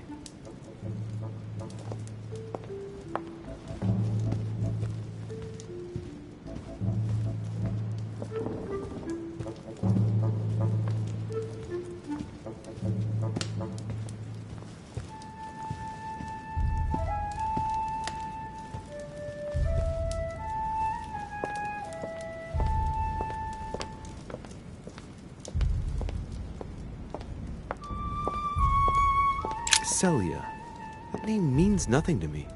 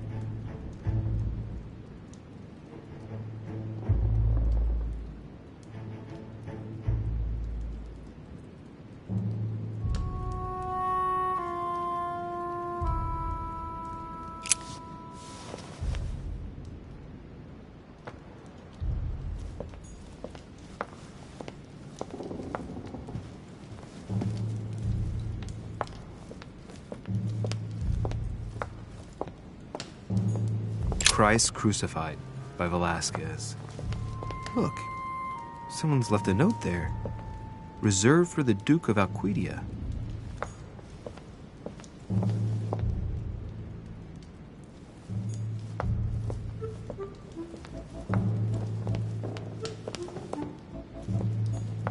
Christ Crucified by Velasquez.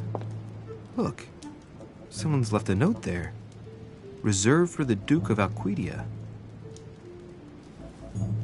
Christ Crucified by Velasquez. Look, someone's left a note there. Reserved for the Duke of Alcudia.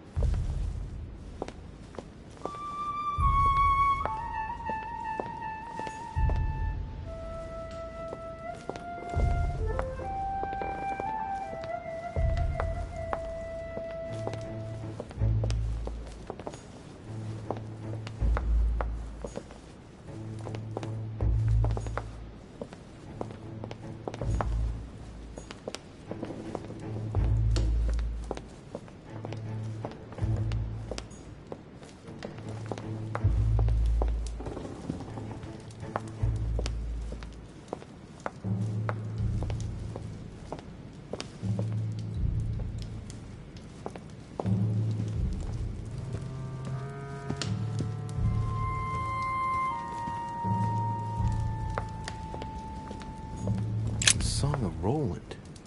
Roland feeleth his death is near, his brain is oozing by either ear. With his brain oozing, it's already remarkable that he can feel anything.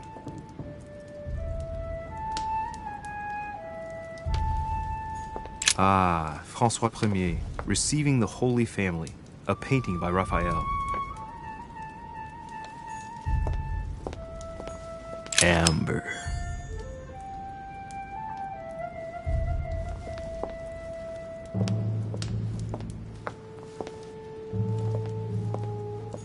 The Fall of Phaeton, another painting by Rubens. Poor Phaeton, struck by lightning for borrowing his father's chariot and losing control of it. Moral, don't steal Dad's chariot.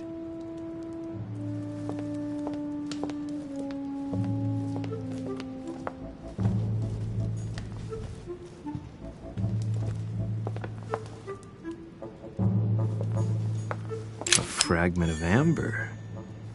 The Company by Rembrandt.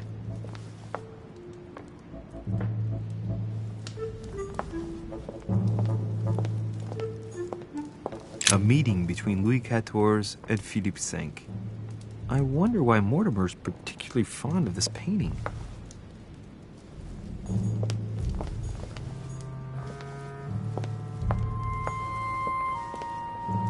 A Chinese coin.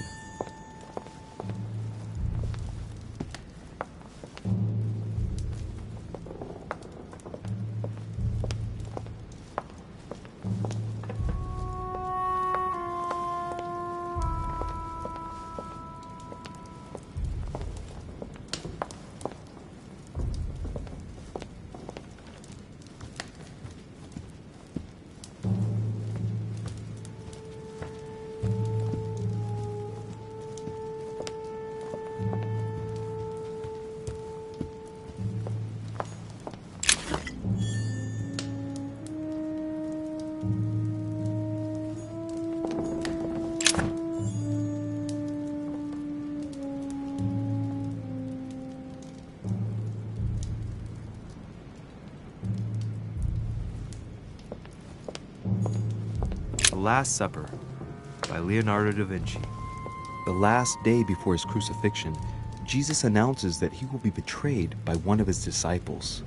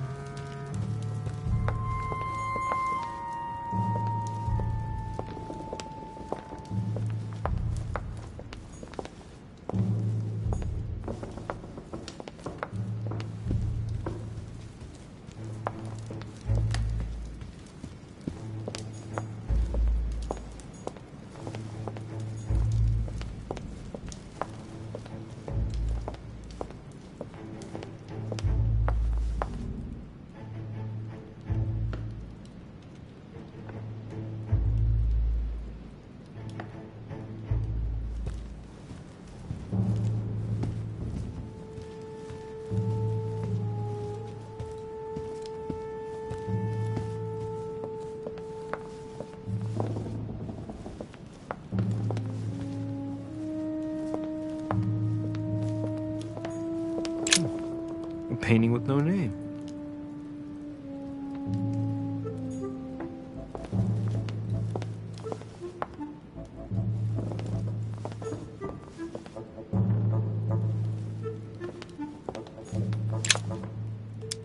Devil's Thorn.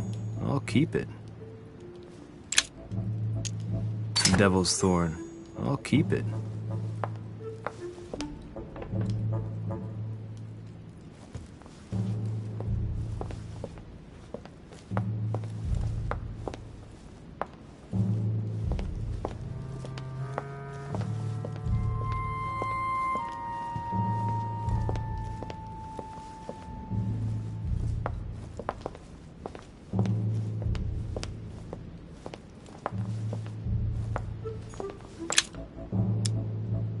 Honey, I couldn't have hoped for better.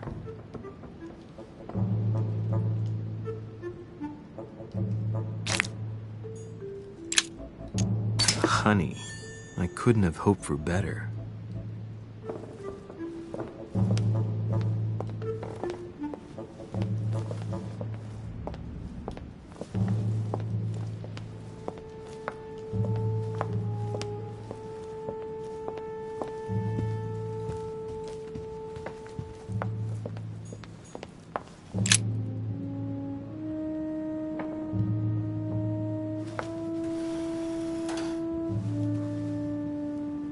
I've got to find out what Mother was trying to do with her.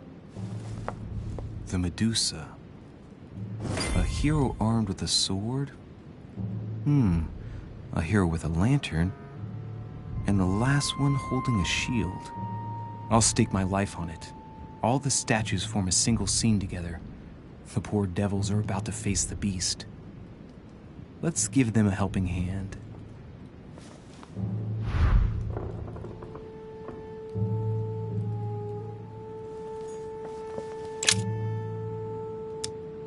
In Greek mythology, anyone who looked into the eyes of the Medusa turned to stone. So the monster's statue must be turned towards someone who can protect their eyes. It can only be the hero holding the shield. The clue I found said, "Beware hero. The beast always charges the best protected. That is its weakness." That's the key. The best protected hero is the one holding the shield. Thank you, Mother.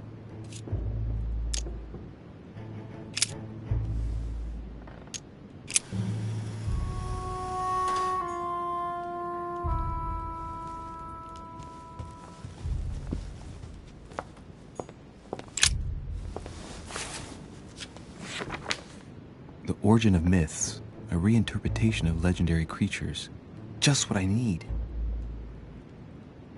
The text is in French on the left-hand page and in Latin on the right hand. Let's find the chapter on the Medusa.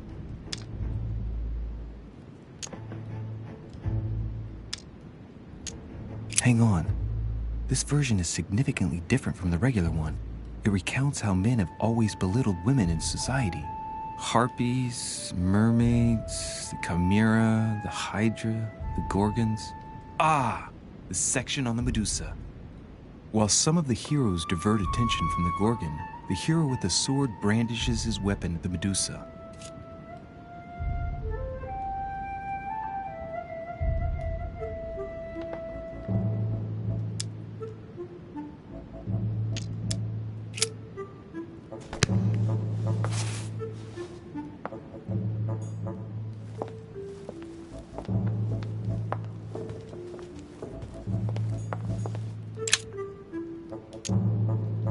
Devil's Thorn. I'll keep it.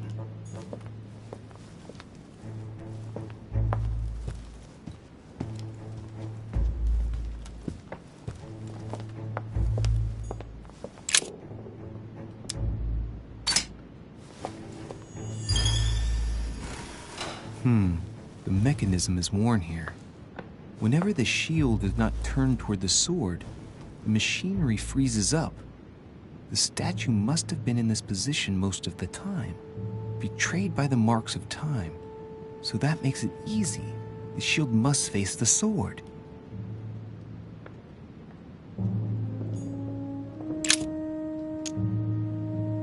Let's think. To vanquish the beast, the statues have to be lined up in a specific order. What can this shield be for? To protect its holder? Why not? But in that case, what's the lantern for? Step back and take a second, Louis. Be logical, but open-minded. Think outside the box. Nobody said a statue has to have only one use. I wonder if the lantern was to distract the Medusa. This shield can both protect the holder and also reflect the light from the lantern to distract the beast. In other words, I'll have to make an angle of 90 degrees between the lantern and the Medusa by turning this shield to face the sword. If Mortimer's the one who thought of all this stuff, then honestly, he must have a screw loose. Crazy idea, but worth a shot.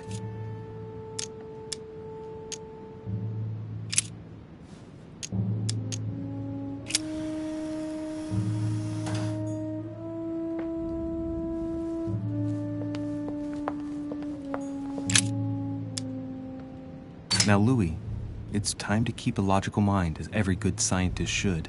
The aim is to defeat the Medusa, so what can the lantern be for? To light up the Medusa? Hardly likely. The hero holding the lantern will be easy prey, and the shield will be of no use. To light up the sword? No, that makes no sense. So that leaves the shield. I wonder if the aim is to play with the light. If I turn the shield right, the light would be reflected. The ray of light will perturb the Medusa and focus her attention on the best protected hero. Pretty smart. But it also means I have to make sure I get the shield position just right.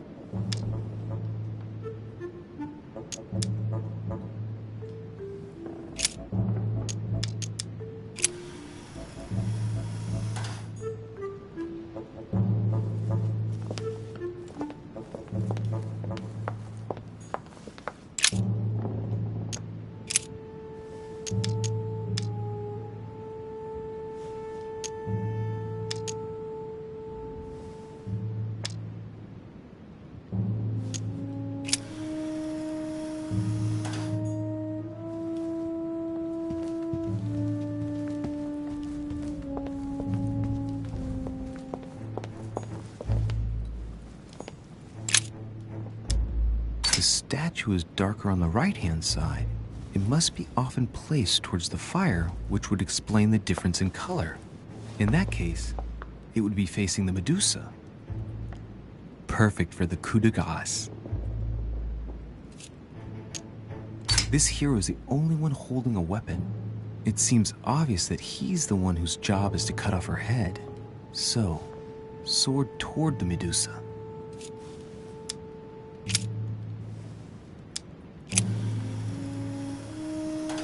If I respect the legend, I have to place the hero holding the shield in front of the Medusa. Except for here, it doesn't work. There must be something else.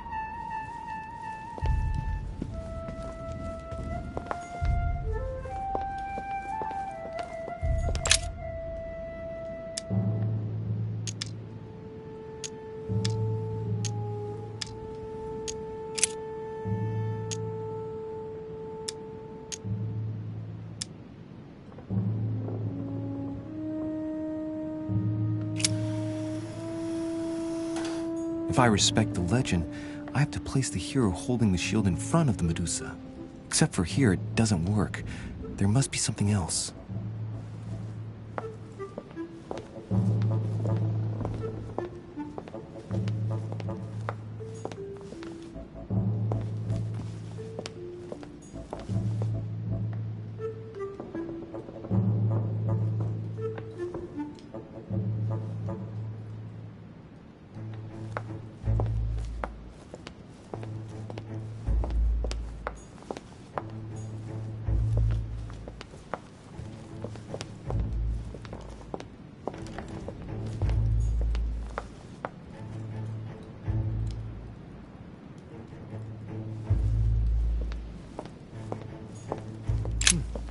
A painting with no name.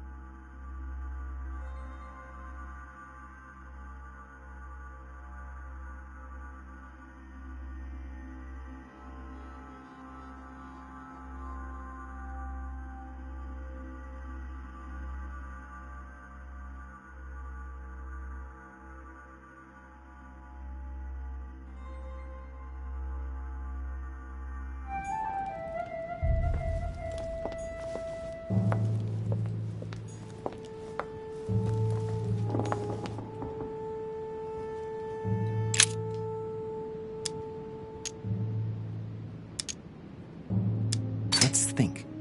To vanquish the beast, the statues have to be lined up in a specific order. What can this shield be for? To protect its holder? Why not? But in that case, what's the lantern for? Step back and take a second, Louis. Be logical, but open-minded. Think outside the box. Nobody said a statue has to have only one use. I wonder if the lantern was to distract the Medusa. This shield can both protect the holder and also reflect the light from the lantern to distract the beast. In other words, I'll have to make an angle of 90 degrees between the lantern and the Medusa by turning the shield to face the sword. If Mortimer's the one who thought of all this stuff, then honestly, he must have a screw loose. Crazy idea, but worth a shot.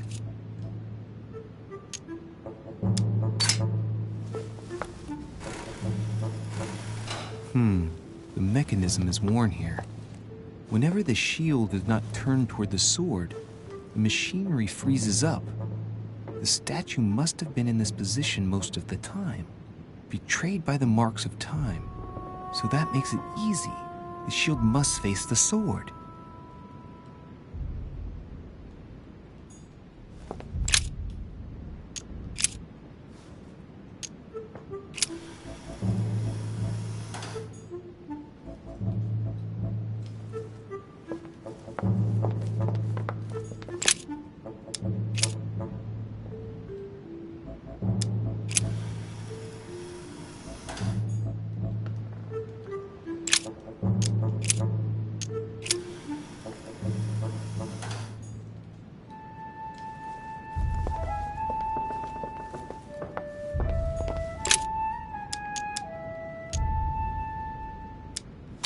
statue is darker on the right-hand side. It must be often placed towards the fire, which would explain the difference in color. In that case, it would be facing the Medusa. Perfect for the coup de grace. This hero is the only one holding a weapon. It seems obvious that he's the one whose job is to cut off her head. So, sword toward the Medusa.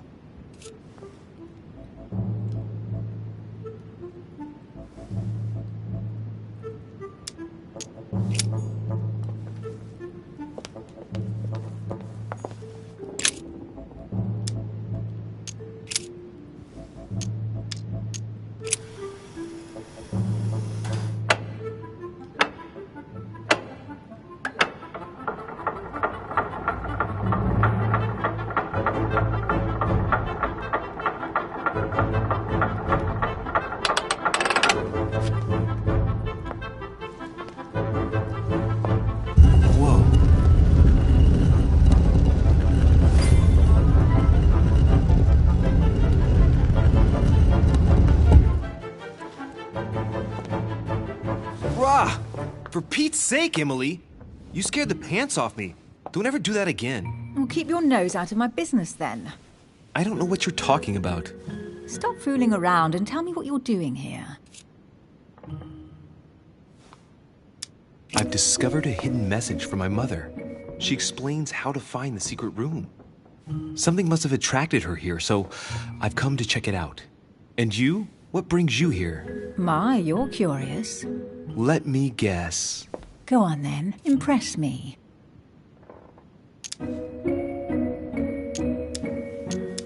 You're spying on Mortimer, right? Everyone is spying on Mortimer. Shall I take that for a yes? Take it as you please, but I wouldn't be surprised if all the guests were around here somewhere searching the manor. Well, no matter. I'll tolerate your presence this one time. Now, since you're here, make yourself useful. Look around on your side. I'll do the same on mine. And if you find anything of interest, let me know. Oh yeah, in your dreams. At your service, madam.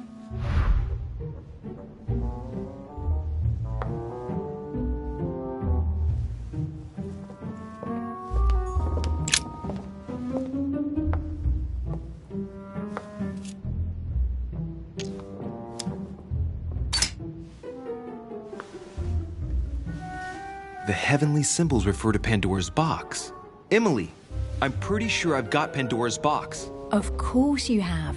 You see an earthen pot and you immediately assume it can only be Pandora's box. Logical. What I like about you, Louis, is that you never fail to surprise me.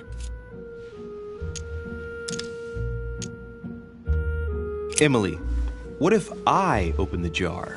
Would that then make man responsible for all the evils? Try. It'll make a change. All right, can we move on now? I do love your irony, but honestly, are you ever impressed by anything you see? By a chamber pot? No, you really do need to do better than that.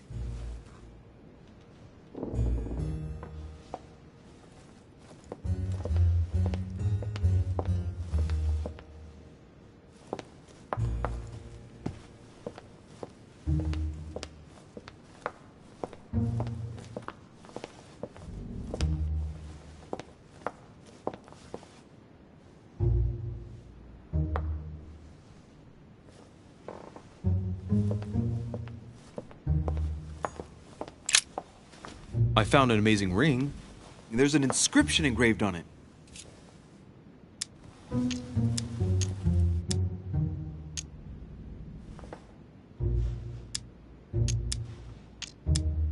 You're married. Why don't you wear a wedding ring? You mean wear something just to prove your love? Not my style.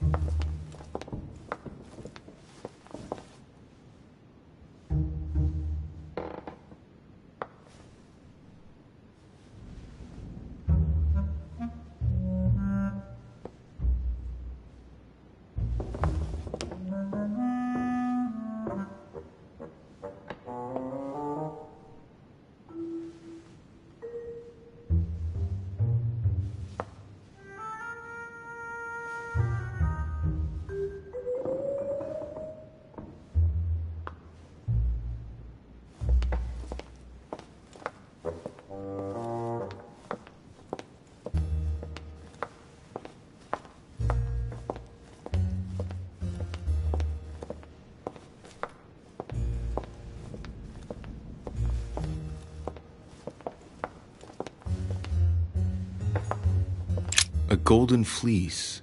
It's freezing. Hurry up.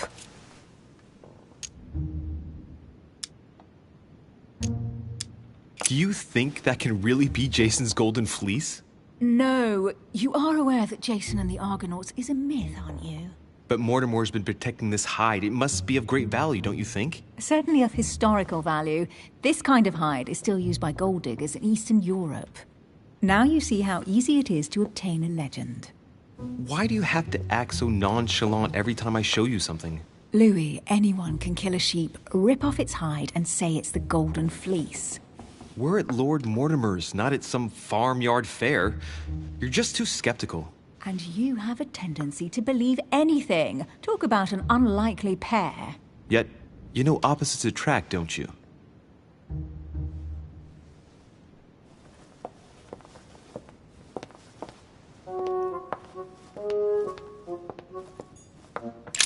An unofficial gospel? You'd be more likely to find this kind of book at the Vatican. Nothing special. The library at Buckingham has 3. The Gospel according to Judas, or How to Crucify Jesus as part of God's plan. You do realize that the contents of this book could undermine the very foundations of Christianity. One more reason to leave it in the secret room of a lost manor on a private island. Do you realize how important this book is? Of course, but what I really want to know is how did it come into Mortimer's possession? I was thinking the same thing about all the paintings and sculptures in the manor.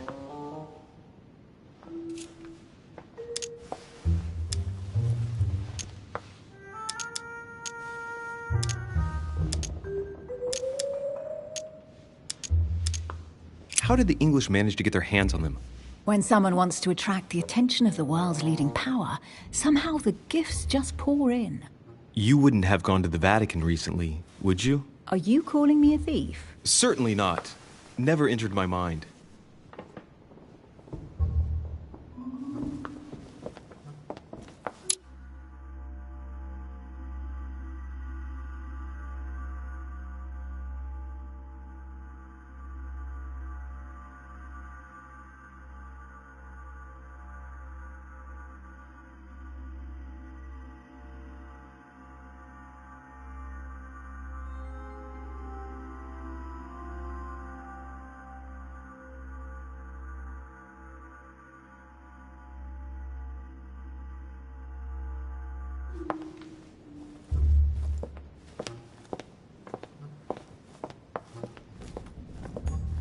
Hey, Mortimer's the author of this work. It talks about his passion for art.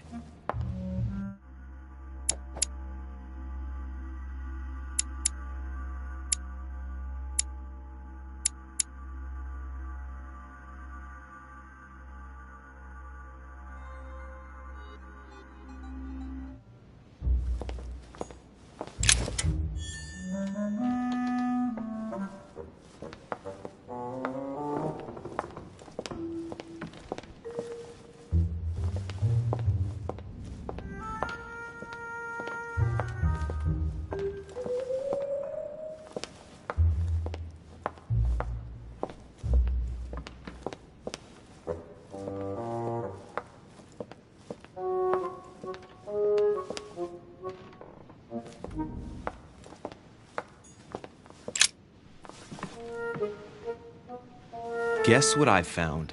The Holy Grail. Older than that. A piece of Noah's Ark. Not that old. This could go on for hours. Just tell me. Caesar's laurel wreath. The workmanship on this crown is amazing. The finesse of the gold laurel leaves is beautiful. A crown worthy of an emperor. I'd stake my life that it's the genuine article.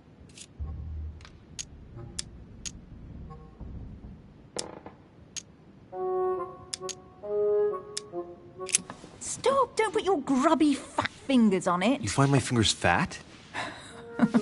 At least put on some gloves. Please note, my fingers are slim.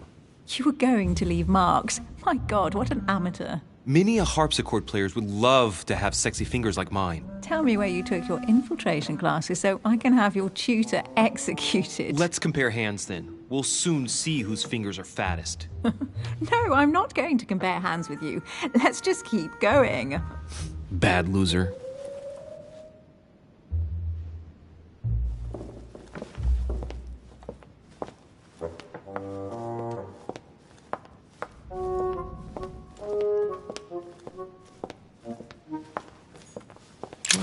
Looks like a pamphlet on different political regimes, written by Mortimer himself.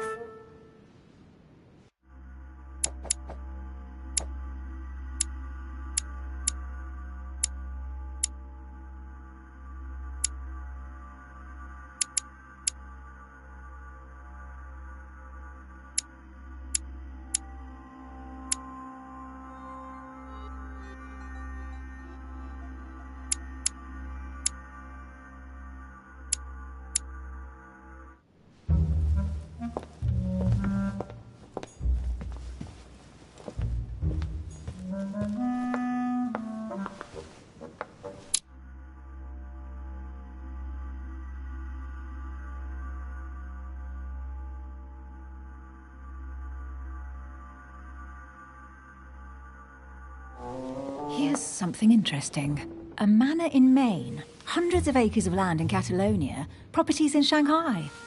Incredible. Some of these deeds are over 600 years old, and all signed by the hand of Mortimer.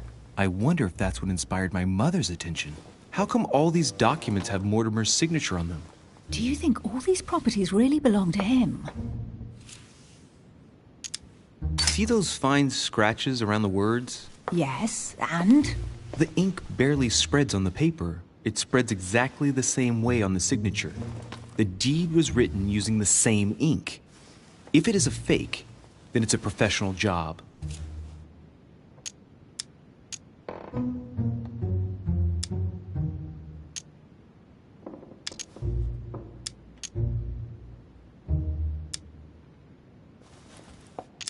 Several people have played the part of Mortimer, a part that has been passed down from generation to generation. Different men, but with one sole identity. An intriguing hypothesis, and yet less twisted than some of my previous cases. At last, you finally agree with me about something. These documents are intriguing, but do you really think that's what attracted your mother's attention here? I don't know. She was obsessed with Mortimer, and I must confess, these property deeds are troubling. If that's the case, why would she have left them? Once again, I don't know. We'll have to ask her when we find her. And what's your take?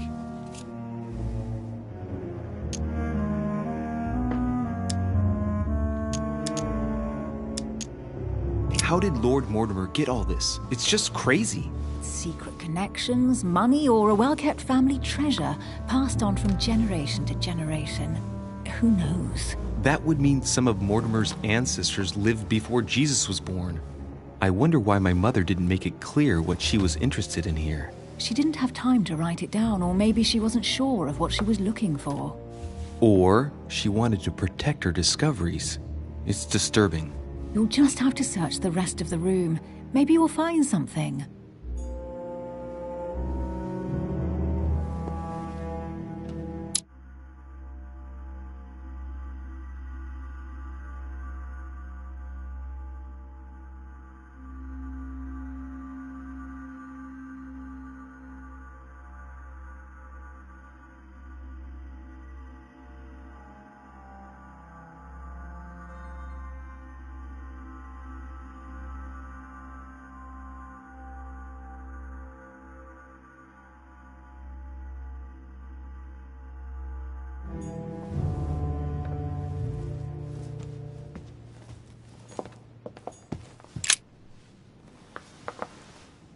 You should see this sword, Emily. It's magnificent. I'm busy. Describe it to me.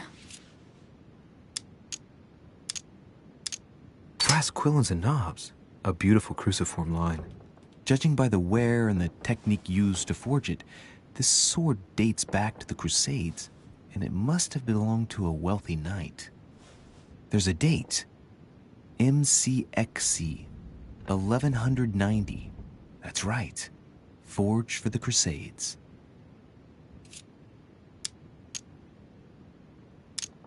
This weapon is typically French, quite old, undoubtedly goes back to the Crusades.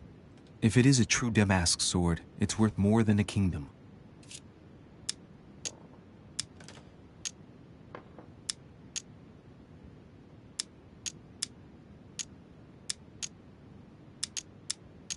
I think this is Excalibur, King Arthur's sword. I've always dreamt of drawing it from the stone. How sweet, you're still clinging to your boyhood dreams. When you finished playing, maybe you can help me search the place?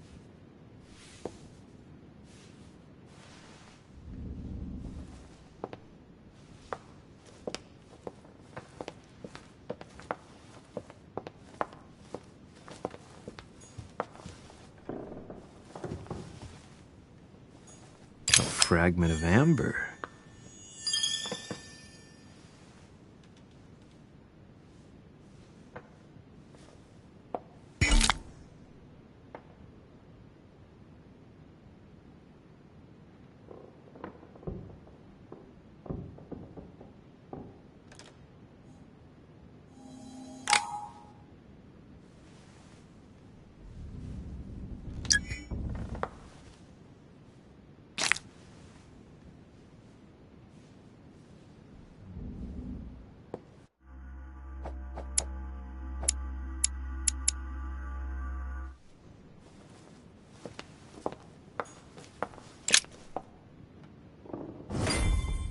What is that you found? A cameo pendant. What's going on? Nothing. For crying out loud, Emily, you lunged for that jewel like your life depended on it. Tell me what this is about. No. We just met, Louis. I like you, but I can't just suddenly open myself up like a book to you. Listen, Emily. It seems pretty obvious to me that you haven't come here for the sole purpose of sampling Mortimer's cellar. Stop all the clever evasions and just trust me. And why the hell should I place my trust in you, Louis?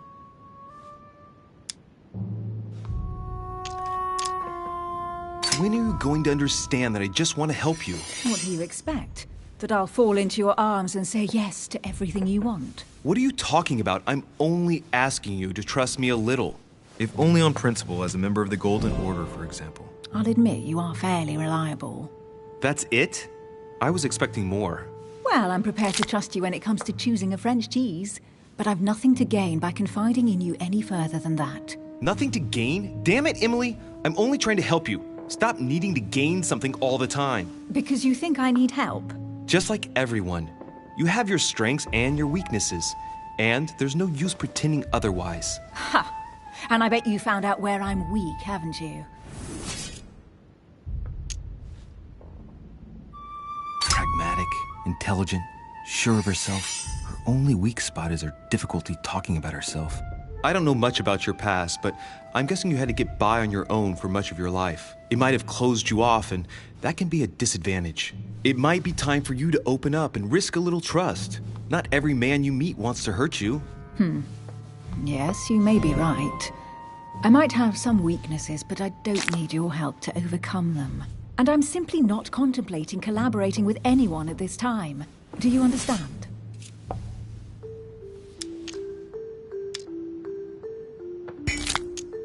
I know you well enough to see that you're hiding something from me. Why won't you look me in the eyes? I've figured you out, but you refuse to accept it.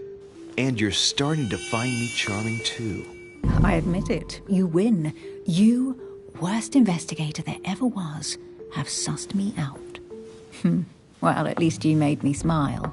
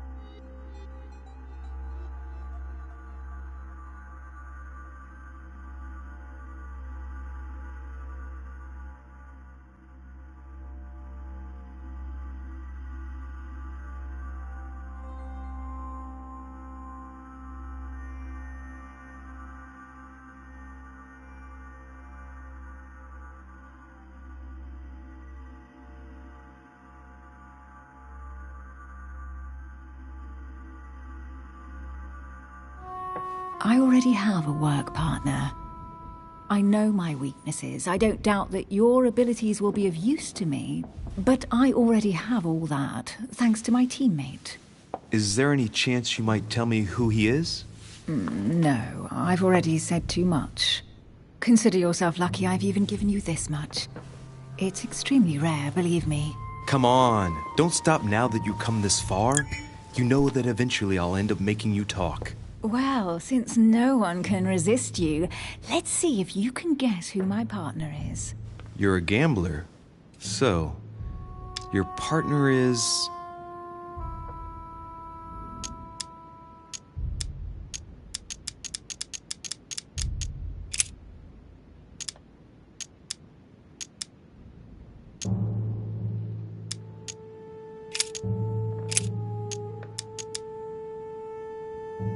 It's as obvious as it is surprising.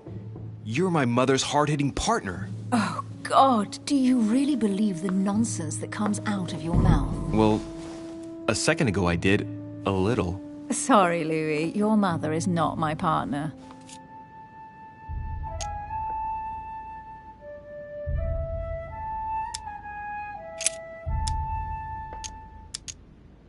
Your sister. She's your partner. She's the one you're looking for. Well, I am impressed. How the devil did you guess I had a sister? Virtually no one even knows. When it comes to getting results, you are very good, I grant you that. You deserve to know why the sight of the cameo pendant affected me so strongly. I thought it belonged to Emma, my twin sister. Oh. Now I get why you said you had a memory for two. Yes. You can't imagine to what extent, though. As children, everyone got us mixed up. So one day we decided to play along.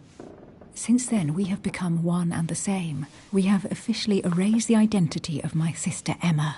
Emily Hillsborough. The woman with two faces. Clever. But isn't it complicated? How do you make it work?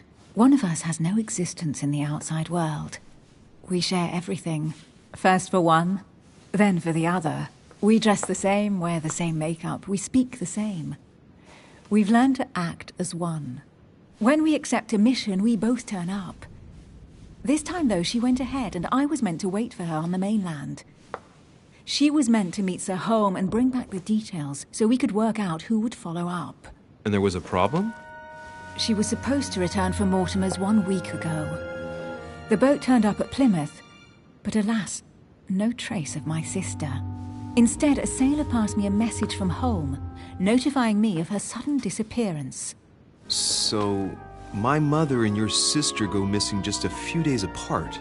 That's strange.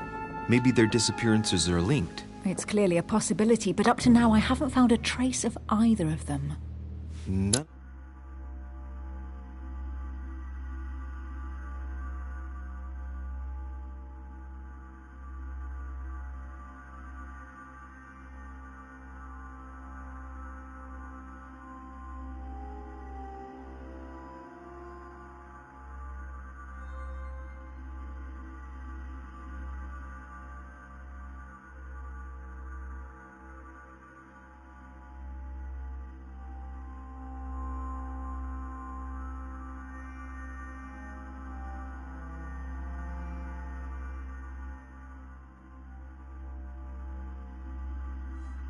This is very reassuring.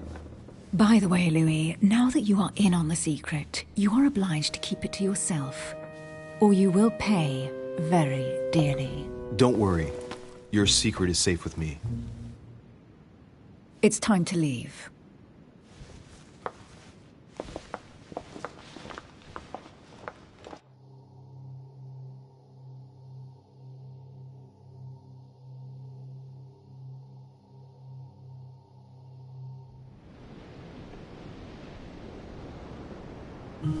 So, what do you think of our first adventure?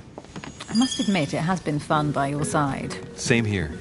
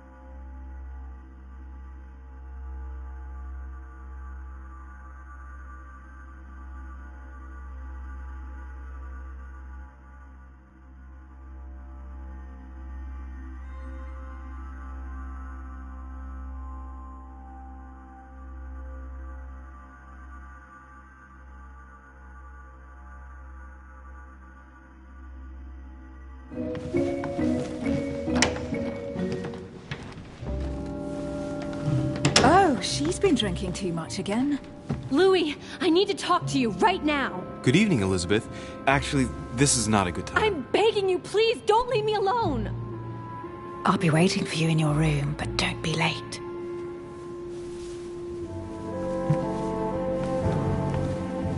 I was sure there was a certain je ne sais quoi between us. Louis, we need to talk now. Otherwise it'll be too late. Looks like Elizabeth really needs me, but if I start talking to her, for sure Emily won't wait for me.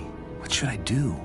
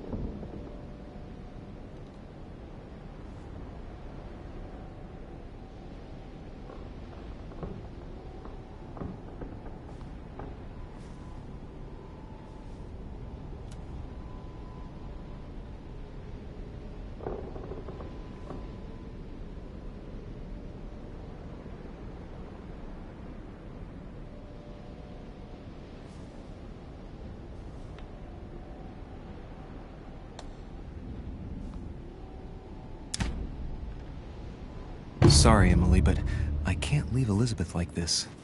All right, Elizabeth. How can I help? Thank you. Come on, follow me.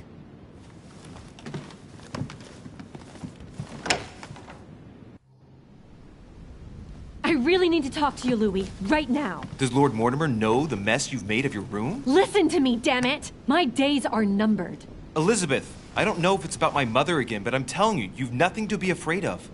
She didn't come here for you. I saw her. Saw who? You saw my mother? When? Just last night.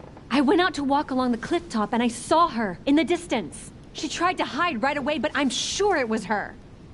Are you saying you recognized my mother in the middle of the night while she was hiding? Yes, Louis. I know it was her. You just said she was far away, right? In the middle of the night.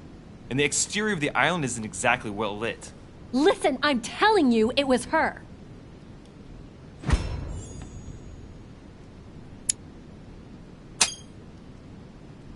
She doesn't hesitate on her answers. She's not trembling.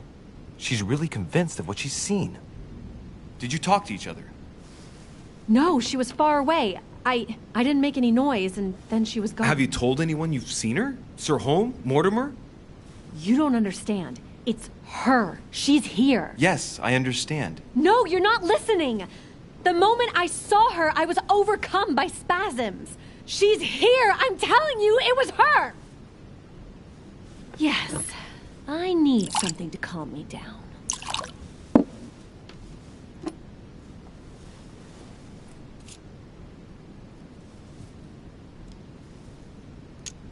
I'll drink with you, but let's go easy on it, okay?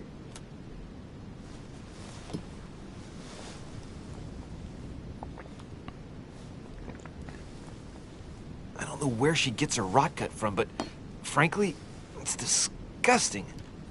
You know, Louis, when I came here, it was in the hope of getting help. I've only just now realized that I've been drawn here into a trap. Whoa. The alcohol's gone to my head.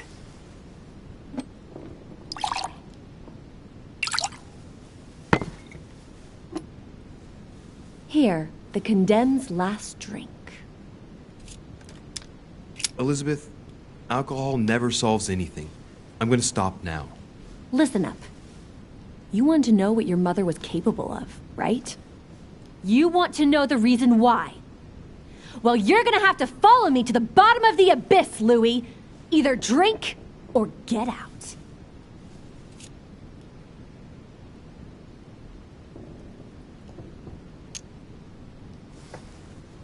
Man, I need to take it easy with the booze.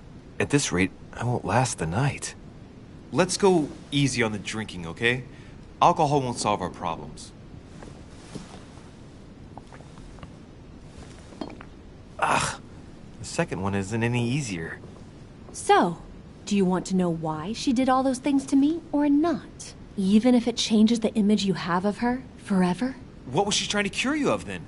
Of the one illness she never managed to treat me for.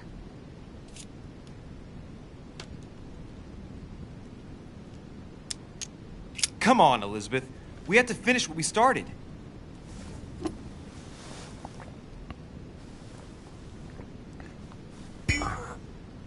I feel all dizzy.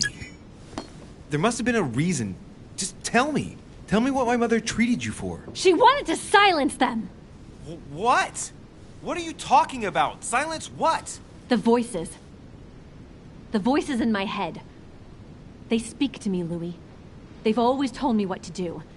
They say nasty things to me.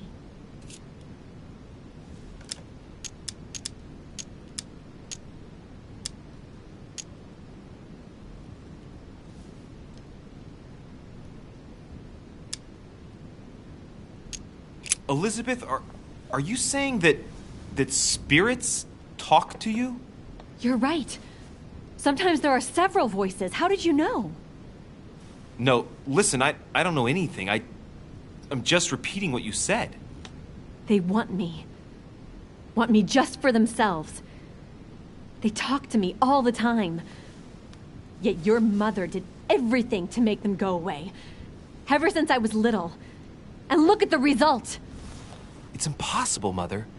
You spent your life trying to prove that the supernatural doesn't exist. Why punish this poor girl? Oh, shit. What has she done to you? Uh-oh, Louis. Are you starting to believe me? No, but Too bad it's all been for nothing. They're still there, you know. What do you mean? They're still talking to you? All the time. Despite everything Sarah put me through, I still hear them. And here I am on a lost island, knowing that no one knows me. And I find myself here at the exact same time as her. You see? You understand? You sense it too. I'm going to die here. I beg you, tell me you believe me.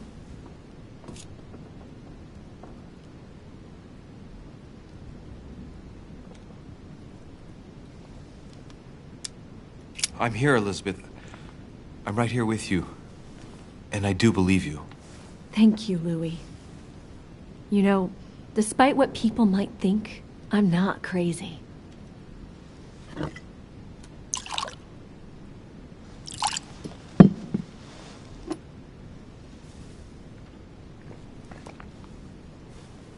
My God, Elizabeth, how is this possible? Welcome to my world, Lil Louis. Welcome to my life.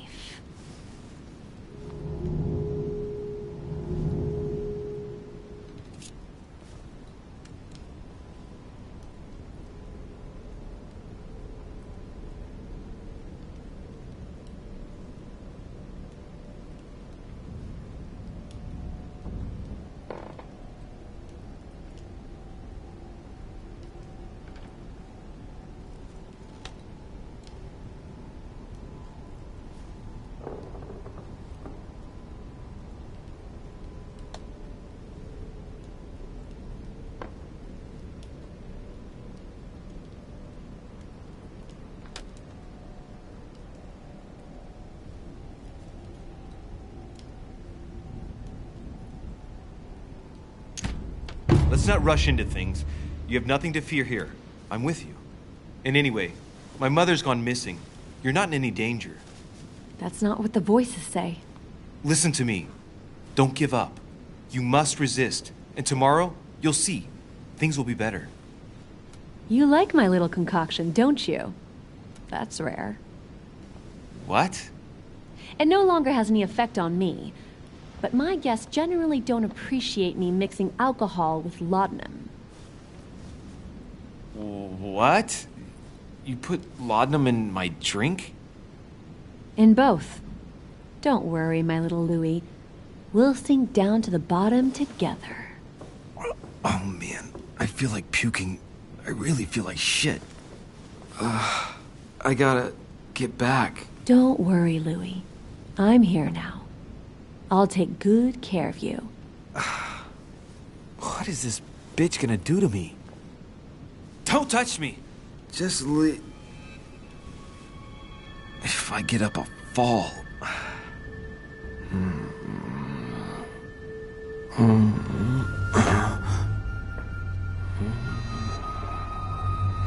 Oh, little Louie's tired. Leave everything to me.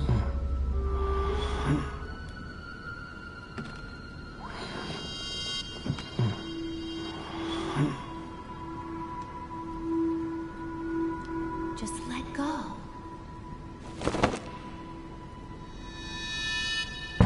Mademoiselle, may I come in?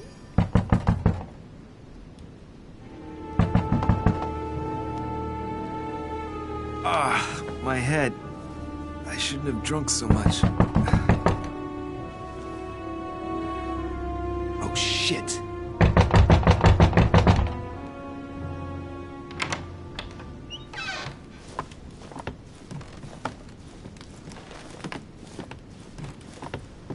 Elizabeth!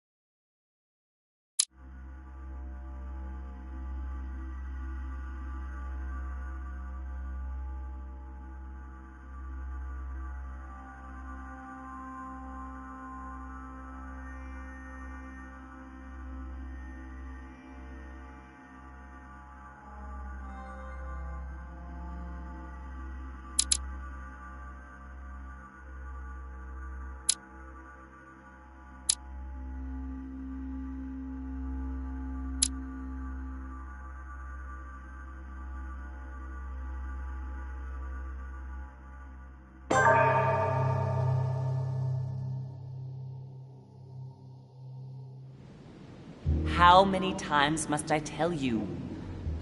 You must never put your life on the line for me. Mother has always had a fascination for Lord Mortimer, but has never wanted to tell me why. We are doing our utmost to find your mother as quickly as possible. Without your mother, hundreds of men of the cloth would have gone to the guillotine. All I can tell you is I'm looking for my sister. Do you believe your mother capable of torturing a child? An agreement for cannons. Lord Mortimer assured me that you are to take over the project on behalf of your mother. Johann Christoph von Wollner, Minister of Religious Affairs, and Jacques Peroux, French Revolutionary Tribunal Judge. You'll find that Lord Mortimer is not what one would call conventional, Monsieur de Richet. Monsieur de Richet, I am arresting you for the murder of Elizabeth Adams.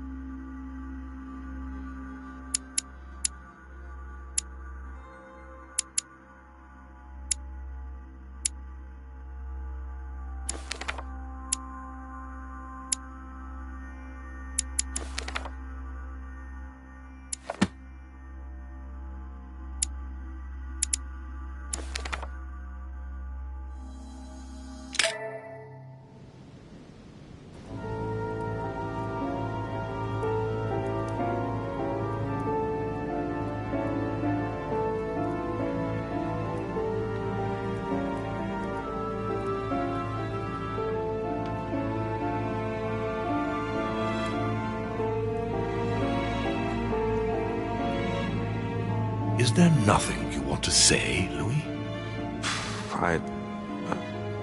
It wasn't me. I didn't kill her. I'd much rather have met you under different circumstances. Lord Mortimer, believe me, I'm very conscious of the gravity of the situation. Every...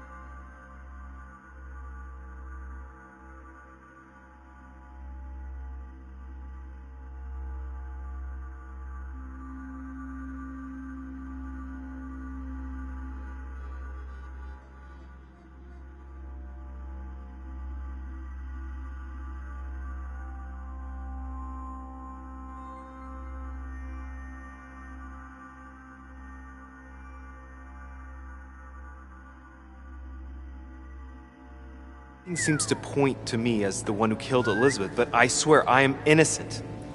Out of respect for your mother, rest assured that I do want to believe you. And all I want is to be able to prove it to you. When do we start? We already have. Tell me, Louis, how do you feel?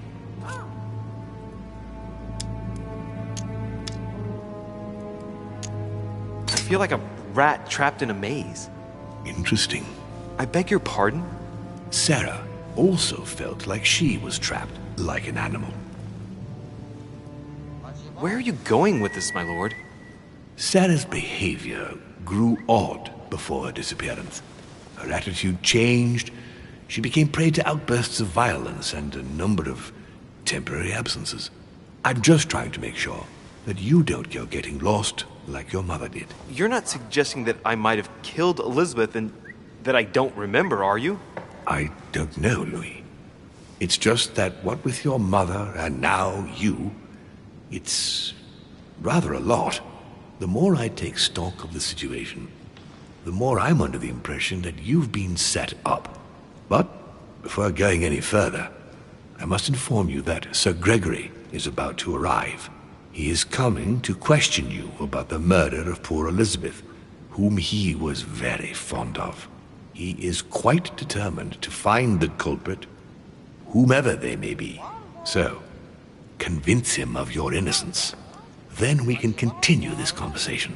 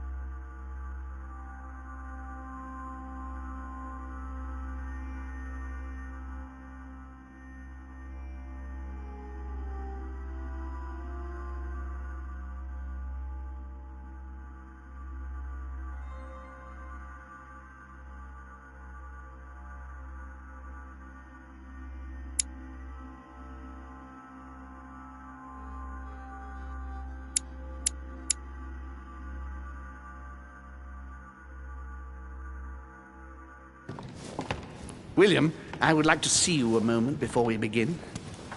In private. Let's step outside a moment. Louis, this will only take a few moments.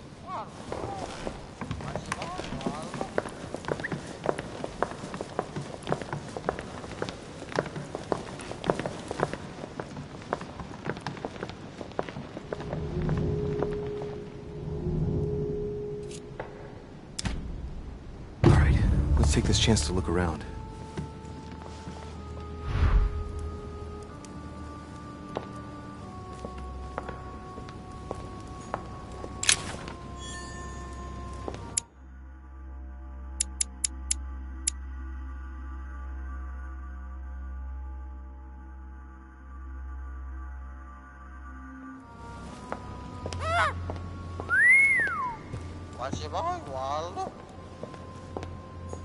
A nightmare painted by Fuseli in 1781.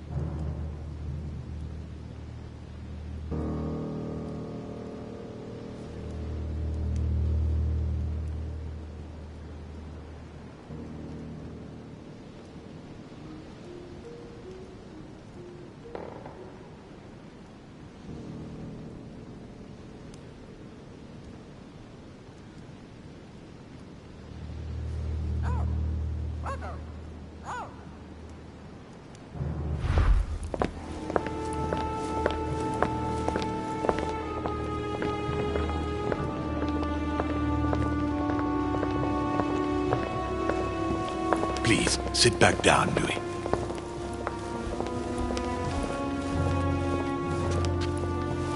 This sort of behavior is not working in your favor, young man. Monsieur de Richet, you were found standing over Miss Adams' body. We must shed some light on your responsibility in this tragedy. We shall then decide on your fate. But you must know that if you do not convince us of your innocence, it will cost you dearly. Now you are going to tell us everything that happened last night, without leaving any detail out. First things first, how did your evening begin? I was in the corridor and I was about to go to bed. Elizabeth appeared as if from nowhere and rushed toward me. She took me by the arm and led me to her room. You say she led you? All right, we'll accept that. Continue. We were heading for our rooms when Elizabeth burst into the corridor, barely dressed. She was panic-stricken and insisted on speaking to me. So I found myself in Elizabeth's room. We sat down together. She insisted we have a drink or she would refuse to confide in me.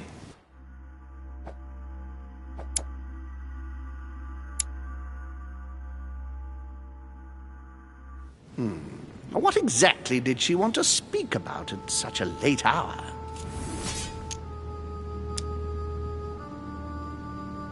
She was distressed. She just found out that I was Sarah de Richet's son and sort of insisted on telling me about the horrors my mother made her suffer. She was convinced she was going to die. It turns out she wasn't wrong. And what happened next? Then she told me she had poured laudanum in my glass. The next minute I was on the floor. When I woke up, she was lying in a pool of blood. That is all you have to say? You expect us to believe that you have no idea what happened to her? Yes, because I'm telling you the truth. How can you possibly expect us to believe you? Gregory, we must consider every possibility.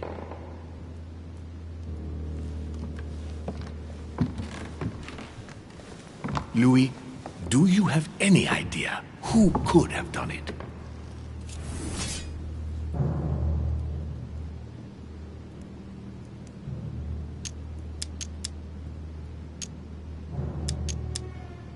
Look, frankly, it's beyond me. I just don't know. Monsieur de Richet, don't you think it would be in your interest to help us find another suspect?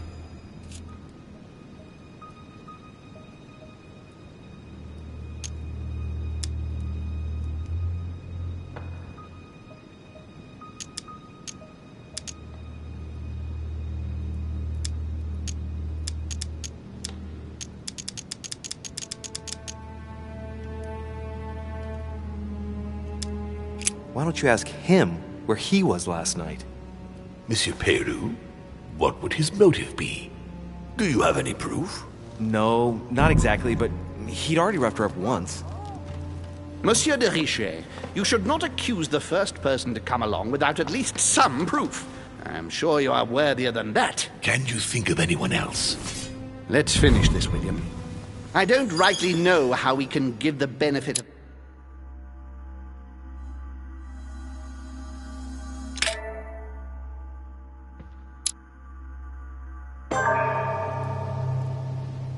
Monsieur de Richet, you were found standing over Miss Adams' body.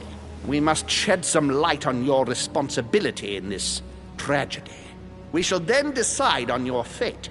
But you must know that if you do not convince us of your innocence, it will cost you dearly. Now you are going to tell us everything that happened last night, without leaving any detail out.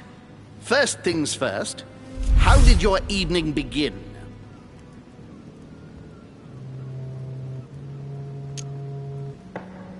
I was in the corridor and I was about to go to bed. Elizabeth appeared as if from nowhere and rushed toward me. She took me by the arm and led me to her room. You say she led you? All right, we'll accept that. Continue. We were heading for our rooms when Elizabeth burst into the corridor, barely dressed. She was panic-stricken and insisted on speaking to me. So I found myself in Elizabeth's room. We sat down together. She insisted we have a drink or she would refuse to confide in me. What exactly did she want to speak about at such a late hour? And believe it or not, Elizabeth extolled to me the virtues of her treatment. She felt better and ready to cope with the ordeals of the outside world. I beg your pardon? Yes, she told me she had made peace with her old demons and was excited to begin her new life. Ah, you see, Gregory, you were right to bring her here. What a pity she was unable to benefit from it. And what happened next? Then she told me she had poured laudanum in my glass. The next minute I was on the floor. When I woke up, she was lying in a pool of blood. That is all you have to say? You expect us to believe that you have no idea what happened to her? Yes, because I'm telling you the truth. How can you possibly expect us to believe you? Gregory, we must consider every possibility.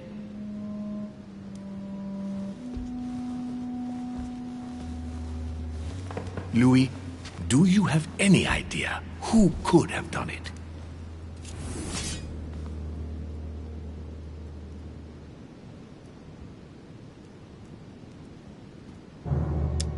Well, even if I can't believe for a single instant that my mother could have murdered someone in that manner, she might have wanted to stop Elizabeth from speaking about their mutual past.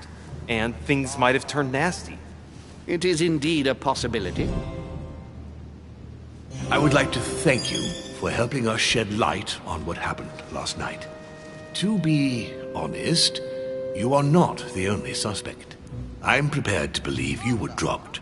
Our poor Elizabeth hid the stuff everywhere, and I could smell laudanum on you 3 yards away. So you knew it wasn't me from the start? We weren't sure. Louis, I am sorry, but everything points in the same direction. I only know one person on this island who might have had a big enough grudge against Elizabeth, who has no alibi, and whose behavior is, well, suspect. Not to mention dangerous. Tell me what happened before my arrival. I think I've been patient enough. You don't need us for any of this. So come along, Monsieur Peru. We are leaving.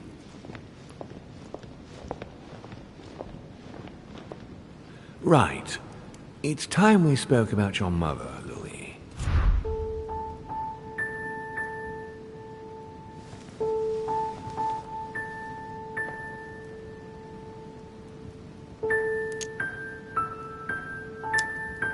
When I first came here, I wasn't that worried.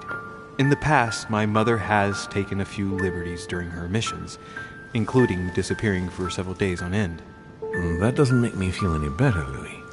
What was the official reason why my mother came to your island? I knew about your mother's activities, and yours, in the Golden Order. I thought we had everything to gain by working together. You mean the canon deal with Monsieur Bonaparte? Among others, yes. How did you hear about that? Monsieur Bonaparte came to speak to me about it yesterday, during lunch. I see. So impetuous. He was supposed to let me speak to you about it first. Our friend Napoleon desperately needed financial backing to properly equip his army. I took it upon myself to back him because I have a firm conviction that he can go far. We shall see. However, there's one thing that surprises me.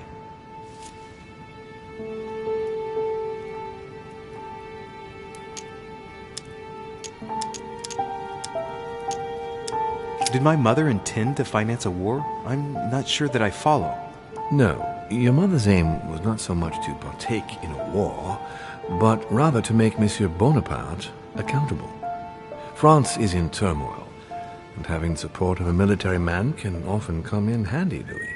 You'll see. Once this deal was closed, I had big plans for Sarah. Such as what?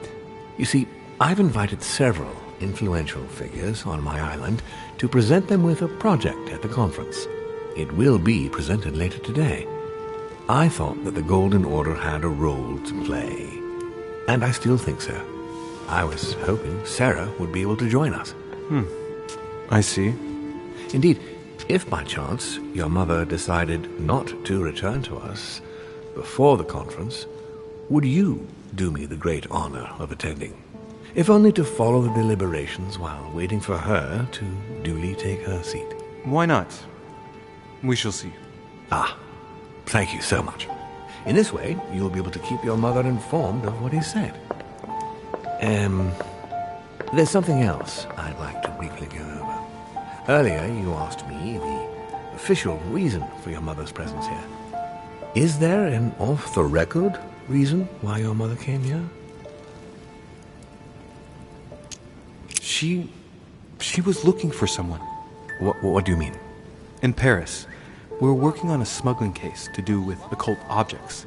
We had just arrested a dealer who intended to go to you to meet a buyer. My mother was here to find out to whom he intended to sell his stolen treasure. What was the name of your dealer?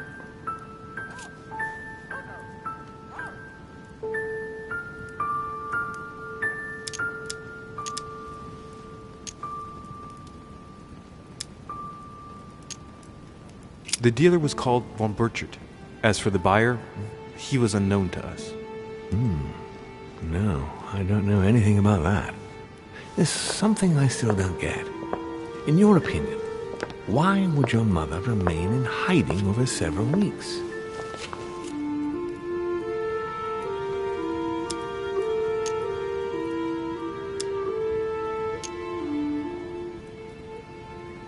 Maybe she found something out. What do you mean? My mother has a gift for investigating. If she had picked up a lead, nothing would have stopped her. The only thing I can tell you is that Sarah had indeed changed. At the beginning of her stay here, we enjoyed spending time together, solving the world's problems.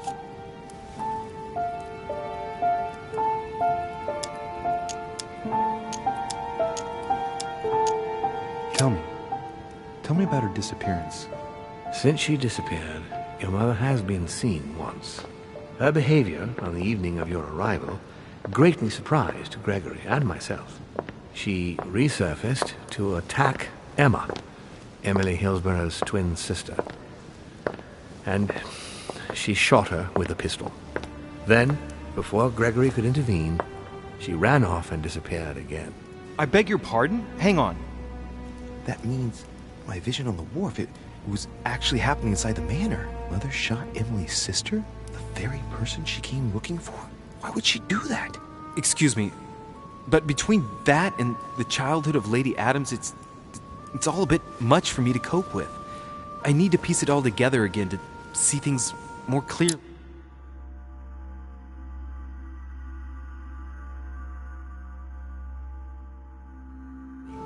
You said that you spent a lot of time talking together at the beginning. What happened for that to change? I'm afraid I haven't much to tell you. The more the days went by, the more she withdrew into herself. She never gave me an explanation, until the day came when she purely and simply disappeared.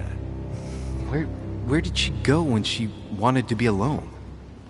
She would shut herself away in a room we use as a box room upstairs. Would you allow me to go there? Naturally, Louis, of course. I'll send you a servant to open it. Thank you. That's all I can tell you about the disappearance of your mother, Louis. I would like to have been more helpful. I shall stay on her trail and follow up any leads. Thank you. We will meet later on to welcome our last guest. In the meantime, I shall get someone to open the box room upstairs for you. Thank you.